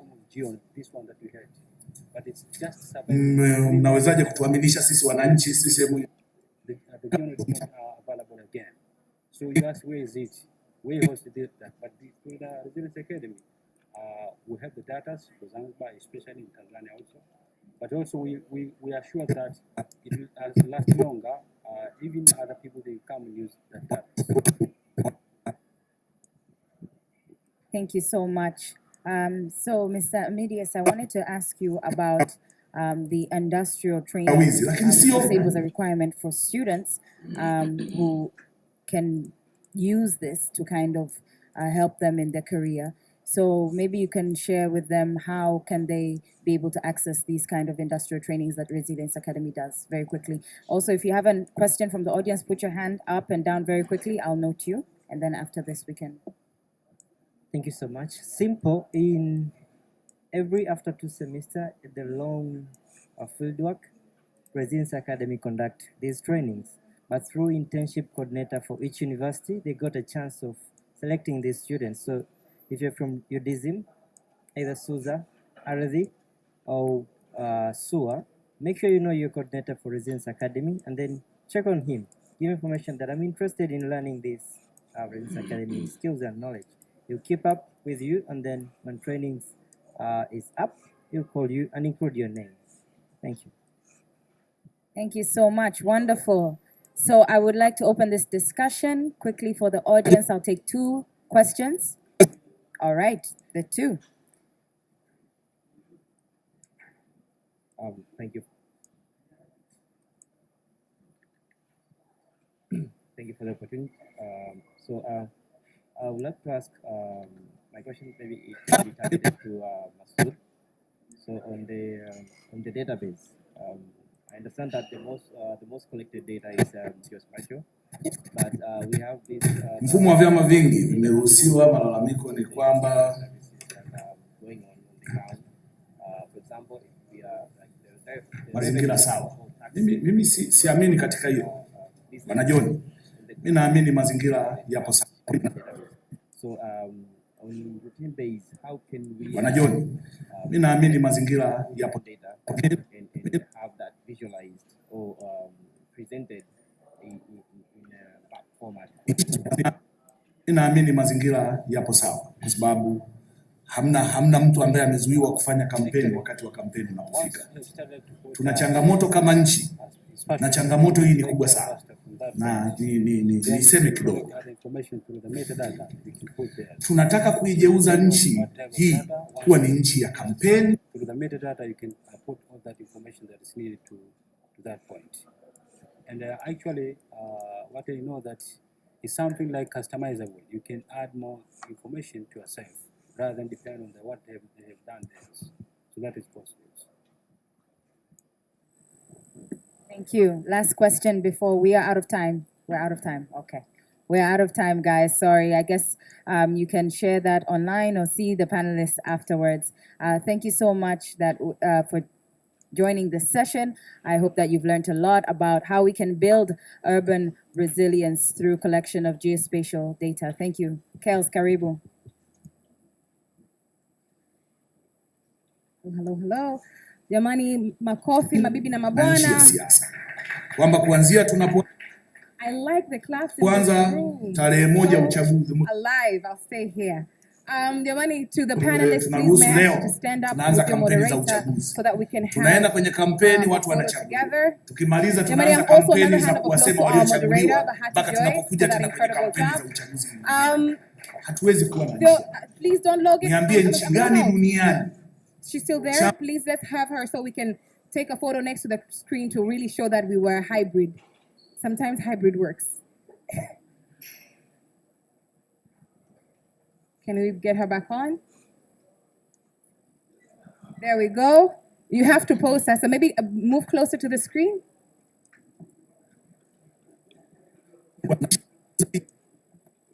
Walimu, ndio. This is digital economy. Wonderful, Yamani. Asanteni sana. Thank you so much. You may take your seats. Ladies and gentlemen, thank you for being here until the end. We are up until the last session for the day in this room. And that session will be data for accountability in digital economy. Or you can take your seats. We have another. Karibuni, asanteni sana. Asanteni sana. I love it. Wonderful. I think if we can, I'd like to ask the associates if we could probably put some more chairs here. If we have some, that would be incredible. Otherwise, there's an overflow room. I realize there's some people outside. Lakini, the sessions that are going on right now, kuna data accountability in the digital economy, which is happening here. Itaongozwa na the one and only Miss Risha Chanda from Toweza. In the other room, we have national census and the digital economy, ambayo itaongozwa na Mr. Steven Chacha from D-Lab, na tutakuwa na mzungumzaji kutoka NBS. So if you're doing a switch, this is the moment. You have a minute to do that switch. Otherwise, as you're doing that, I'd like to remind you that this evening we're going to have what we're calling Bata la Data. This is ini party ya kufunga rasmi data tamasha mwaka 2021. So please come stay until the end for that. And without further ado, I would like to invite the one and the only Risha Chande to the stage. A hand of applause, ladies and gentlemen. Thank you so much. It was working for you, but can you hear me, guys? Na nchi ya siasa. Kwamba kuanzia tunapoanza tarehe 1 uchaguzi iwe demokrasia yetu. Kuwa na platform nyingine za kila siku kuhangaika na waliochaguliwa au kuhangaika na siasa. Nitajie moja. Duniani, sio Tanzania. Thank you. Natokea Tanzania. Duniani. Okay, lakini in the room at least I have a friend. Nitajie moja. Peke yangu. Jana nilikuwa peke yangu kwenye. Hao wanaoitwa mababa wa demokrasia ambao wanataka kulazimisha hata demokrasia wanaoiapply wao iwe demokrasia yetu. Hawafanyi. Ni maarufu sana I think. Twende nchi yoyote duniani tuambiane hapa nchi hii leo wamefanya uchaguzi wamemaliza. Baada ya hapo tuangalie chama kipi kinaendelea kupambana na siasa wakati wa kuendesha nchi. Nika tabia kanataka kajijenge kwenye hizi nchi zetu, na hapa Tanzania ndio kanasukumwa sana kuwa ni ajenda kwamba tumemaliza uchaguzi, watu wamepewa dhamana. Kipindi hicho ndio kipindi cha kuwaacha watu wafanye makosa yao. Nyinyi msubirie wakati ule wa kurudi kwa wananchi kuwaambia jamani, wakati nyinyi mmewapa hawa dhamana, tarehe fulani mwezi fulani walifanya hivi, tarehe fulani mwezi fulani walifanya hivi, na matokeo yake leo wanakuja hawajatimiza hili na hili walilowaahidi. Sasa tunakuja tena kwenu, tupeni dhamana, tupeni ridhaa. Wakikubaliwa wakapewa, sisi hatuhangaiki. And there should be Saidi Chitum from Umenielewa? ISF as well. Huwezi kuwa na nchi ambayo uchaguzi ni asubuhi mpaka jioni, jioni mpaka asubuhi. Hiyo sio nchi. Lazima kuwepo na muda wa kazi na kuwepo na muda wa nini? Wa siasa. Na muda wa siasa ni wakati tunakwenda kutafuta wote kugombea dola. Tukienda hapo tutapambana ili tupate dola. Atiyepata dola lazima tumwachie, tumpe muda wa kufanya nini? But I feel a bit stuck. We'll do a panel, you and I. Kufanya kazi. Sawa. Anyway, actually nilitaka tunazungumzia Kigoma. Sema halmashauri moja, unajua sasa nyinyi Chama cha Mapinduzi, yani tuna halmashauri 100. Tatizo kwamba nchi hii yote haitawaliki. Unajua halmashauri huko hali mbaya. Halmashauri 189 haziwezi kuwa na kutengenezewa dhambi ya kosa la halmashauri moja. Halmashauri hiyo tunashughulika, ni kuhakikishia litaisha, tutavuka, wananchi watapewa maendeleo. Ndio kazi ya chama hiki. CCM imeaminiwa. Mnawezaje kutuaminisha sisi wananchi? CCM inaruhusiwa kufanya siasa, nimesha kujibu hapo juu. Kwambia hiyo ndio utaratibu wa dunia nzima, sio Tanzania. Mafanikio yenu yamechangiwa na hao wakoloni kwa kukopeshwa. La, Zuya, ngoja nikwambie. Na kukopa, hakuna mtu duniani akopi. Hakuna maendeleo. Juzi China amekopwa na taifa. Kwangu mimi naona wa dunia nzima, sio Tanzania. Mafanikio yenu yamechangiwa na hao wakoloni kwa kukopeshwa. Kuna uhusiano mkubwa kwamba tunahitaji data. Wewe kwenye maisha yako umekopa data na anayetoa hiyo data. Umekopa, ukienda benki ukikopa kama ni NMB, NBC au CRDB, ukitoka na hiyo fedha unapojenga nyumba unaandika nyumba ya CRDB. Unapokusanya data, kwa sababu ile hela ni yako, utairudisha tu kwa namna tofauti. Tena unairudisha na kulipa na riba. Kwa hiyo sio hisani. Atataka ziwe na kukopa. Hakuna mtu duniani akopi. Hakuna maendeleo. Juzi China amekopwa na taifa moja kubwa tu duniani. Kakopwa. Yule mkusanyaji sio kama ndio taifa unamsaidia kufanya uamuzi mbalimbali ambao wanaweza kwa sababu ili uendelee ni lazima ukope. Mtu anayekudanganya kwamba unajua deni la taifa linakuwa na nini, nenda kaangalie uhimilivu wa deni. Jifunze kuhusu ukuaji.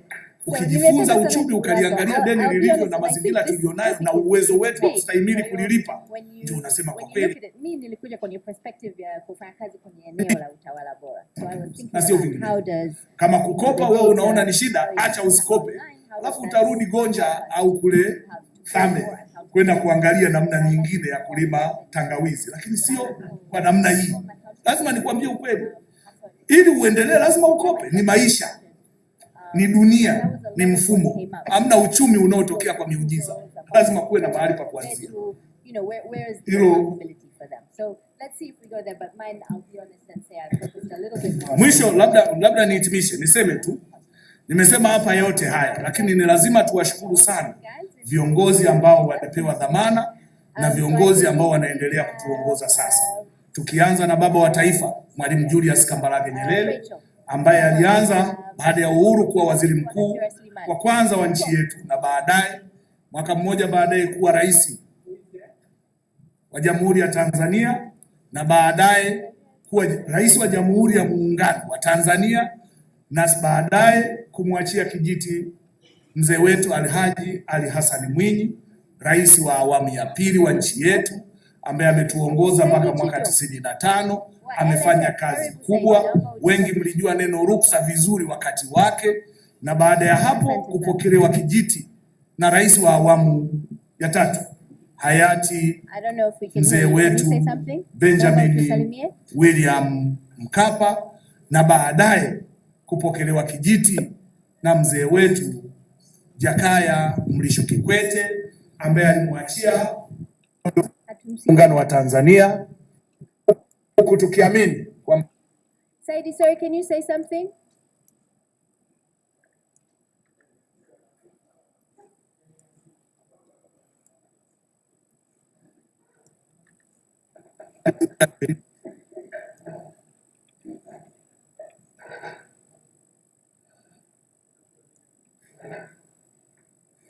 You can hear us? Can you hear us? Note if you can hear us, because we can't hear you. No. Hello. Hi, Saidi. Yeah, Karibu sana. Hi, asante sana. It was muted, so I couldn't make myself in. Pole sana. Naomba Asante. ujitambulishe kidogo na LSF.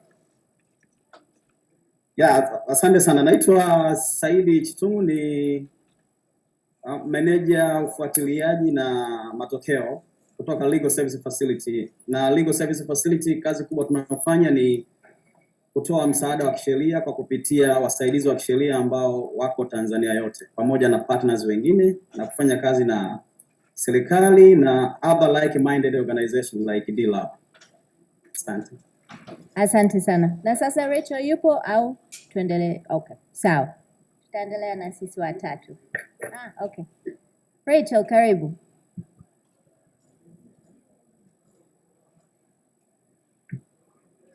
Hi. I've been trying to unmute myself, unfortunately.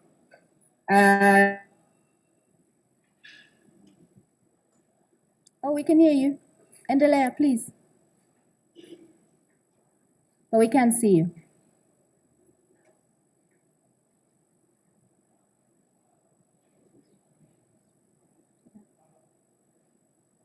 Rachel, can you hear me? Can you keep talking? Because we could at least hear you.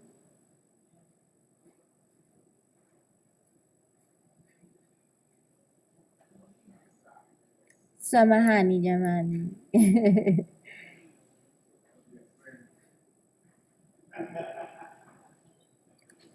Okay, maybe wakati tunamsubiri Rachel aunganishwe, labda nianze tu. Okay, swali langu linaenda kwa wote kwanza. Naomba mfano angalau mmoja kuhusu kazi ambazo mmezifanya kwenye eneo letu la uwajibikaji na takwimu na dunia wa kidijitali. Na tulenge zaidi kwenye mafanikio na mafunzo kutokana na hizi kazi tafadhali. Labda niende kwa Oma kwanza kwa sababu yupo hapa. Karibu.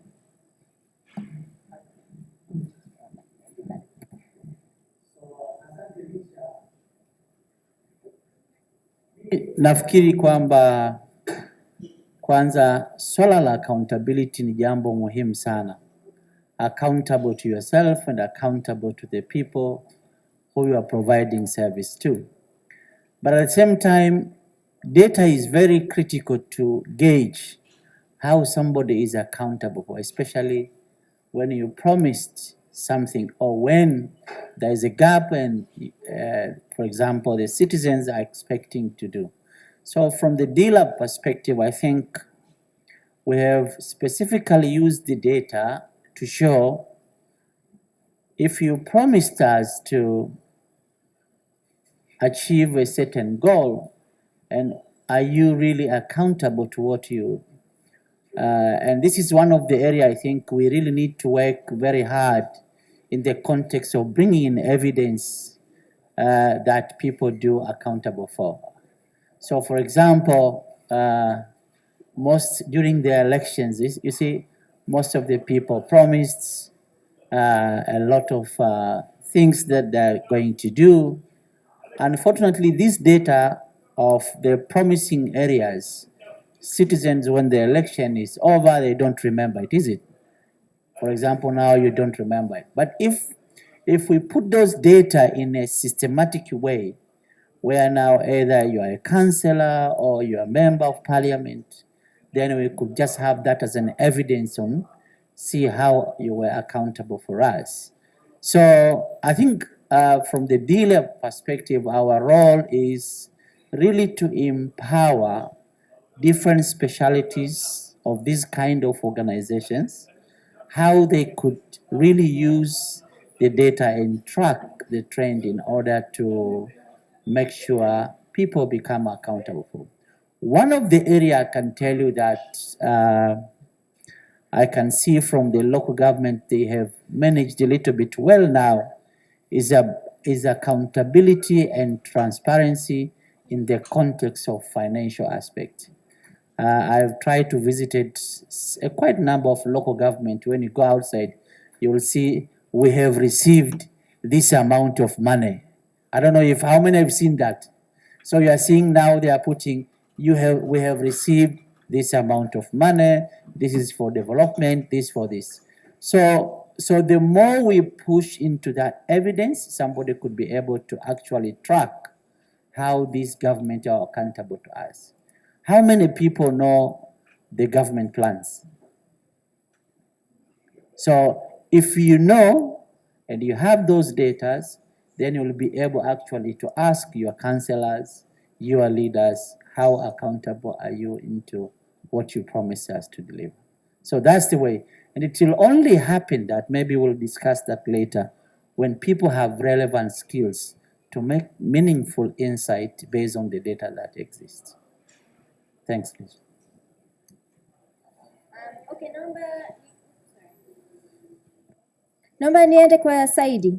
Swali lile lile. Mfano mmoja kwenye kazi zenu kama LSF kuonyesha uhusiano kati ya uwajibikaji, takwimu na dunia wa kidijitali. Karibu Saidi. Thanks very much. Like the previous speaker, legal service facility, this is like any other NGO. Though we are basket fund and trying to fund those partners who are working on a legal aid sector, to include even the government and the other like-minded organizations. So the idea of accountability is already there. As long as you're NGO, it means, first of all, you are receiving money from several donors. So first, you are accountable to those donors that are giving you money. So that is our first priority, and something that as NGO, we're really trying our level best to make sure that we show that we are accountable on the money that we are receiving from our partners, our developing partners. But as NGO, you get that money for what? You get that money because there are people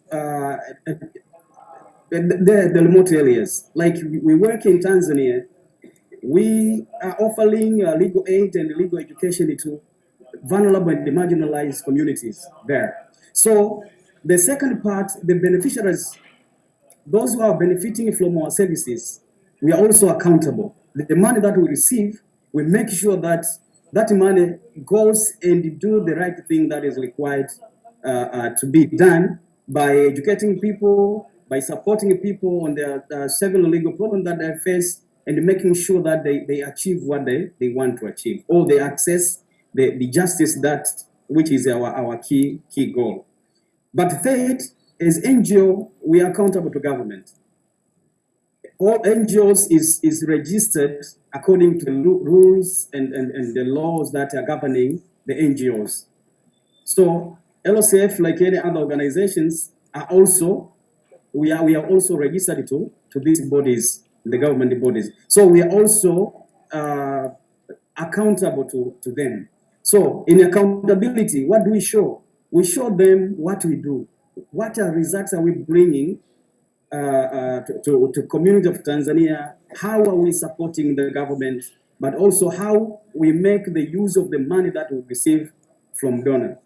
So there is a number of ways that we do show. So in our report, if you read, you will see like how many people have we reached for legal education. So how many people have been benefiting from the intervention that we make on the legal education. But also how many people are we reaching, are we resolving, mediating, and in making some consultation when they have legal problems. What are we solving? What are cases have been resolved? What are cases have been forwarded to other channels of justice like police, courts, and others, etc. But also through that, to make an evidence, we use the evidence that we collect after doing our work by showing the evidence that we do. And we, like for us, we do publish success stories. In these success stories, it shows it shows the impact.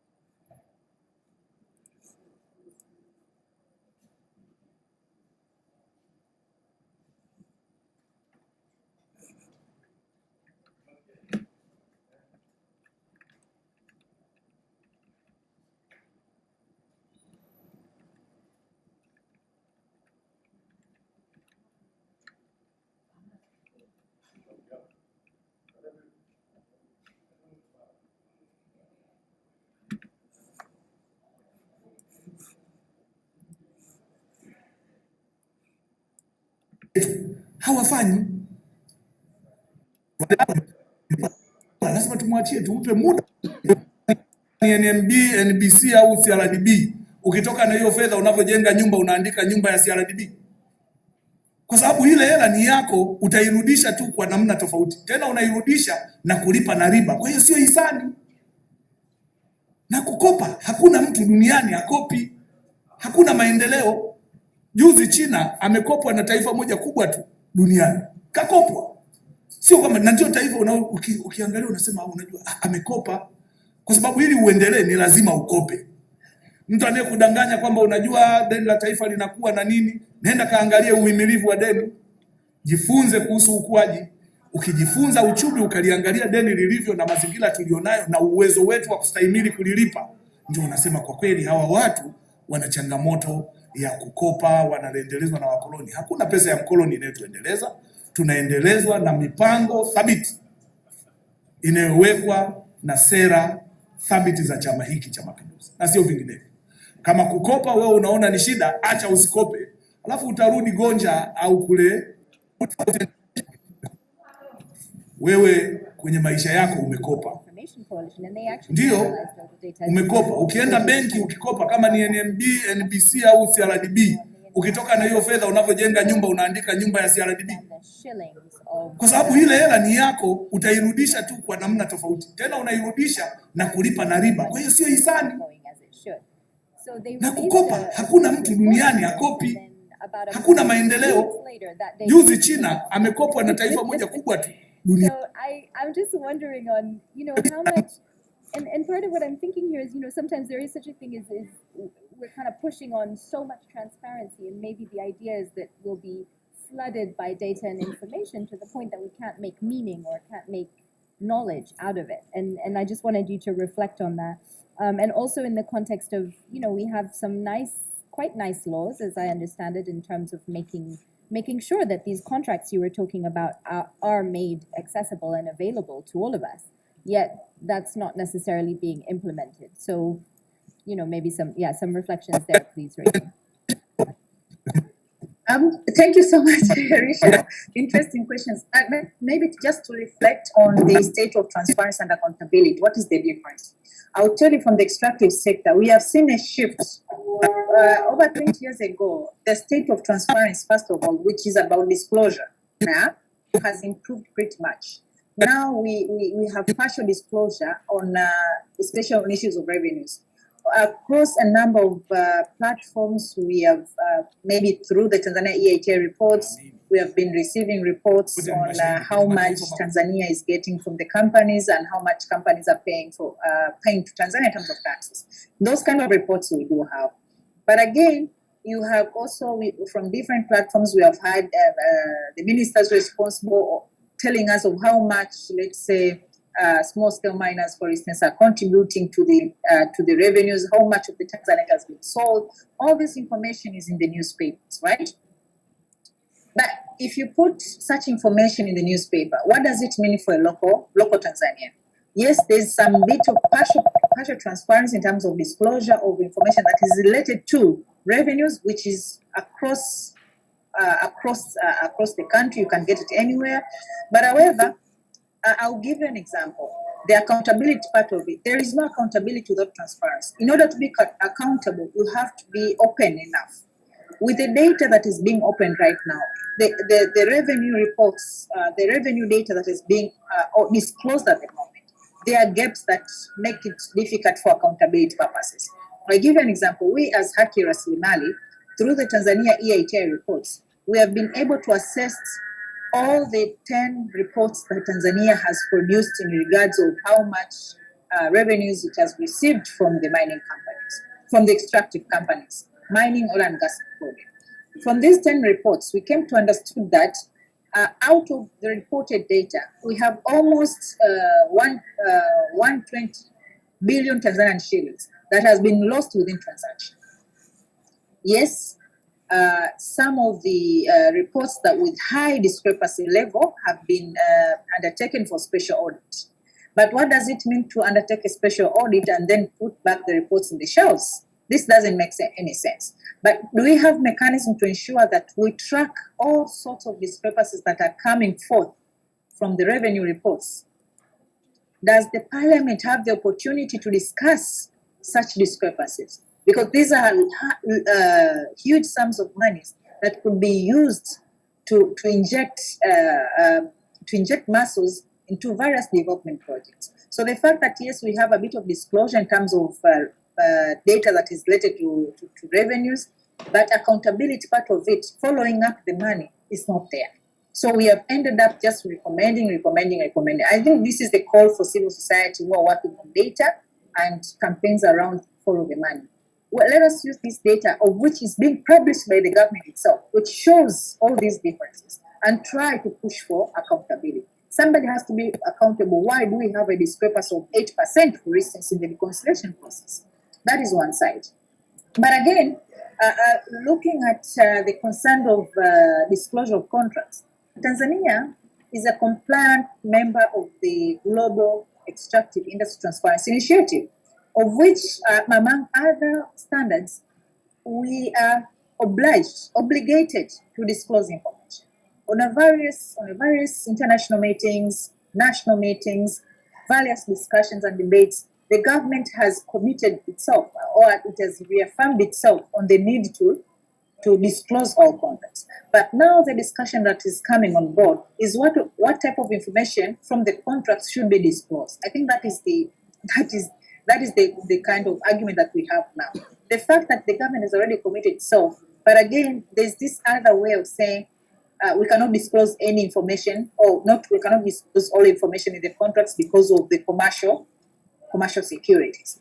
But looking at countries like Ghana, who has disclosed its contracts from the African perspective, Rio Tinto, who have disclosed their contracts, why is it challenging for the government of Tanzania or for the Tanzanian government to be able to establish such a disclosure? I understand that there are processes being undertaken to ensure that a portal is created to have all the contracts published. And that deadline was supposed to be last year, January 2020. But it's 2 years since our reaffirmation to the global EITI that until now the contracts have not been disclosed. Same issue is on the disclosure of the real owners behind companies, and those are called beneficial owners.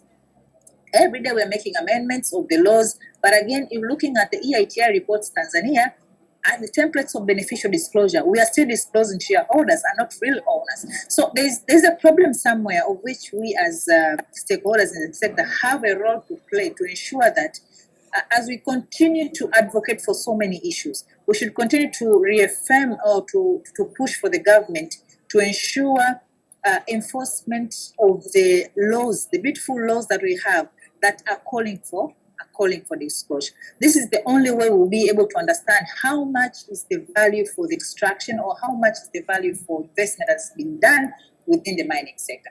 Another critical issue, just to summarize on that, now we are moving towards new framework agreements. We are deviating away from the traditional contracts that we enter into the mining or the oil and gas subsector. We are now moving into framework agreements. For instance, now we have Trigger Minerals, we have Tembo, Kabanga Tembo Nickel, and we have other projects. Probably they will enter into a joint venture with the company to form other new companies in Tanzania. So what does this mean?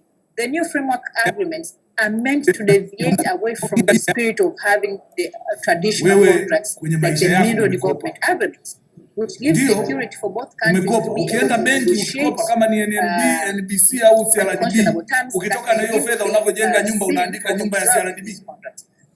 Kwa sababu ile hela ni yako, utairudisha tu kwa namna tofauti. Tena unairudisha na kulipa na riba. Kwa hiyo sio hifadhi. Na kukopa, hakuna mtu duniani akopi. Hakuna maendeleo. Juzi China amekopwa na taifa moja kubwa tu duniani. Kakopwa. Sio kama najua taifa ukiangalia amekopa. Kwa sababu ili uendelee ni lazima ukope. Mtu anayekudanganya kwamba unajua deni la taifa linakuwa na nini, nenda kaangalia uhimilivu wa deni. looking at what jifunze we're kuhusu getting right now. ukuaji. What did we receive before? Ukijifunza What are we uchumi, going to receive ukaliangalia before? deni How lilivyo na does that mazingira tulionayo address na to the uwezo bigger wetu wa vision of kustahimili 2025? kulilipa, I think ndio these are unasema some kwa of the kweli issues hawa watu in terms of wana looking changamoto at data ya and what data kukopa, can do for us. wanarejelezwa na wakoloni. Hakuna It's pesa ya something we mkoloni need to do as a inayotuendeleza, collaborative tunaendelezwa na mipango thabiti initiative to be able inayowekwa to na really sera call for thabiti za chama accountability. hiki. And for our accountability to be enhanced, it's not a duty of Haki Rasmali. Na sera Haki Rasmali will thabiti work za to chama produce hiki. data, but who else is speaking that data to inform public debate? Who else is speaking that data to follow up the money? I know the organizations like Horace Forum who are very good at tracking expenditures, public financing and things like that. So we have to look at this agenda of data and data, digital data economy, so that we can inform better policies, we can inform better coordination, we can enhance accountability at the end of the day. But again, pulling in Rachel, let me just just stop you for a minute. Sorry, I can feel the passion in these topics, but allow me, if you will, just to cut you for a minute to go to, because you've raised a lot of issues. There's a lot to take in, so allow me just to go to a couple of other panelists, and I'll come back to you, time permitting, if that's okay. Thank you so much, though. I'm struck by a few things you said. We were supposed to be joined by Mr. Uto, and I know one of the things he's talked about a lot is kind of this lack of, in a way, I think that you referred to it as well, the lack of sort of closing the loop of accountability. You know, we get a lot of information. That information sometimes does indeed get turned into knowledge and really insightful kind of insight into where things are going wrong, as you're describing with the EITI reports and these discrepancies that we find. But we're not then able to turn that into accountability, into saying, okay, who's responsible for this and how can we fix it and make sure it doesn't happen again? So I think those challenges are similar, and I like your call for kind of communities of accountability essentially around all these different types of data. It can't be the responsibility of one entity or one organization. We all have to kind of be part of this fight for accountability. Omar, I want to come back to you, if that's okay. You said something, I think, about you know, the issue of skills, and I think this is something that has been really throughout Data Tamasha. I've heard a lot this call for, you know, intermediaries, people who kind of really work to help translate all this type of information. As Rachel is talking about complex contract information, other ways is, you know, loads and loads of data that is collected for these data, for open data. So media, CSOs, civil servants, all of them ideally should be able to access and make use of the data that's released online. But we also know that digital skills, data literacy, these are really a bit of a challenge in our context, and I would say all around the world. You know, these are conversations that I think really are happening all around the world. So in your view, how do we build and sustain a community of data analysts ready to tell stories and make meaning from all these data? Thank you. You ask me if it's okay. I could just want to say no, it's not okay, but I will respond. I think the issue of skills as a country is still a challenge, particularly with the trend of emerging technologies in the use of these key new skills that are required into this kind of sector. First of all, I really want to clear that the issue of accountability and transparency, first of all, is not only for government, it is for all of us. That's including the private sector, how are they accountable to the citizens, the CSOs, so everyone has the role to play. But when it comes to about the skills, I think we really need to invest, especially the digital means it's a knowledge economy. And if we are talking about the knowledge economy, the people needs to have the skills. And if you ask me as a country, I could say we should have a strategic focus on skills development. And this is to do with maximizing our bilateral agreement, our multilateral agreement, our donor-supported programs, our loan board program. That needs to be consolidated and have a specific focus based on the highest impact of the economy that is going to happen. I'll just give you an example. We tried it, the first data science master students with the university here. We try to put some scholarship. I can tell you, I don't know, most of them, they are no longer in data lab. They have taken by mobile companies, and we have nothing here. But I think it's good for us. But what is really important, it seems there's a huge demand in the issue of data skills.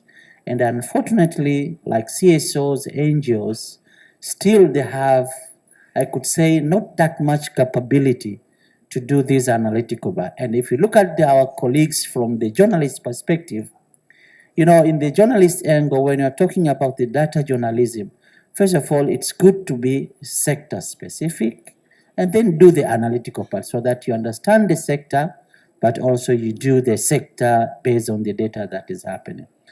So what I would really think that could be the way forward, especially after this data Tamasha, is how do we come up with a national program that support these emerging skills, particularly data science skills.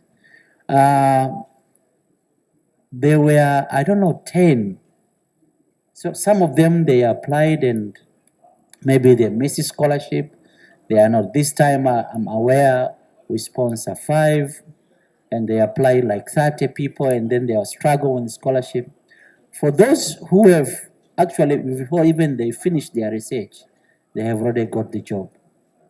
Now the issue is, first of all, these young guys need to understand these are the area people are really hunting for, the data science skills. But again, it is, if we are really talking about the digital economy, where there will be massive data generations with complexities, the issue of big data and whatever, then we really need to invest on that area. So how now, when we are talking about on the other side of the transparency and accountabilities as a multi-layers, how we could make now the skills development strategies of the country also as the multi-system in place. Thank you. Thank you. I like that. So that's another call, I would say, for all of us to join hands, including the private sector, CSOs, and the government, to try and push towards having more of these. Yeah, it is very interesting. For example, I went to one of the big private sector. They took my 2 data scientists, and then I tell them, will you be able to fund at least 2 of them? And they just want the ripe fruits, unfortunately. So I think this is where, for those who have programs and everything, I think we really needed to invest on this. And I wish, because I can see a lot of advertisement of scholarship. I wish we could have, for example, if we ask ourselves, what are the top 3 skills that if we have invested, it will transform? I want to give you one thing, and you can go and read it. There is a program in China called 1000 program. Now they are doing it in tourism. Before they did it in the technology development capability. So they said, after 10 years, we want 10,000 Chinese to be expert in tourism. This is what is going on now in tourism sectors. And they do the value chain analysis to identify the sectors. Today, they are all over the highest skilled university, whatever, to do that. That was invested by the university. And you can see now they are starting to build their own aircraft. They'll go to tourism sector, hotel service industries, and others. So in the next 10 years, these people will be very competitive in that particular sector. So similarly, they did that in the technology development capability. Today, when you go to China, you can show them like this. They will say 1 minute, they'll go at the next street, they will bring it to you. Why? Because strategically, the last 30 years, they were having targeted knowledge. To China, you can show them like this. They will say 1 minute, they'll go at the next street, they will bring it to you. Why? Because strategically, the last 30 years, they were having targeted knowledge support on the skills development strategies. We are kind of scrapping everywhere, and that's where I think we really need to have a specific national program, like what we are saying, madaktari. That means we say how many madaktari we want.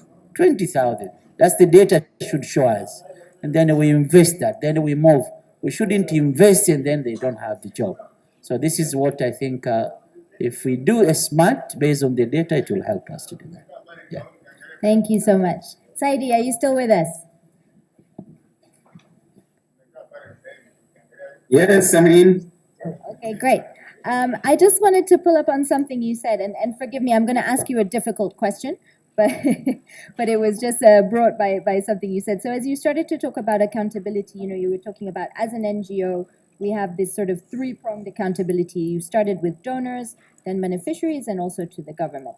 And I wanted to relate that to something that was said by my sister here. And when we're thinking about accountability in the digital world, we think a lot about sometimes these big platforms, Facebook, Google, they collect a lot of our data, but they're private companies, so they're largely accountable to their shareholders, the people who give them the money in the first constituency.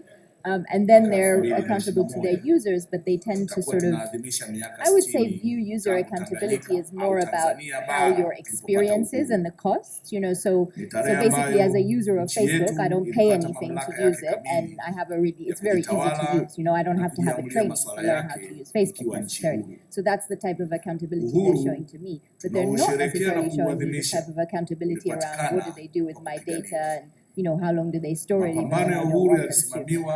wanted you to reflect on your ordering. Why do we put donors? Why do we put the people with the money first? And how maybe can we help to kind of rebalance? So we as civil society, I think, are actually more accountable to our constituents. And you've called them beneficiaries. I don't love that word, so I'm not going to use it. But I think, to our constituencies, to the people we're seeking to serve. Rather than being sort of hung up on the accountability to donors. And I'm not calling you out individually. I think this is something that exists in the sector. So this is not a challenge just to LSF. I think it's a challenge to all of us. But I think it does relate to how we look at now these kind of big platforms that are serving social functions, yet operate as private companies. And it creates a real complexity in accountability. And Omar is excited. He's going to answer that question after you. Karibu Saidi.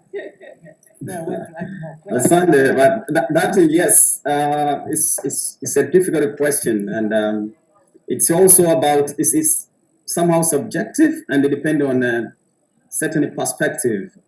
I didn't put that in the order that the donor should be the first. I just it come like that. I looked at how the levels who are making, because there is what we call power. Now the way the power is the ability of A to make B do what A wanted B to do. I think that is the meaning of power. So I looked at who has the power, who has influential on whatever. But when we are doing our program, our accountability is there at the community. So that's why when you look at the model of implementation or operations, you'll see the donor will give fund and they probably will give capacity building. Then we will influence agency at the middle, who could be any civic society there or any enterprise that is found at the middle. Kwa sasa huduma za kibingwa na ubingwa bobezi zinatolewa katika hospitali 12 za ubingwa wa daraja la juu, upasuaji mkubwa wa moyo, huduma za usafirishaji na upandikizaji wa figo, matibabu like you are saying. So I think that is the meaning of all. What we tunapata uhuru, watumishi waliofuzu shahada ya udaktari walikuwa 400 tu, huku Watanzania wazawa wakiwa chini ya 20. Kwa sasa idadi ya wataalamu na baadhi ya kada mbalimbali za msingi katika sekta ya afya imeongezeka hadi kufikia bilioni. So I believe the community should be the first one. So just umepita mkoa wa Shinyanga, utawala yaliyosogezwa pamoja na mikoa. No, yeah, and please don't feel, I wasn't trying to call you out for saying donors first. I think it's a real. Na hivyo kurahisisha huduma za usafiri na usafirishaji katika maeneo mbalimbali nchini tukiunganishwa na nchi jirani. sometimes your donors want something that's different. Mwaka 61 wakati tunapata uhuru hapakuwepo na vivuko vya kisasa isipokuwa kwenye upande wa anga na tija kubwa ya kiuchumi nchini, na nyinyi wote ni mashahidi. Mheshimiwa Rais Samia Suluhu Hassan wiki hii iliyopita katika kutekeleza hilo alizindua matumizi ya gati 7 za bandari ya Dar es Salaam ambazo zote zimeongezwa kina kwanza, na hivyo kuwezesha meli zote kubwa kabisa kuwa na uwezo wa kutia nanga moja kwa moja, tofauti na zamani ambapo meli hizo zilikuwa haziwezi kutia nanga na kushusha mizigo chini. Kwa hiyo ni maendeleo na mafanikio makubwa sana kwa nchi yetu. Kwenye upande wa nishati, uzalishaji wa umeme nchini wakati tunapata uhuru kwenye eneo la kilimo wafanya watu wanufaike. Kwanza unatengeneza kuwepo kwa scarcity ya bidhaa kwenye soko, alafu then ile bidhaa utapoitoa itagombaniwa na wengi kwa sababu ya uhitaji, na itasaidia, itasababisha kuwepo kwa inflation au mfumuko wa bei kwenye hilo. I'll just give one example. I remember a certain, lakini hatujaishia hapo. Ndani ya miaka 60 vituo vya utafiti wa kilimo vimeongezeka au vimeongezwa, sababu wakati tunapata uhuru vilikuwa 5, lakini sasa kuna vituo 17 vya utafiti wa kilimo na mazao mbalimbali ikiwemo sana.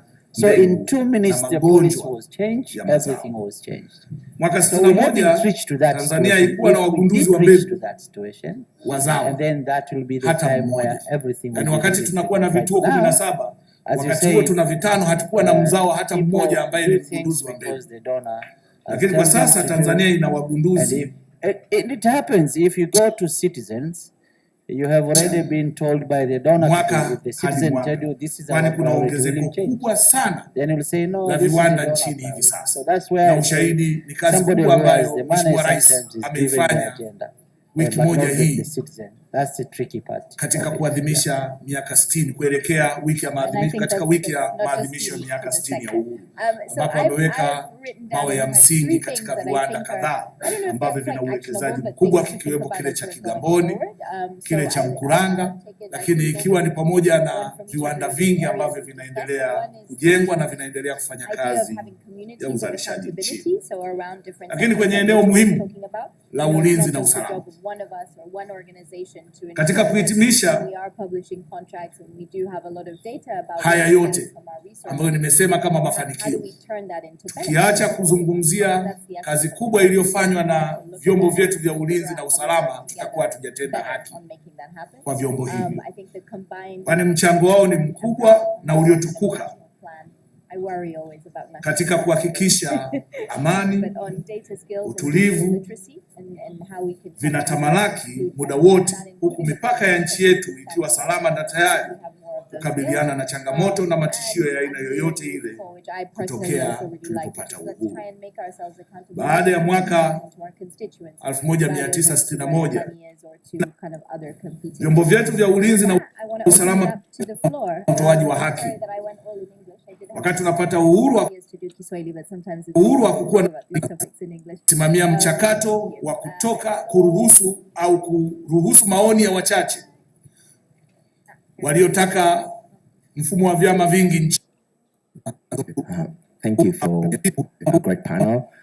Well, I think you talked about the loop whereby the people. Upande wa demokrasia, utawala na utoaji wa haki. Wakati tunapata uhuru wa kuwa na jaji Mtanganyika wala Mtanzania hata mmoja katika mahakama zote. Kwa sasa majaji wote ni wa Tanzania. Hilo limeenda sambamba na kuongezeka kwa mtandao wa mahakama nchini, kuanzia mahakama za mwanzo, mahakama za wilaya, mahakama za mikoa, mahakama za hakimu mkazi, masijala za mahakama kuu, and even in the private sector you have like you said, you have like your shareholders. Simamia na kuongoza nchi kupitia katika mabadiliko ya mfumo wa vyama vingi the NGO sector. The accountability is mostly to the donor. Kusimamia na kuongoza nchi And it's kupitia also katika very mabadiliko ya mfumo wa vyama like, vingi we have to do kwenye an mfumo wa audit chama or an kimoja evaluation na kisha at the kutoka end, mfumo wa right? chama kimoja So kwenda the mfumo citizens wa are vyama always vingi, left in this ambapo conversation, chama but luckily, kilisikiliza maoni ya watu wachache because waliotaka nchi of, irudi katika you mfumo wa know, vyama these vingi emerging wa chama technologies kimoja and the digital economy, mwaka 92 we have this kupitia massive opportunity tume whereby ya Jaji people Francis Nyalali. are able to be part of the conversation. Nafikiri And mmenielewa. in real time, Katika actually, miaka 60 moja I've ya seen a bit of mafanikio a ya chama change chetu now kusimamia in this mchakato wa current kutoka regime whereby kuruhusu people seem to au be kuruhusu more maoni ya open wachache to discuss issues waliotaka and engage with the government. And I think it's a kudos to the current government because it seems like they're more tolerant to kusimamia na opposing views. kuongoza But if I'm nchi allowed to kupitia dream katika a bit, mabadiliko ya if I'm mfumo wa allowed to vyama dream a vingi little bit, kwenye mfumo wa chama kimoja na in the kisha so-called kutoka developing mfumo world, wa like when chama you go to kimoja the UK kwenda right mfumo wa now, vyama all of vingi these public ambapo chama kilisikiliza sort of like maoni ya sector, watu when you make a wachache call, waliotaka nchi irudi it katika would be mfumo wa vyama automated. vingi There would be like wa an chama AI kimoja that sort of like takes you through, mwaka 92 like if kupitia you want this, tume ya you know, press Jaji 1, Francis press 2. Nyalali. And then I know we have that now, but this goes further by even accepting Katika your miaka 60 input. Like moja you ya can talk mafanikio to ya it, chama chetu and it will listen to you, kusimamia and it will tell mchakato you wa like kutoka what to do next. kuruhusu So in au other words, it's kuruhusu actually maoni ya wachache accepting your data, your voice data, waliotaka and transforming mfumo it wa into vyama something vingi nchini actionable. So that's called natural language processing. kuchukua The nafasi na ability to use kutekelezwa voice data na kututoa kwenye with chama artificial kimoja intelligence. kwenda kwenye vyama And vingi we have a room full of ambavyo like leo young innovators uhuru here. huu This is a na hii university. We have like demokrasia data wapo scientists, ambao computer scientists, kazi yao etc. wako So bize how kubeza. can we democratize Lakini haya ni data? mafanikio If we can dream a little bit, ya it's muhimu actually na possible makubwa sana to kwa nchi, allow kwani duniani to create nchi some chache kind of sana platforms zimevuka that kuendelea kuwa can na vyama leverage vinavyoongoza nchi these ambavyo real-time, vinaratibu na kusimamia mageuzi text makubwa ya data. nchi na ya It's already kimfumo happening in the kama developing haya. world, but it's not Kumbuka happening here mwanzo because tulikuwa ni most of chama our dola, conversations are in Chama cha Kiswahili. Mapinduzi, So the tulikuwa challenge na is wakuu wa for wilaya us ambao ndio to be walikuwa makatibu wa like wilaya creative and kwenye find a way maeneo to yao, work tulikuwa with na wakuu wa voice mikoa data, ambao with pia ndio walikuwa makatibu wa mikoa Umbea, kwenye you maeneo know, yao. like Tunakwenda WhatsApp group kutenganisha chats mfumo wa kuwa and na social media and all that. serikali, If you can process all chama, that data, au chama, you can serikali, easily chama, create dola. your own KILIMANJARO instead of the older ITV Unaruhusu KILIMANJARO, mchakato, which comes back unarudi kwenye months utaratibu wa later kukaa after pembeni something na has happened kuongoza ukiwa and pembeni, say, oh, na after this, baadaye what do you think unaendelea about this kuaminiwa minister na doing this wananchi and this or this kuongoza and this nchi policy? mpaka leo You could sio have a jambo real-time dogo, ni KILIMANJARO mafanikio makubwa on sana. that particular day about the hottest issue that people are talking about. All Kusimamia na processed in kuongoza real time mchakato wa using mabadiliko ya sheria artificial mbalimbali na intelligence. katiba So ya there's nchi kwa all of these kadri ya mahitaji possibilities, and I'm ya quite nyakati hopeful, and I tofauti. just wanted to encourage other young people that Kuanzisha are na here that kuimarisha vyombo mbalimbali vya we can kusimamia utawala actually bora. go there, even though yes, there's a shortage of skills, but take heart. You can actually be self-taught data scientist. You can do Koziwa courses. You can do edX courses, etc., etc. Just use the resources that are at your disposal. You might be able to make something. Kusimamia na kuongoza nchi, kubadilisha uongozi kwa njia Kaka, I like that really Lakini jingine ni kusimamia na kuongoza nchi kufanya uchaguzi, wananchi kutumia mamlaka na haki zao za kikatiba kuchagua viongozi wanaowataka kwenye kila chaguzi, na hilo nyinyi wote ni mashahidi. Okay, majina yangu naitwa Lakini nimeeleza haya kwa ujumla wake. Sasa nirudi ndani ya Chama cha Mapinduzi. Mwaka jana ilitokea ripoti ya CAG. Katika ile ripoti ya CAG imeonyesha, lakini nimeeleza haya kwa ujumla wake. Sasa nirudi ndani ya Chama cha Mapinduzi. Kilikuwa kina accountability na baadaye unaendelea kuaminiwa na wananchi kuongoza nchi mpaka leo, sio jambo dogo, ni mafanikio makubwa sana. Sasa lakini nimeeleza haya kwa ujumla wake. Sasa nirudi ndani ya Chama cha Mapinduzi na mabadiliko ya chama kimuundo na kiutendaji. Mojawapo ya vichocheo vikubwa vya mabadiliko ya kimfumo, kimuundo na kiutendaji ya CCM ilikuwa ni miongozo mbalimbali, hasa mwongozo wa chama wa mwaka 71 na mwongozo wa chama wa mwaka 81 na mwelekeo wa sera za CCM kwa miaka ya 90 na utaratibu wa kujitathmini na kutoa mwelekeo kila baada ya miaka 10. Kuunganishwa kwa vyama viwili vya TANU na Afro Shirazi Party ASP tarehe 5 Februari mwaka 1977 na kuzaliwa kwa Chama cha Mapinduzi CCM ndani ya miaka 60 ya Kwa uhuru. mfano kama sasa hivi Hii unaona ni kuna miongoni ujenzi mwa wa mambo bomba makubwa la ambayo kutoka chama Windi kuja Tanga. kimeyapitia Wameshaanza na kutangaza kuyawezesha kwamba kutakuwepo na na fursa za kuyaratibu, ajira na sasa kadhaa. tunazungumzia Chama cha Lakini ni reality Mapinduzi ukiangalia, kilichojenga na unaona kwamba kuongoza hizi ajira Jamhuri ya hazitakuwepo Muungano kwa sababu ambayo ya inajenga requirements. muungano Na kama watu kama Zanzibar taifa na tujaandaa Tanganyika requirements, we uliozaa can have the Tanzania. presence of data kwamba kuna ajira fulani. Kuwepo kwa lakini utaratibu hazinufaiki kwa wa sababu kidemokrasia, zile data haziwezi kufanya watu kazi kuweka nia, kureflect the kuwania reality uteuzi situation on the wa ground. kugombea nafasi So, mbalimbali my ikiwemo question ngazi is, ya urais, where we are ubunge na advocating udiwani, for the presence ambapo of data kabla ya chama here. How do we kulikuwa make the data work for the kilikuwa people? kinapendekeza jina la mtu kisha inapigwa Asante sana Kamala. kura Ningependa, in a ya way, mtu na swali lako kivuli. ni- Manake kabla ya mfumo huu kuwepo, huko nyuma alikuwa anasimama mtu mmoja, unapiga kura ya ndio na asset ya data wajibikaji kwenye maeneo yetu ya ngazi mbalimbali. That to me is the essence of the question we're discussing here. So I don't know if we're going to have a clear answer. Lakini pia to you, like kuweka you mfumo wa wajumbe wa kamati kuu ya halmashauri, lakini kuhusisha wajumbe wa vikao ungeweza kufanya. ni moja ya chombo kilichokuwa kikitenda ndani ya chama na My feeling on that. pamoja pia na vyama na wafanyakazi kuwa sehemu ya jumuiya. Lakini sasa baada ya kuingia kwenye multiparty na katika kutengeneza msingi wa demokrasia, hivi viliachwa ili viwe huru, viwe independent huko pembeni, ili kujenga ile independence ya kuondosha kuwa chama hodhi kama ilivyokuwa wakati huo wa chama kimoja. Formulation of reports. Lakini mabadiliko ya Zanzibar For accuracy in bringing accountability. When the one who talks on extraction. Thank you. huo ndio msingi tunaouamini mpaka sasa. What's last one? Oh, Kuisha azimio la Arusha, kutambua mchango wa sekta binafsi, umuhimu wa mitaji, kuwapatia fursa wananchi kushiriki uchumi kupitia masoko ya hisa, in order to make pia imekuwa ni sehemu ya tija kubwa. Tunasema hivyo kwa sababu duniani, kwanza Chama cha Mapinduzi kinaamini katika msingi wa ujamaa na kujitegemea.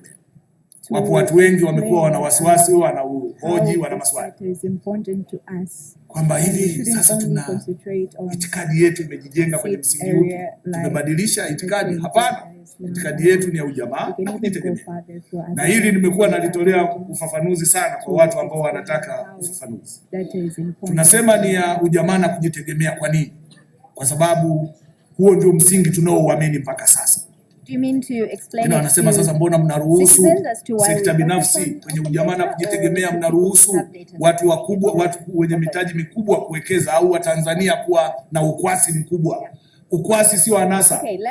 Ukwasi unatafutwa, ukwasi unahangaikiwa. Mtu kuwa na ukwasi kwa kufuata shughuli halali au kwa kufanya shughuli halali si dhambi. Kwa hiyo hilo la kusema ujamaa na kujitegemea ni watu kuwa na mawazo potofu. Na niseme dunia nzima mifumo yote inajiharmonize kupitia mifumo mingine, inajihuisha kupitia mifumo mingine. Wote ni mashahidi. Kuna mataifa makubwa huko duniani, miaka miwili hii Marekani wamekuwa na mapambano ya kuhangaika kuingiza huduma ya afya kwa wananchi wote. Wote tunajua wenzetu ni mabepari.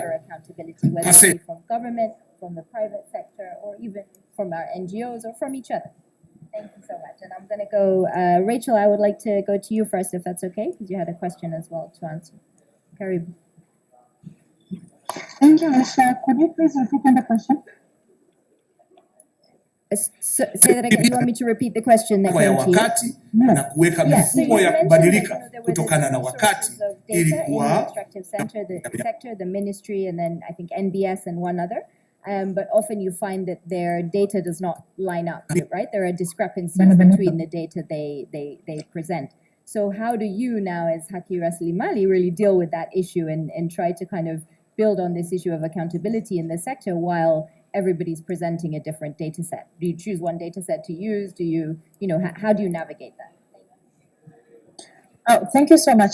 I think for us, we have become more strategic and to try to assess first which type of data do we need. When you want to talk about the contribution of the extractive sector to the national economy, definitely we opt for the Tanzania EIT reports, which are the responsible is a responsible institution to ensure that they assess how much revenues is being collected from the extractive sector. And I'm saying that because through the Tanzania EITI, ile kamati ya uanzishaji wazi na uwajibikaji TAITI, they are the responsible organization by the law to ensure that revenues are being reported on timely manner.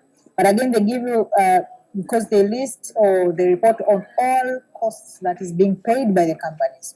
Yeah. So we have been using that side we have been using data from Tanzania EITI to analyze revenues from the extractive sector.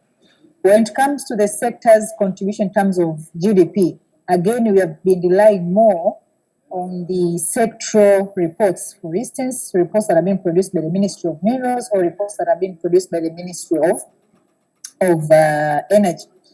Data from NBS, it's a bit challenging because, for instance, the contribution of the extractive sector to the national economy has been aggregated in one pool.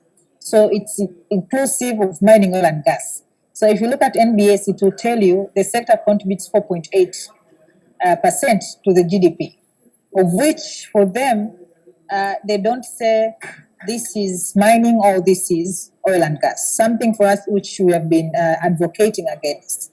You cannot define the mining and quarrying sector to include oil and gas. These are two different sectors. They have their different model of operation. They have a different model of contribution to the economy. If you go to the EITI website, again, you see that the value contribution of the oil and gas subsector is not added. So what we have done, as I said before, depending on a specific subject, we use a specific source. But when it comes to general issues, I think we have relied more on ministerial reports rather than relying on other reports that probably could bring contradiction whatsoever, if it responds to that. But it's challenging. Thank you. No, if you're advocating to the ministry, they probably wouldn't like it if you were using somebody else's data, especially if theirs is showing a higher figure.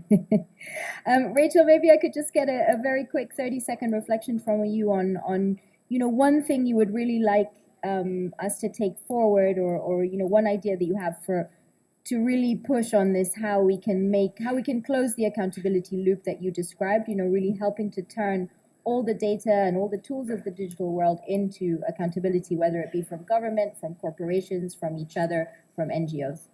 Thank you. One thing I can say maybe as a principle to take away is that data economy is still a very young discussion, but it's already transforming our economy and society, okay? What we need to invest on technical capacities to be able to analyze. We need to engage with all relevant stakeholders to be able to have a unified advocacy agenda to ensure we push for accountability. It's not the duty of Haki Rasilimali to follow the money from the extractive sector. It's the duty of TAWEZA, it's the duty of Data Lab. We all have to make use of this data.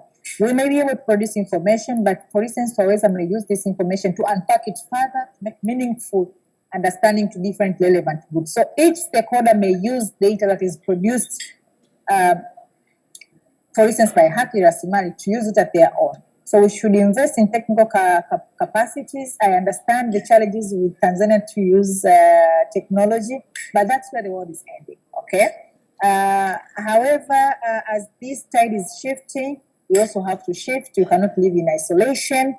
Let us make use of the data. Let us not generate new information. There's a lot of information from the government out there that we have not tapped in. As civil society, we should move from that line of finding our own data. We should use the same data to push and ask the government. But again, let us not forget the role of ombudsman organizations.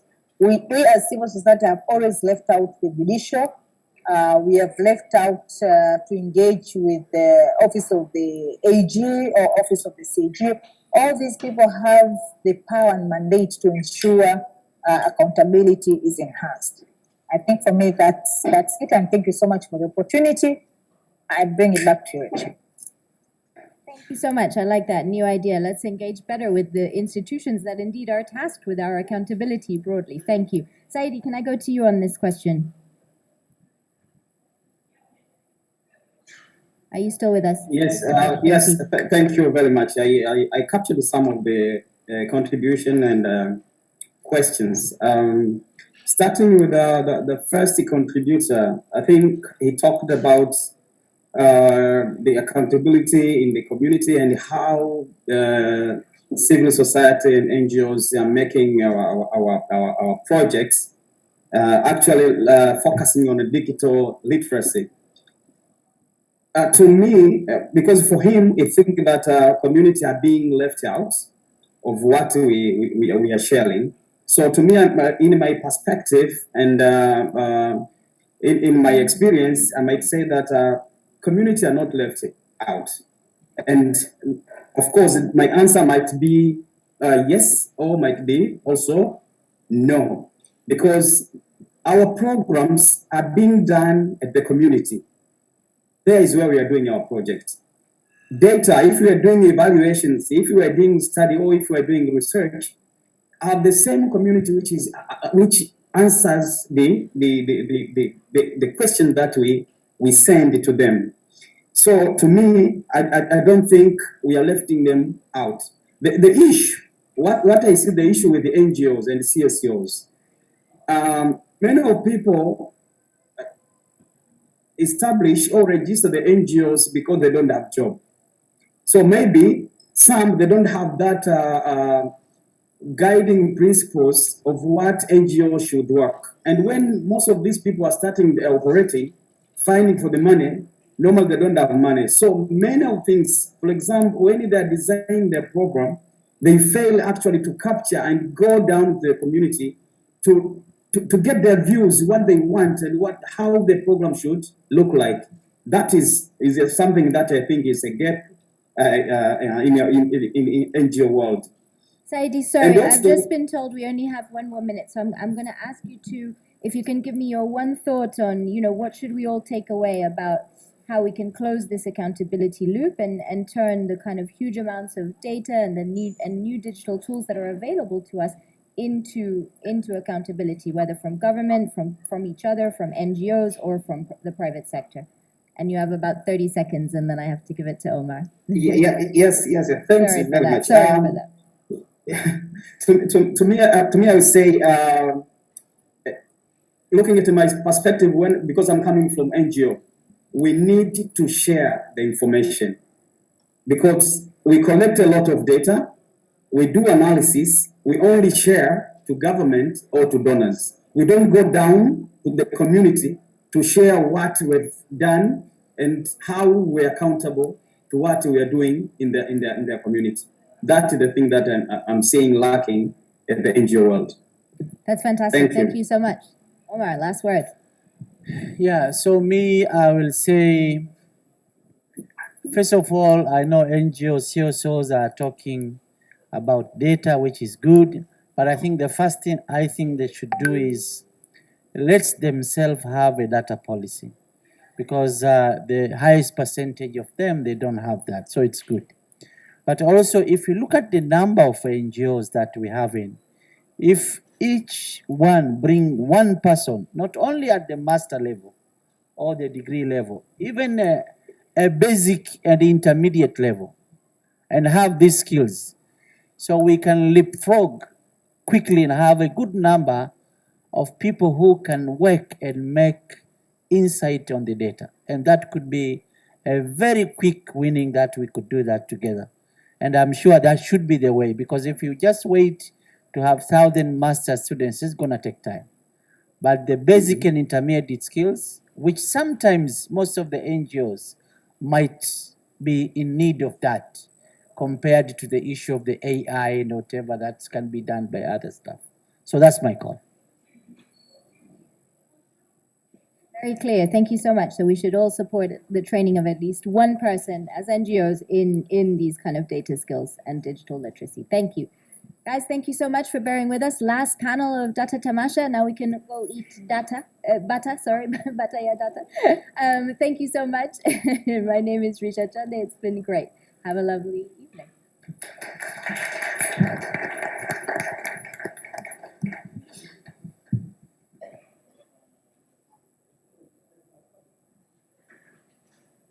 nini kwenye panelists, lakini najua my colleagues who is the MC, she is not around. She's somewhere there. Can we clap for her then?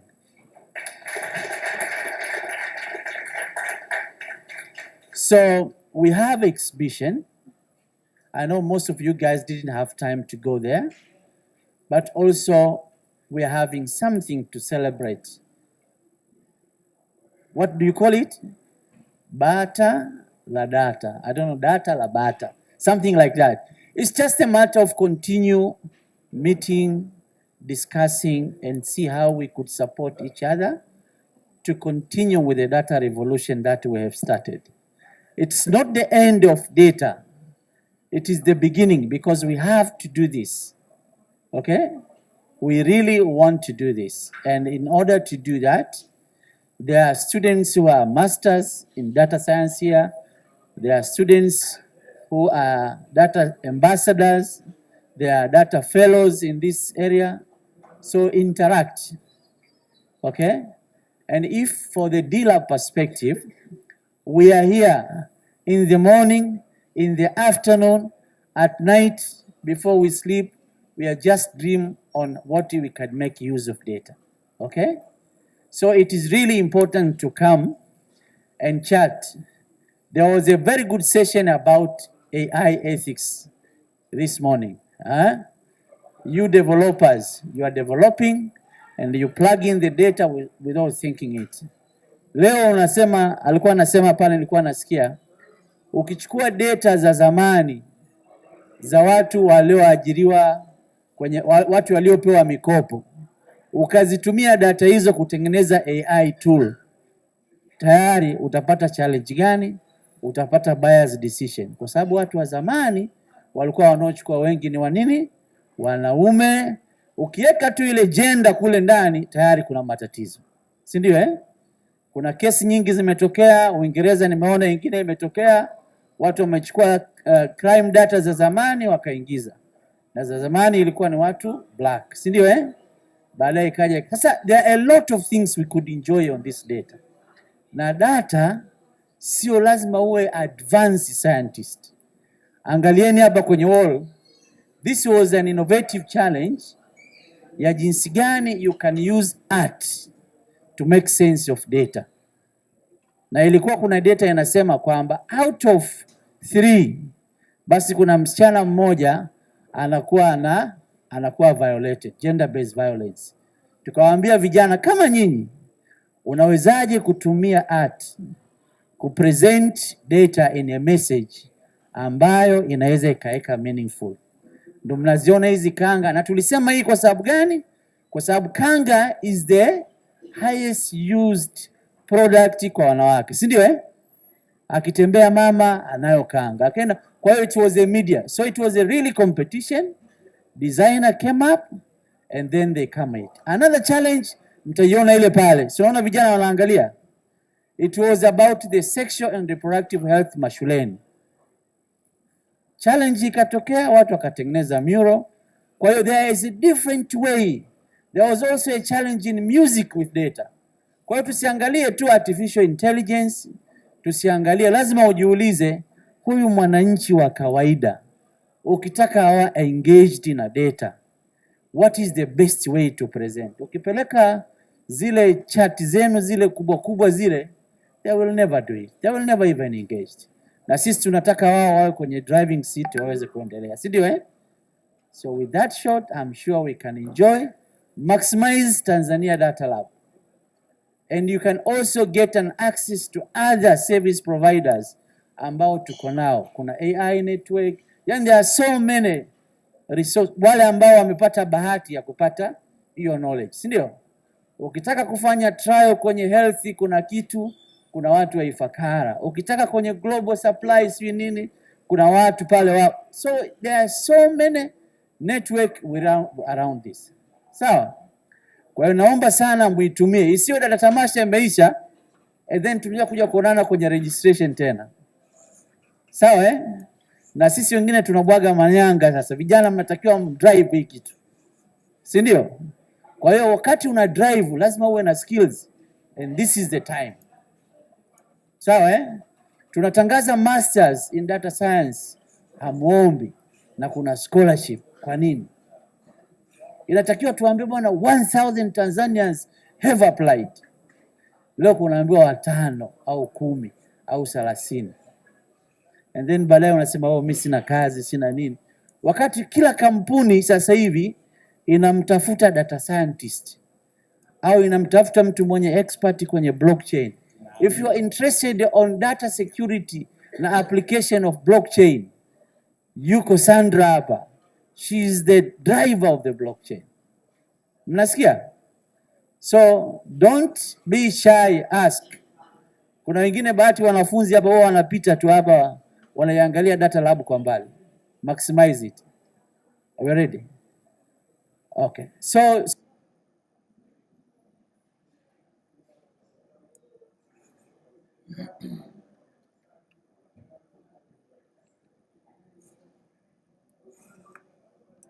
that's the issue. Sasa mimi ningesikia watu wananiomba kama uko kwenye bank industry njoo, kama uko kwenye health sector njoo, kama unafikiria hata njoo. Nafikiri wengine mliokuwa hapo jana mliona some of the data innovation ambazo zimekuwa funded na D-Lab. More than 1.2 million ilitolewa just to support innovation kwenye data, si ndio? Sasa wewe uko wapi mjomba au shangazi au dada au mdogo wangu au mtoto wangu? Kwa hiyo jitahidini kuwa kuisha azimio la Arusha, tambua mchango wa sekta binafsi, umuhimu wa mitaji, kuwapatia fursa wananchi kushiriki uchumi kupitia masoko ya hisa. Ndio pia imekuwa ni sehemu ya tija kubwa. Well, that's the way you can. Tunasema hivyo kwa sababu kuna knowledge nyingi vile, sio lazima. Kwanza Chama cha Mapinduzi kinaamini katika msingi wa ujamaa na hizi fomo nani. Kuna knowledge nyingi. Udacity, sijui ziko nyingi. Hebu watajie mara moja. Coursera, edX, Khan Academy, Udemy, Udacity, YouTube, WhatsApp, Telegram. You find all this stuff everywhere these days. And it is free. And manake unaweza kaenda unamsumbua mzee kwamba baba mimi naomba si nini, masoko ya hisa free. Na pia imekuwa ni sehemu ya tija kubwa. And you cannot afford hivyo kwa sababu ya internet. Hapa ni open duniani. Kwanza Chama cha Mapinduzi kinaamini katika msingi wa ujamaa na kujitegemea. Lakini najua ukifanya masiara utaenda kwenye nini later. Mnaitaga nini ile? Vijana nyinyi mnaitaga nini? Anaita sugar. Mnaita nini sugar? Wale vijana wa ile muziki mnaita nini sugar? Sukari. So you will go into that. Are we done? Nilikuwa nimekushikia tu bosi njoo. Yes Ambua.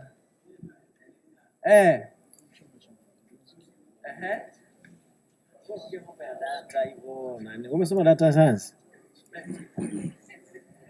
Sasa hapo ndo mtajua sasa. Sambua amenani.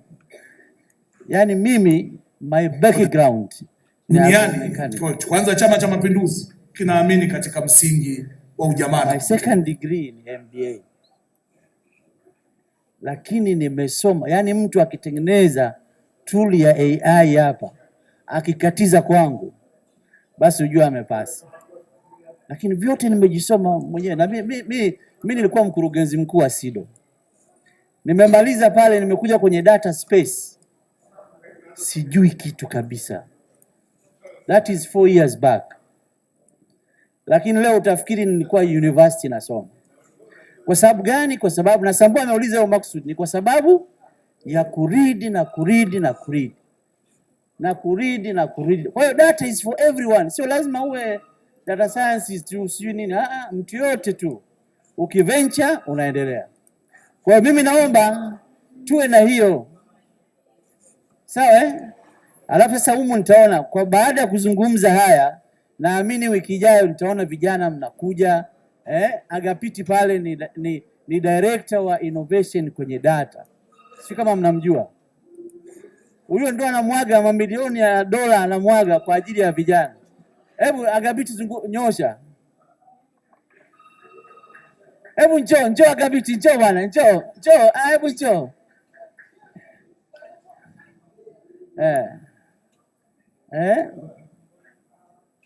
Yeah. So ana innovation zaidi ya vijana kama 50 amesha support. Ana more than 5 innovation challenge ameshafanya. The money is a grant for you vijana. Sasa unataka nini? $25,000, milioni 50 leo ukiipata inakupeleka wapi? Si unaweza ukatoka. Kuna wenzenu they have already started business. Hebu simama. Simama.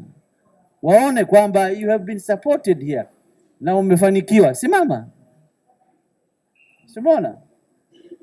Aliichungulia fursa, she has its own business sasa hivi. Si ndio? Sasa na nyinyi tap the opportunity, na sio tu kwa D-Lab, ziko nyingi, the ecosystem hii hapa iko. Sawa?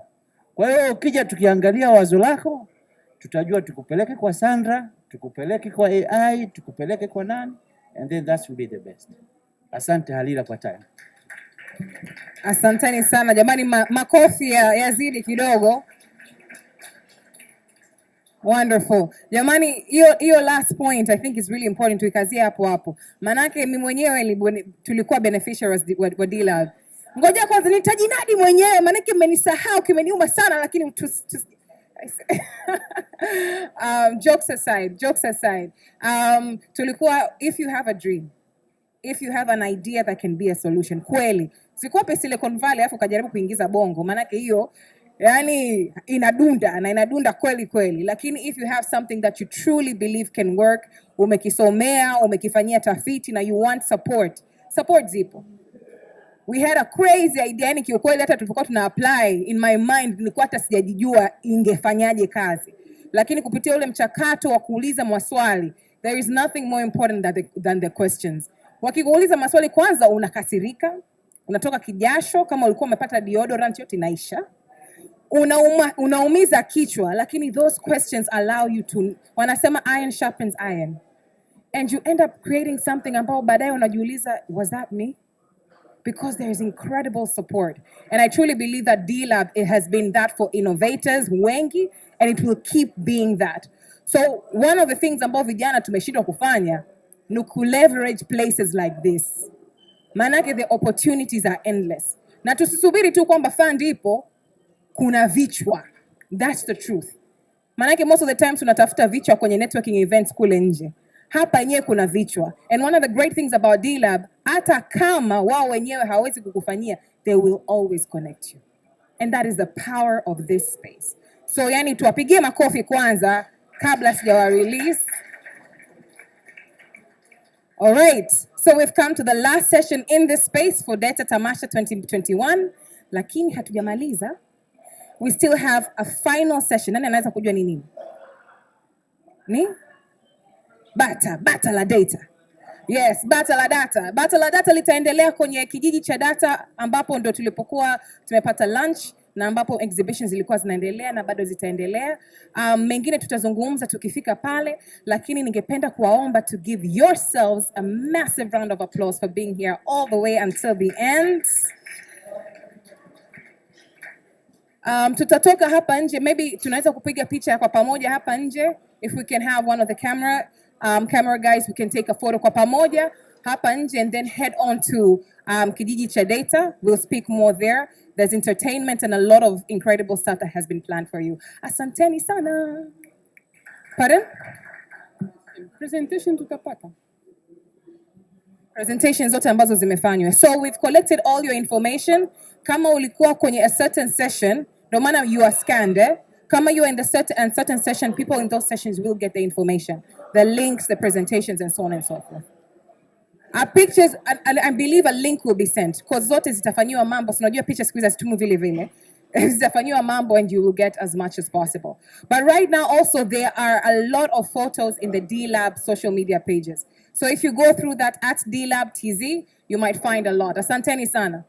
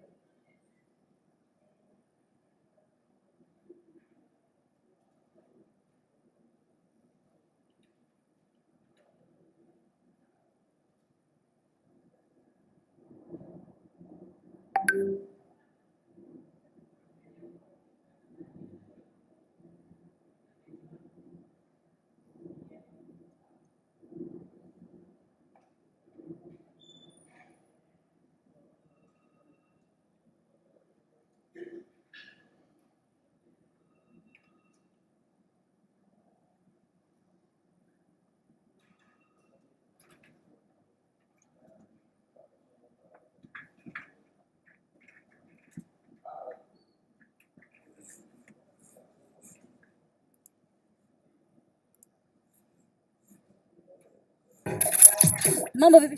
Poa. Niambie mwaka 2021 kwako wewe kwa kifupi tu unauzungumziaje? Ni mwaka mzuri kwa kweli, wenye mafanikio na maisha mazuri. Yes, kwangu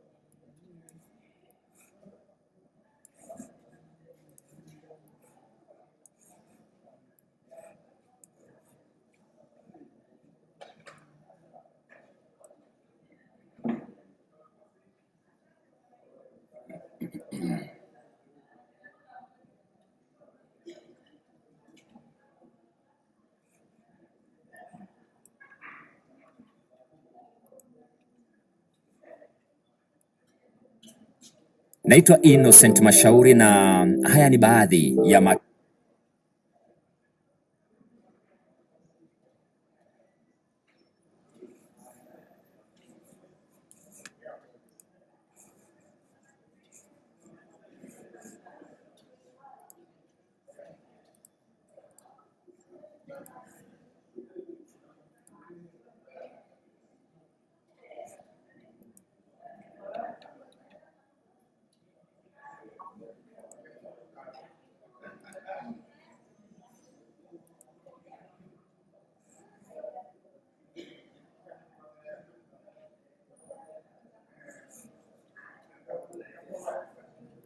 matukio muhimu kabla na baada ya uhuru wa Tanganyika. Hii ni Mwananchi Digital. Tukianza na Septemba 3 mwaka 1961, Mwalimu Julius Nyerere aliapishwa kuwa waziri mkuu wa Tanganyika.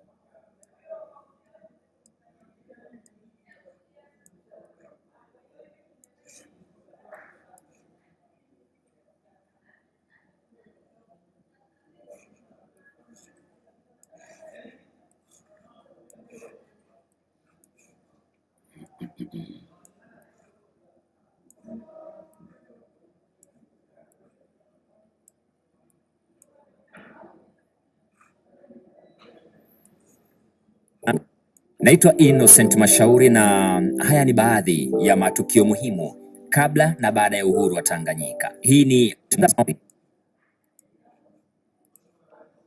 walioteuliwa ni pamoja na Job Lusinde,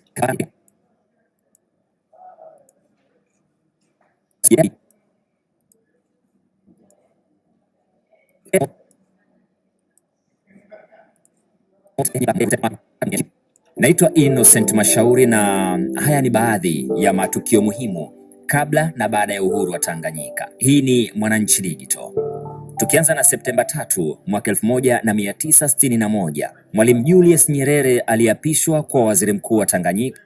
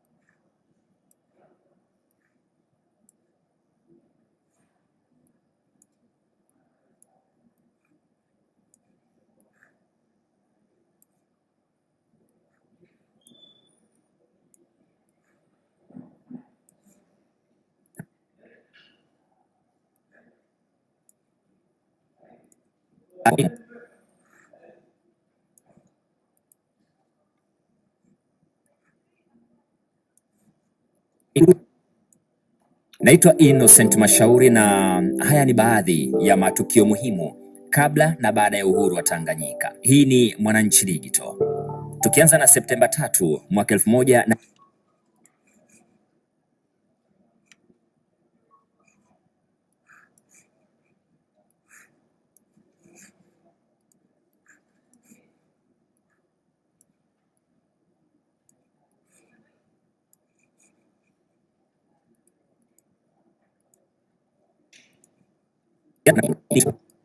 Tukianza na Septemba 3 mwaka 1961,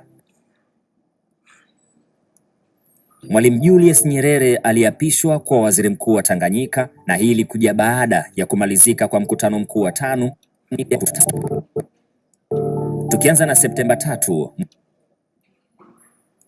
mwaka 1961, Mwalimu Julius Nyerere aliapishwa kuwa waziri mkuu wa Tanganyika, na hii ilikuja baada ya kumalizika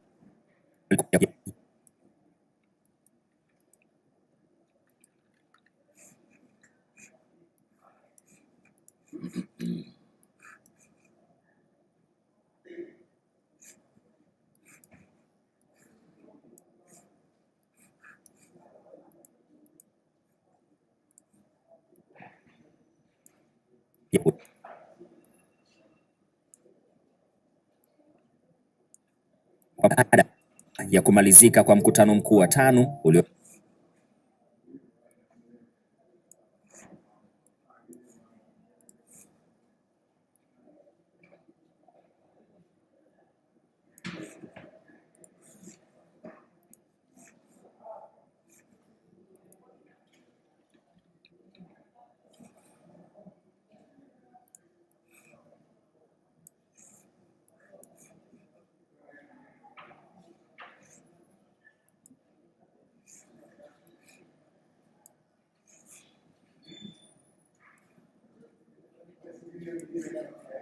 uliomalizika Tabora mwezi wa 3 tarehe 17 mnamo mwaka 1959, na ukiitaka serikali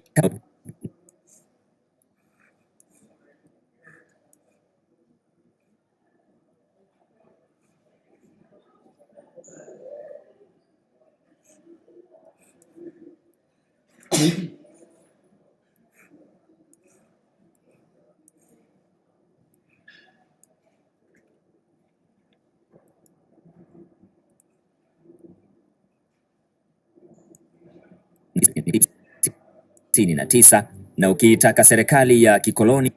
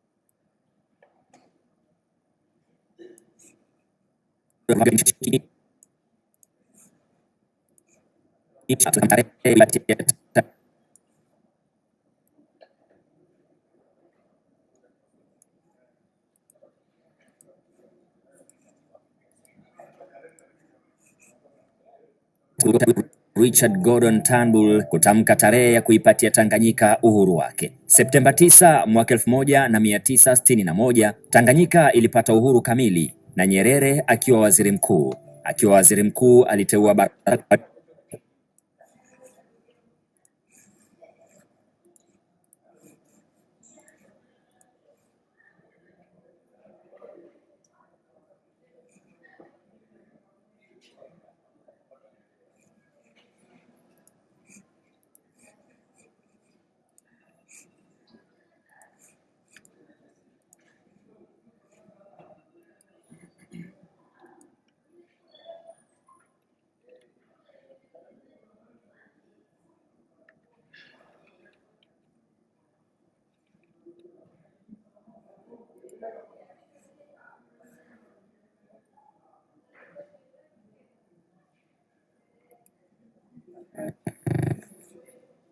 on the harbour at the city itself to represent the Queen. He was welcome to Tanganyika. Mr. Julius 3 days of was mandate. Federal flag to begin. Almost on the stroke of midnight, the governor and the gathered. He then handed to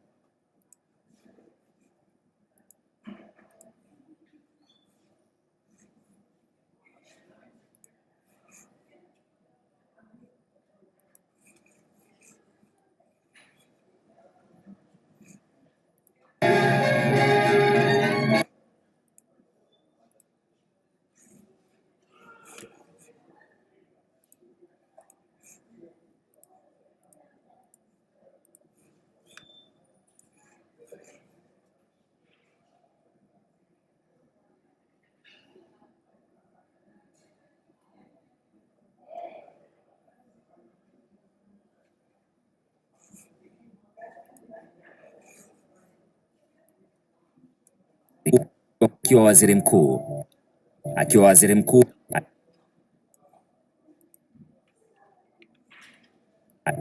akiwa waziri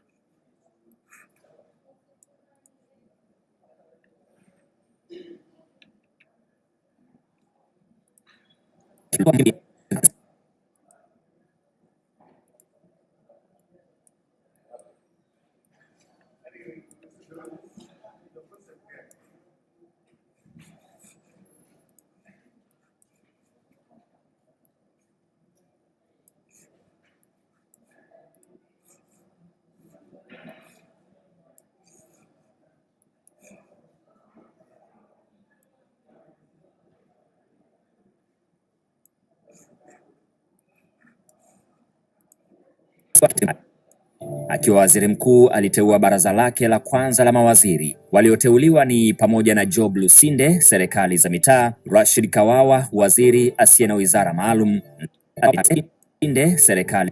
Walioteuliwa ni pamoja na Job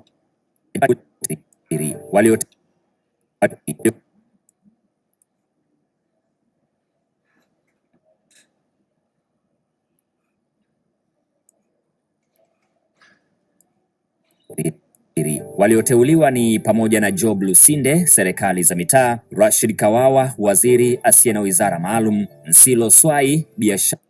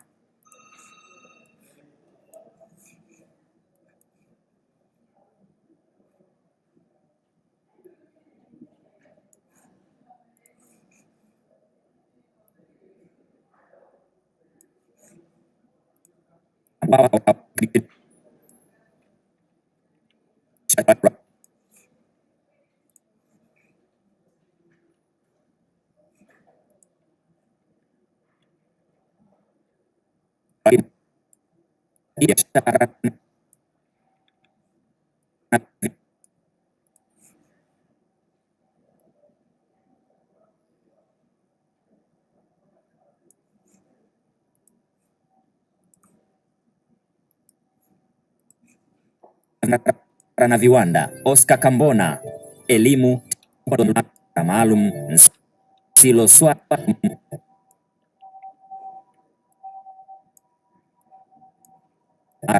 maalum, Nsilo Swai, biashara na viwanda, Oscar Kambona, elimu, Tewa Saidi Tewa, ardhi, misitu na wanyama, ardhi, misitu na wanyama wa porini, Paul Bomani, kilimo, Abdalla Fundikira, mambo ya sheria, Ernest Vasei, fedha, Amir Jamal, mawasiliano, nguvu za umeme na ujenzi, George Kahama, mambo ya ndani, na Derek Bryceson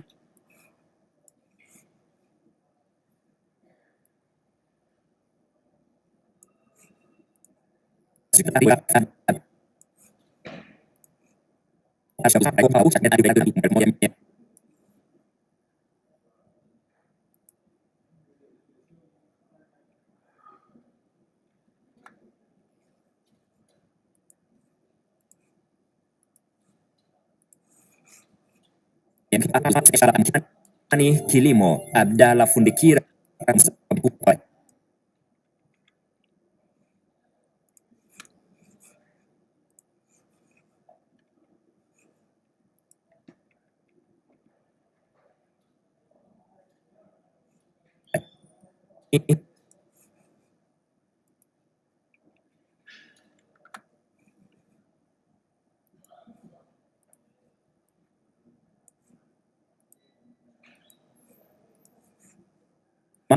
Saidi Tewa, ardhi, misitu na wanyama wa porini, Paul Bomani, kilimo, Abdalla Fundikira, mambo ya sheria, Ernest Vasei, fedha, Amir Jamal, mawasiliano, nguvu za 62 na Richard Turnbull.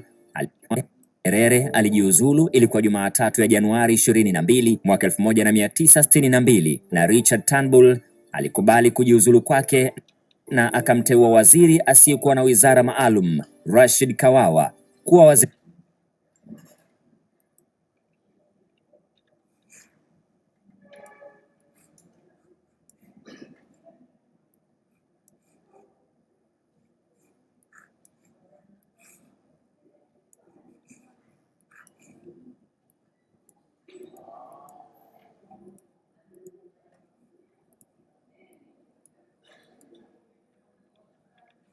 mkuu. Kawawa aliendelea na wadhifa huo hadi Disemba